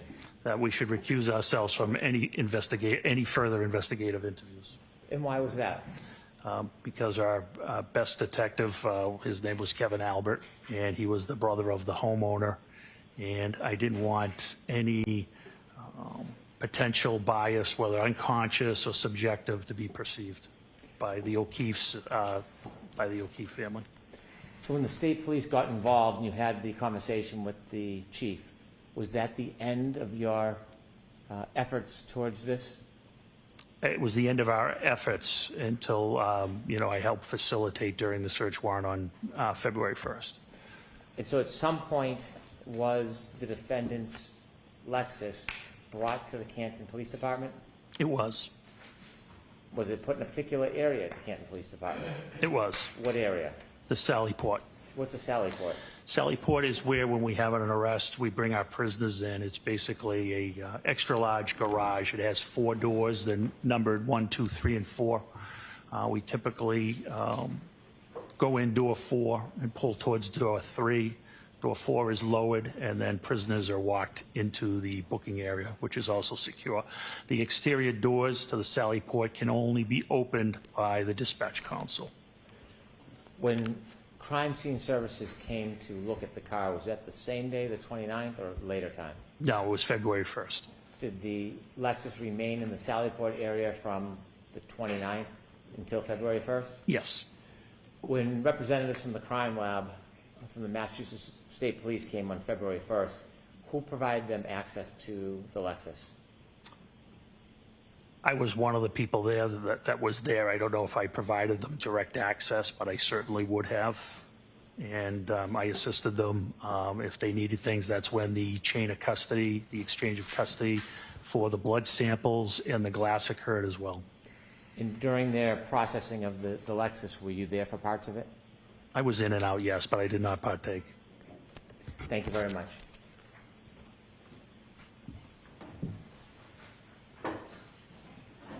Please.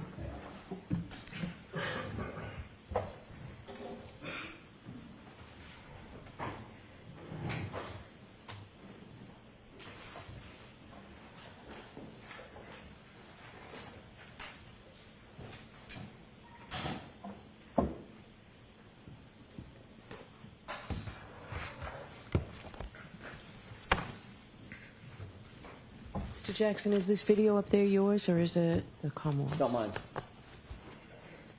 Or is it? All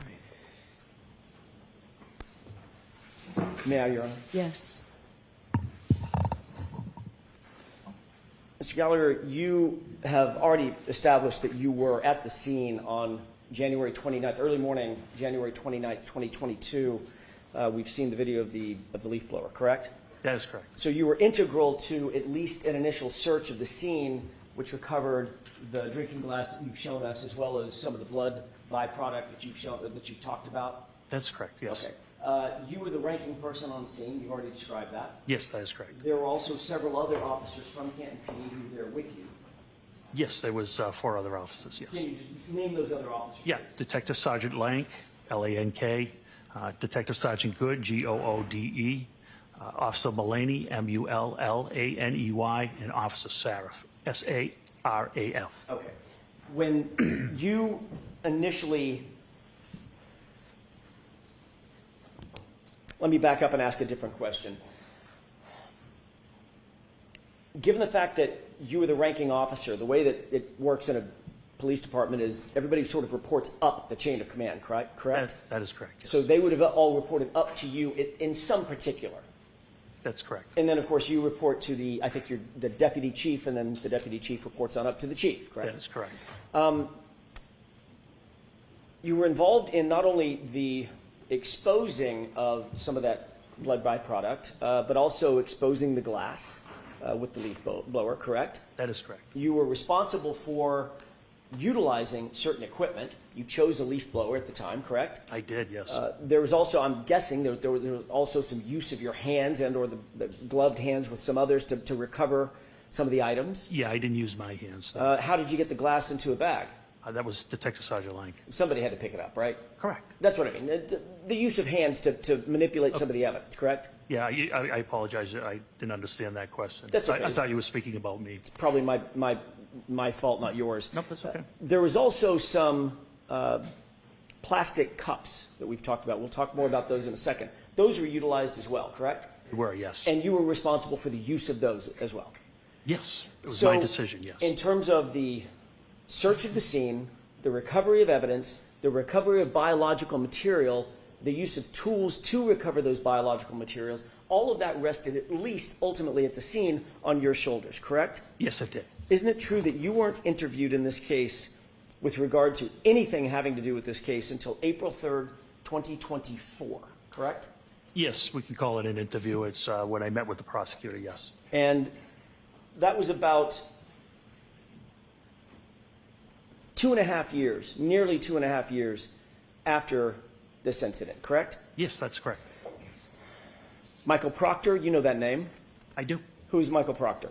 He was one of the troopers assigned to investigate the case. As a matter of fact, he was the lead investigator for the case, correct? I don't know if he was lead or trooper mechanic. I don't know. As you sit here, you don't know that Michael Proctor was the lead case agent for... I know he was one of them, yes. Okay. Do you know that he was the lead investigator assigned to the case? I don't. I had nothing to do with the DA's office.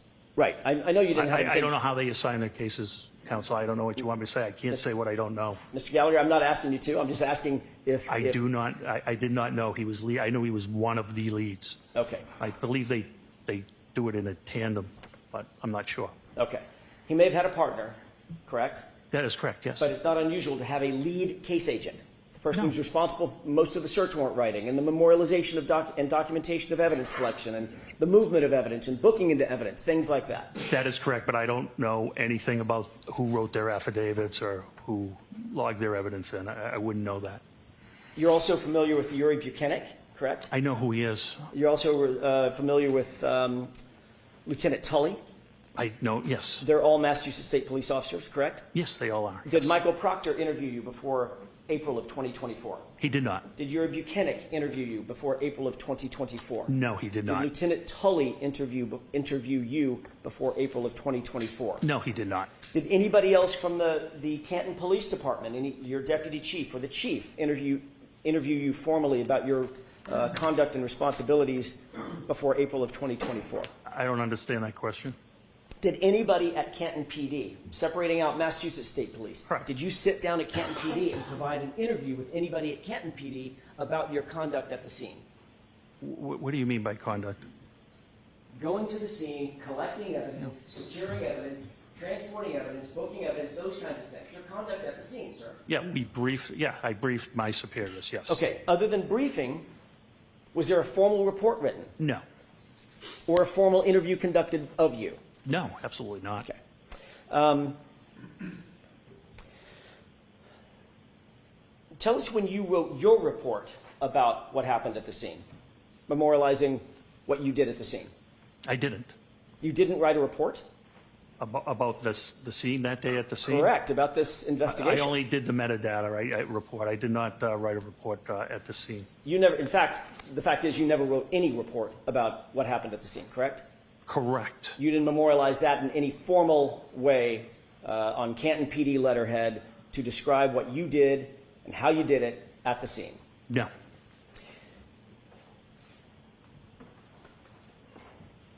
Normally when you report to a scene as a first responder, you would be expected to write a report about that, whatever that conduct is. I'm not the supervisor, no. What if you're the ranking person at a scene that ultimately turns into a homicide scene? Well, we don't know it's a homicide scene at this time. We don't even know there's a crime committed at this time. My Understood. responsibilities are to make sure reports are written, not to necessarily write the reports myself. I'm the supervisor. It's Although- my job to make sure reports are written, evidence is logged, those types of things. Under ordinary circumstances, you would respond to a scene as a supervisor, and you would oversee what other people are doing, what your That's subordinate- correct. Can I finish? Sure. I don't want to talk over each other. I apologize. You would want to supervise or oversee what your subordinate officers, whatever he or she might be doing or they might be doing, you're going to oversee that. But they're the ones actually conducting the investigation or picking up evidence or doing the interviews and writing those things of that nature. Correct. Detective Sergeant Lake's investigation, yes. So in that circumstance, you wouldn't be expected to write a report because all of that conduct is memorialized by others subordinate to the supervisor, correct? Correct. But in this case, quite the opposite happened. You were the one that was in the video utilizing the leaf blower, correct? That's correct.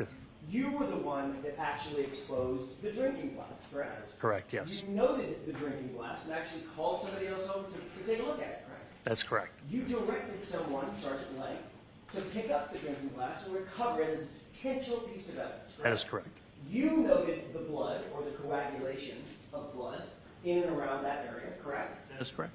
You noted where you believe the drinking glass was, in other words, what location, if there were grid coordinates, where it would be, correct? Correct. And you instructed others to transport that important evidence back to Canton PD to have it booked, correct? That is correct. You also secured the plastic containers in which to recover the blood. That is right? correct. You also directed someone to get a bag to put the plastic containers in and ultimately transport it, correct? That is correct. So you would agree with me, Mr. Gallagher, that in this circumstance, you were the centerpiece of the recovery of evidence and the investigation as it was at that time, in that limited context. You were the centerpiece of what was happening at the scene, correct? And I made sure it was documented by Detective Sergeant Lang. But you didn't find it important enough to write a report yourself. I think that's poor misrepresentation. There's a person fighting for their life. It was very important. When you were there at the scene at, what time was it, by the way?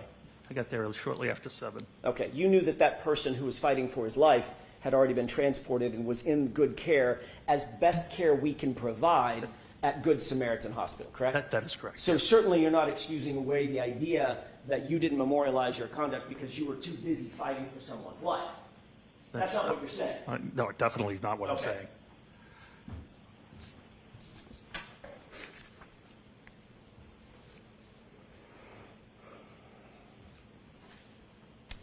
Obviously, reporting to a scene and supervising a scene is one thing, but actually gathering evidence is a whole next level. You would agree with that? Sure.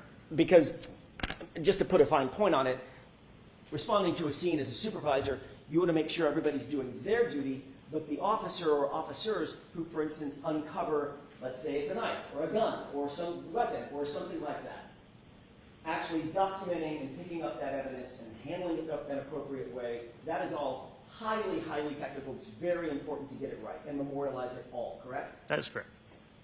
That's why you're highly trained to memorialize and report everything that you do in that regard in a report that can later be used forensically, in other words, in a courtroom setting, to recreate as best you can with as much detail as you can exactly what you did and how you did it and where it was done, correct? Sure. Yes.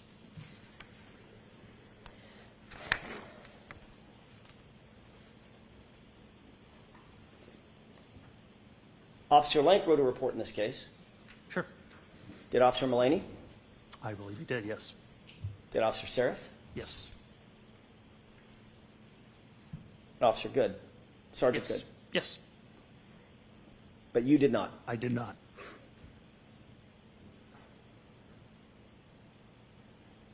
Who was the first officer to find any potential physical evidence at the scene, be it blood or glass?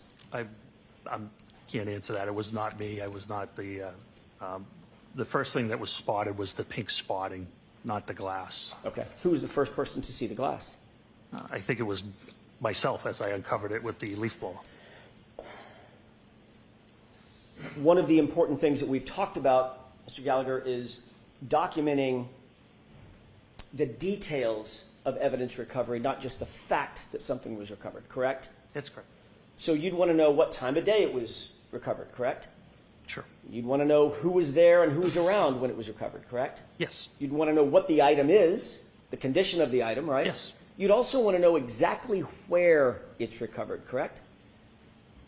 Yes. In other words, as best you can to pinpoint the exact location where an item was found. That could play a huge role in any investigation, be it criminal or otherwise. It could. It could.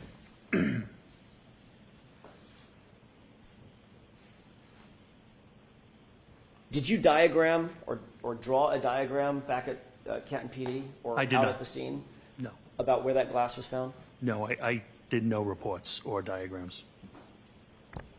Did you diagram exactly where you recovered the blood spots that you did recover? No.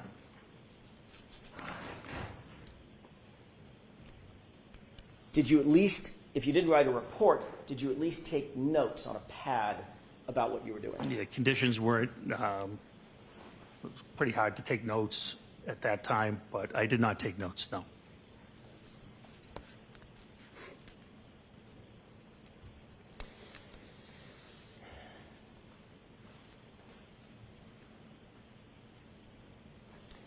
At some point, you mentioned a person by the name of Tom Kelleher, Deputy Chief Kelleher.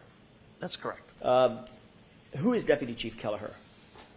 He's the deputy chief of Canton Police. He was active on active duty at the time? When I say active duty, I don't mean that morning, that hour. I mean just generally. Yes, he was a lieutenant at that time. He was someone to whom, as a matter of fact, probably the only person to whom at Canton PD you actually reported, correct? Up the chain of command. He was the only person to whom you reported up the chain of command, meaning he was your direct report. He was in charge of detectives at that time. And then, of course, the chief would be above him, correct? Deputy chief and chief. Okay. When you responded to the scene, Deputy Chief Kelleher did not come out of his house and take over the investigation, correct? Correct. That was yours to detail, That is correct. at least while you were there. That is correct.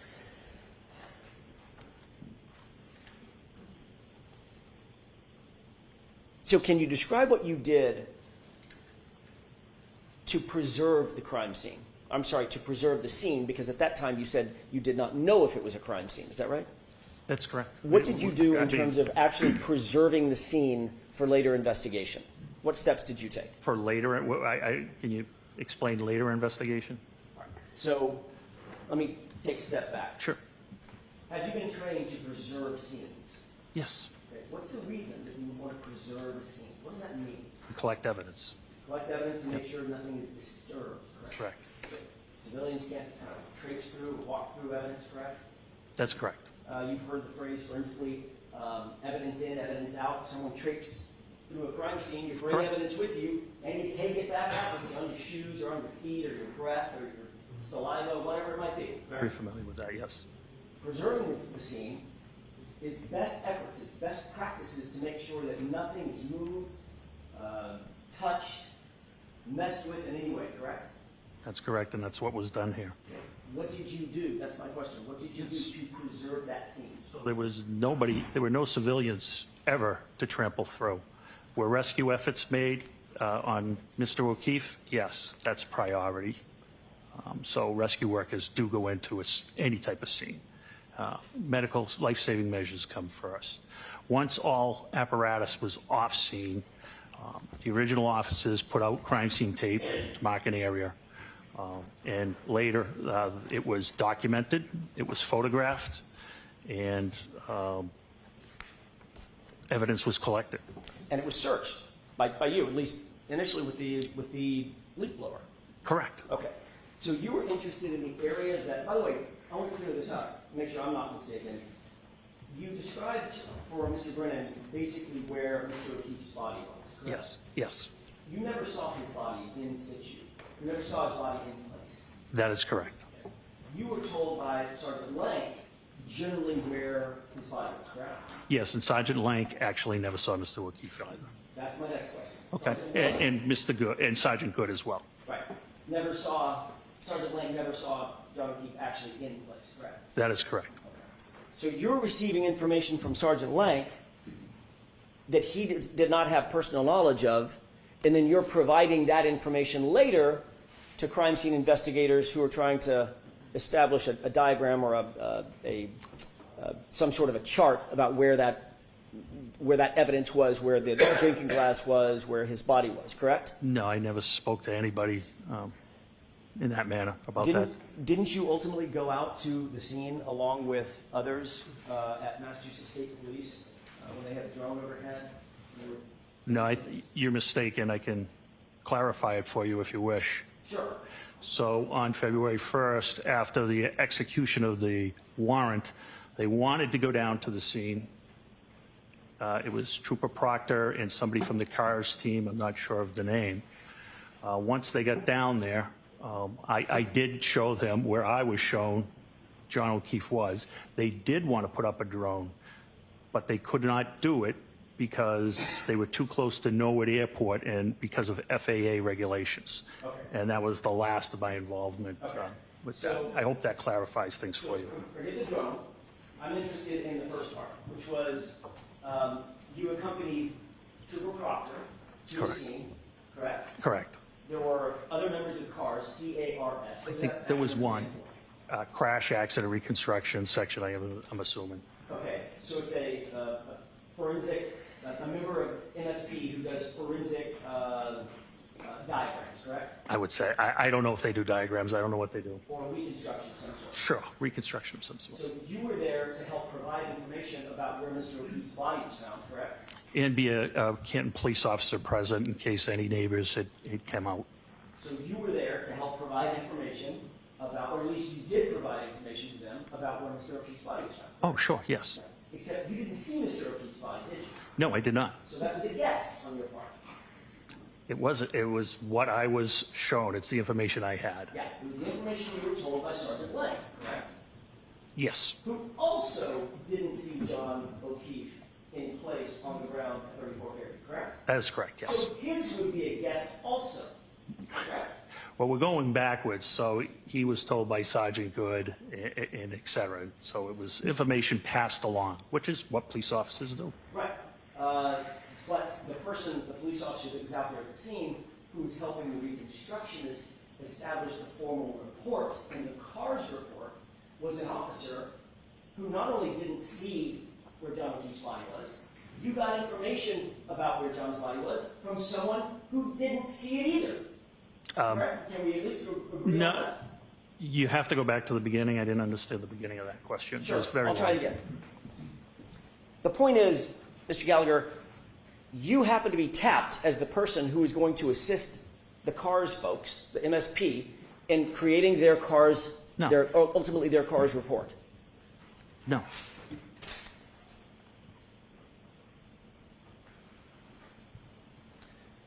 Isn't it true that you accompanied Trooper Proctor and members of the CARS unit to document Fairview Road and the scene of the incident? Yeah, I thought I explained it could not be done.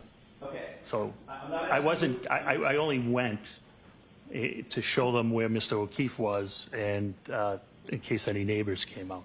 I wasn't there to assist in any documentation at all. You were there.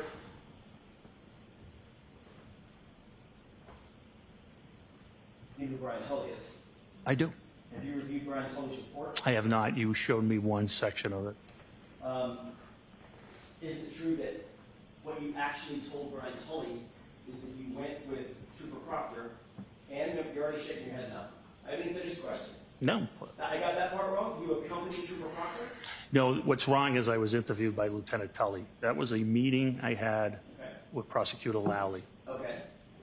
Trooper Tully was present. Trooper Tully never asked me any question. I don't recall Trooper I Tully see. ever asking me a question, sir. So let me be a little bit more defined. So in Trooper Tully's report, where he reports what you said, you were actually talking to Adam Lally, my colleague sitting up in front. Correct. Okay. So now we've got that cleared up. Let me ask you again. Did you say in front of Trooper Tully that you accompanied Trooper Proctor and members of the CARS unit to document Fairview Road. Meaning they were documenting Fairview Road. It's not clear, the report's not clear. They were going to document Fairview Road, not me.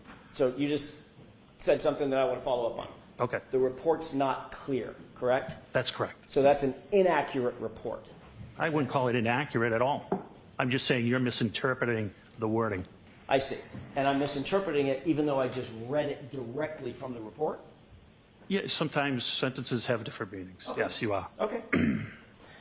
The reality is you did end up going to the scene, correct? I did. And you accompanied, I don't want to use a word that you'll challenge, you went with Trooper Proctor, correct? I took my cruise into 34 Okay. Fairview, yes. You were there at the same time Trooper Proctor was? Yes. And you were aware that the CARS team was there so that they could document the scene, correct?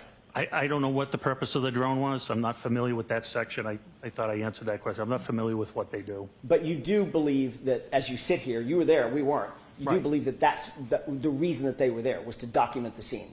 Put up a drone. Okay. I don't know what you mean by document. I don't know if it was to photograph, I guess, which if you mean by document photograph, I guess it could, I would agree. If it means take measurements, I wouldn't know. Okay. Did you tell any of the members of the CARS team where you believed John's body was?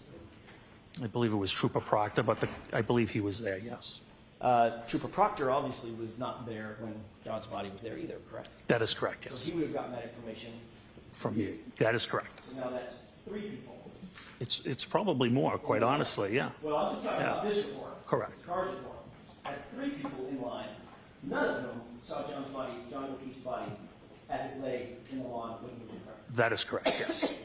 And there's no photographs Of, of Mr. O'Keefe oh, no. at the location. No, we wouldn't, nobody would photograph somebody undergoing life-saving measures. Wouldn't be appropriate.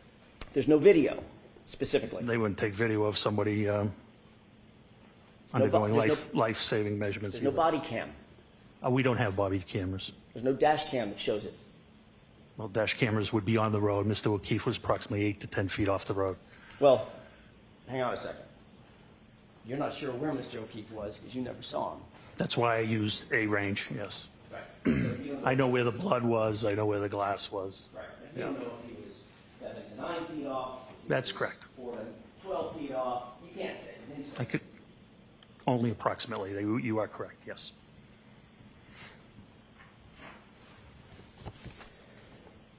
You did meet with Officer Seraph. You met with all the officers when you arrived at the scene, correct? Yes, And Officer Seraph had been there from the beginning of the morning. yes. Officer Seraph didn't report to you at that time any statements attributable to my client, did he? He did not know.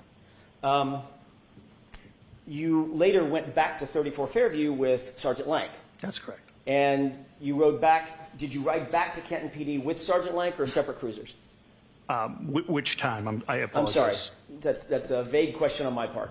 You went back to 34 Fairview with just Officer Lank, and you described the circumstance in which you went in, you were let in by Brian Albert, he went to the kitchen, you were in the family room or some other place. Right by the kitchen, yeah. Right by the room kitchen. off the kitchen, yes. Okay, so right next to where he was interviewing That's correct. Jennifer McCabe. Yes. Did you ride back from that meeting with, or that event to Kenton PD with Sergeant Lank? Yes. And Sergeant Lank didn't say anything to you about his interview with Jennifer McCabe at that time? I don't recall our conversation on the way back. Okay. And you didn't write a report about any conversation that you had with Officer Seraph? You didn't write a report about any conversation you had with Sergeant Lank? No, they're responsible for writing their own reports. Got it.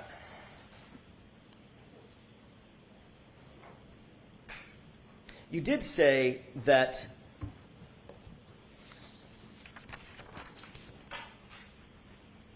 let me back up and ask a different question.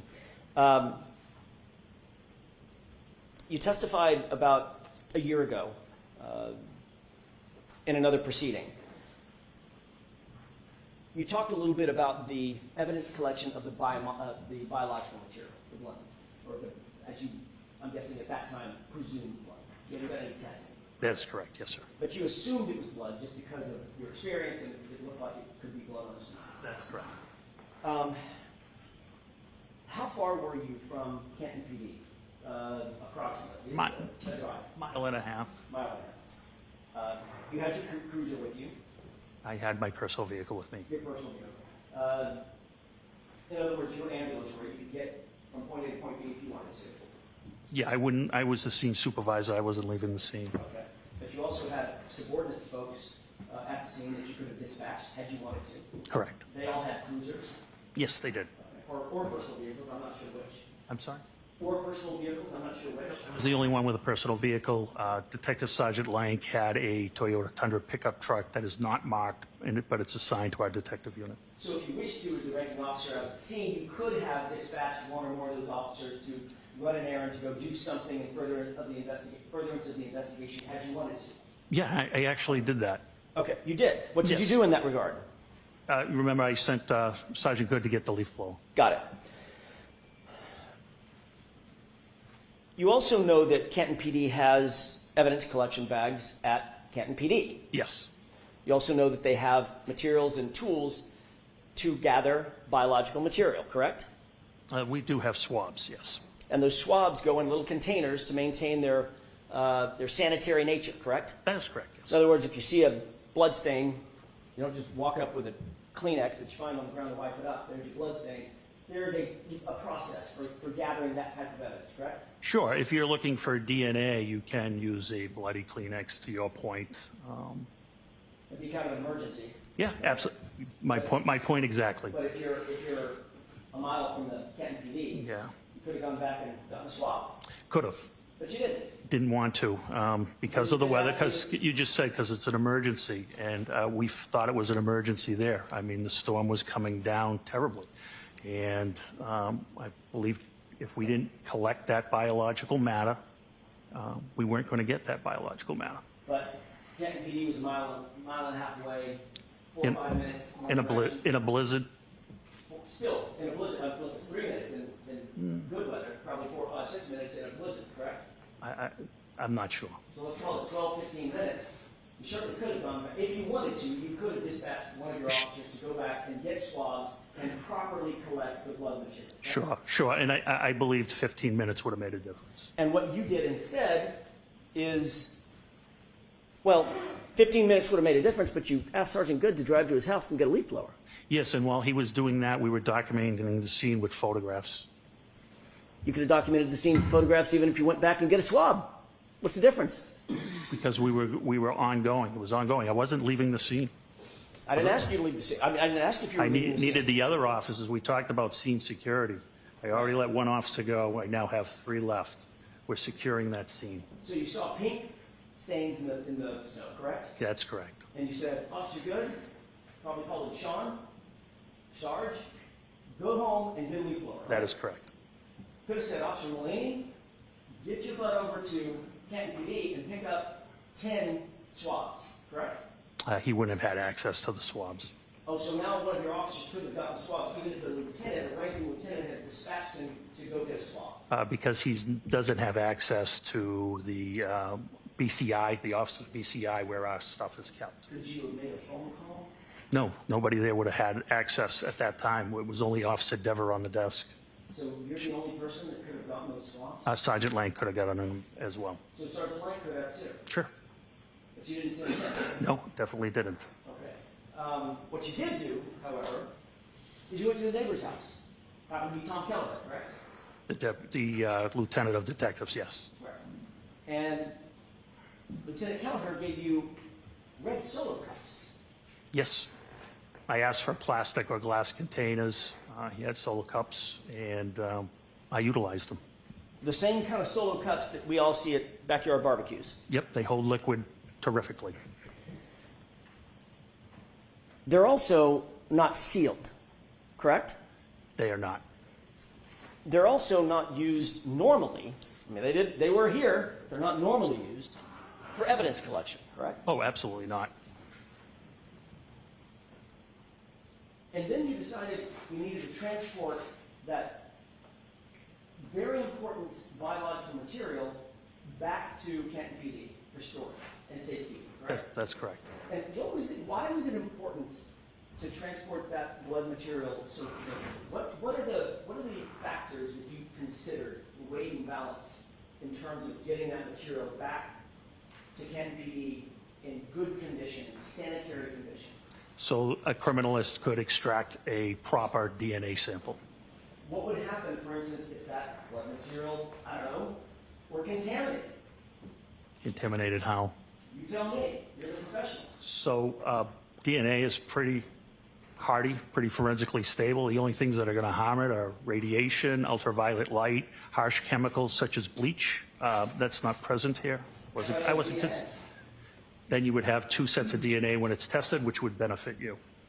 Well, depends on whose DNA it is. That's correct. That's correct. Right. Yeah, Your Honor. Yes.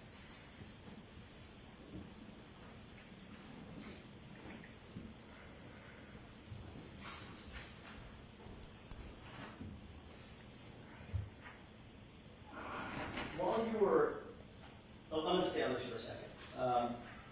So obviously there's a reason why blood swabs or biological swabs are handled with such care. For instance, a DNA analyst is going to put on gloves. Correct. Oftentimes they're going to put on a mask, right? I don't know about that. Oftentimes they put on goggles. Is that right? It depends what they're testing. Right. Yeah. But in order to go out and collect something, you'll see CSI, crime scene investigators, in full body suits when they Sure. walk into a crime scene. Yeah, you can. Because you don't want to contaminate the scene with your own hair off your arm or an eyelash falling into a blood stain, correct? That is correct. Right. So there are protocols. I mean, you said just a second ago, Mr. Gallagher, well, it's DNA. Unless somebody pours bleach in it, you're pretty much golden, right? That's not quite the fact, is it? And that's not quite what I said. No, it's not quite what you said. You were suggesting that it's hardy enough that it doesn't really matter No. if it's contaminated or not. If there's multiple people's DNA, it just benefits everybody. No, I simply asked what you meant by contamination. Okay.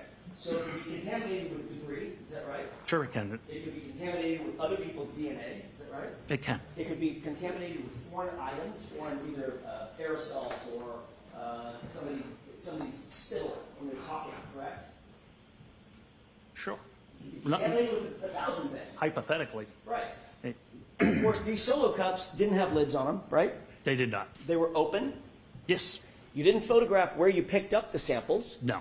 You didn't document where you picked up the samples. No. So if the samples were in 6, how many solo cups were there? 6. 6 solo cups. We don't know as we sit here where each of those solo cups' contents came from specifically, do we? Specifically, no. Okay. Then those solo cups with no lids were placed into a bag, right? That's correct. You said on direct examination that this was a brown paper bag, right? It is. Stop and Shop, I believe. And you said that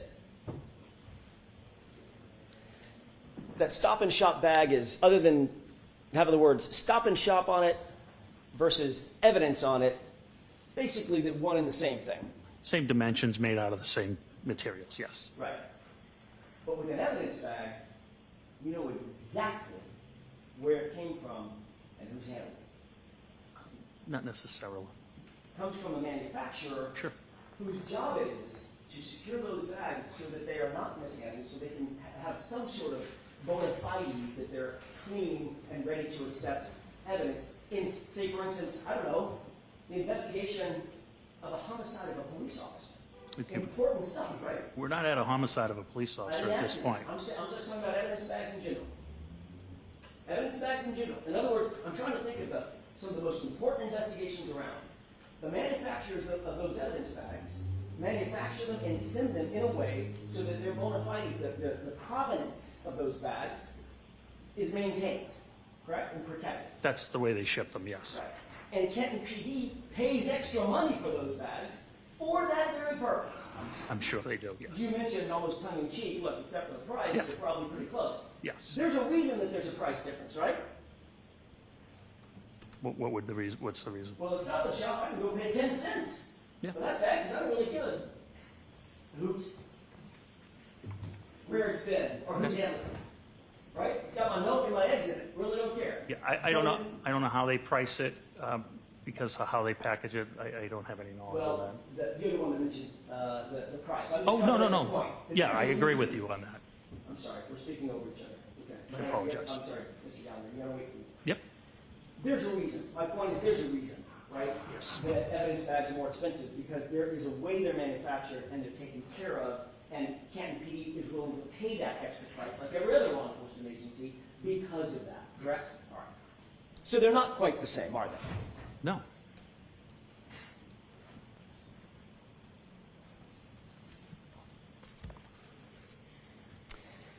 Those solo cups were placed in the evidence bag uncovered. Yes, The evidence bag was then placed in Sergeant Lank's vehicle. it was closed and Sergeant Lang transported it to his vehicle, yes. When you say closed, you mean the top of it was rolled up? Correct. Or folded over? Correct. Okay. It wasn't forensically sealed. Not at that time, no. There was no evidence tape that went on it. Not at that time, no. Matter of fact, the cups were still open and could slosh around. Uh, Assume they melted. Yes, There's liquid blood and liquid water, like That's correct. snow. that's correct.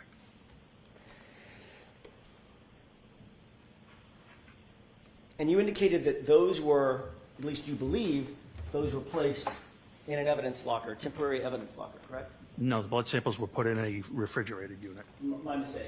I thought the refrigerator was the temporary storage locker. It's different? Yes, lockers are not refrigerated. That's where the glass would go into a locker. Okay. This was placed into an evidence refrigerator. That's correct. That was to maintain the integrity of the sample, the biological sample inside the cups, correct? That's correct. Do you have an evidence log of that? I don't, no. You've never seen an evidence log indicating that those were actually put into a refrigerated evidence locker. I removed them myself, so I know they were in the refrigerated unit When did you remove them? on February 1st. Right. We're talking about January 29th. They were taken to Canton PD by Officer Lang, Sergeant Lang, on January 29th. I'm just asking, well, let me ask a foundational question. Does Canton PD maintain something called evidence logs? I don't know the answer to that. I'm not the evidence officer.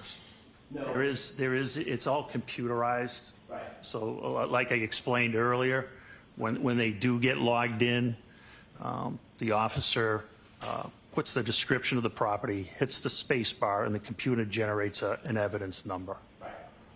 And that evidence number is associated with just that piece of evidence. Just that piece of evidence, correct? And every time it's checked out or put back in, there is a log created, correct? Yeah, they do it by computer, yes. It's a digital fingerprint. Correct. All right. I mean, you're a former narco specialist, right? Mm-hmm. You did narcotics for years, right? I did. Drugs, about the most sensitive thing out there, right? I mean, you get a bottle of fentanyl. You're not just going to set it on Of course. the evidence subject's desk. You're going to make sure that damn thing gets logged exactly how it's supposed to, correct? Of course. Because it needs to have a trace of where it goes and who touches it and who has access to it, correct? That is correct. You've never seen an evidence log for these items that were taken from 34 Fairview and supposedly put into the, well, not supposedly because you took them out, and That's correct. ultimately went into a refrigerated evidence locker. Yeah, I wouldn't have access to the evidence log. Our evidence room is a very strict process. There's only 2 people that can even have access to the permanent, once it goes into permanent evidence.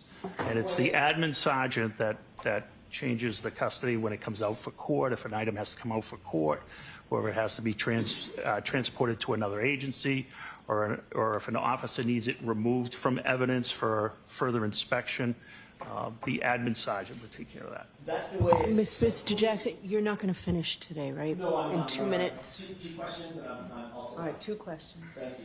That's the way it's supposed to work, correct? Yes. But you've never, as you sit here, you've never seen an evidence log determining where that blood went and who was handling it between January 29th and February 1st. I have never seen an evidence log. That's all I had, Robert, at least at this time.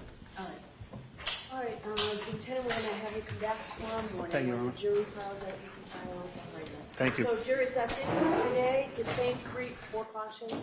Please do not discuss this case with anyone. Don't do any independent research or investigation.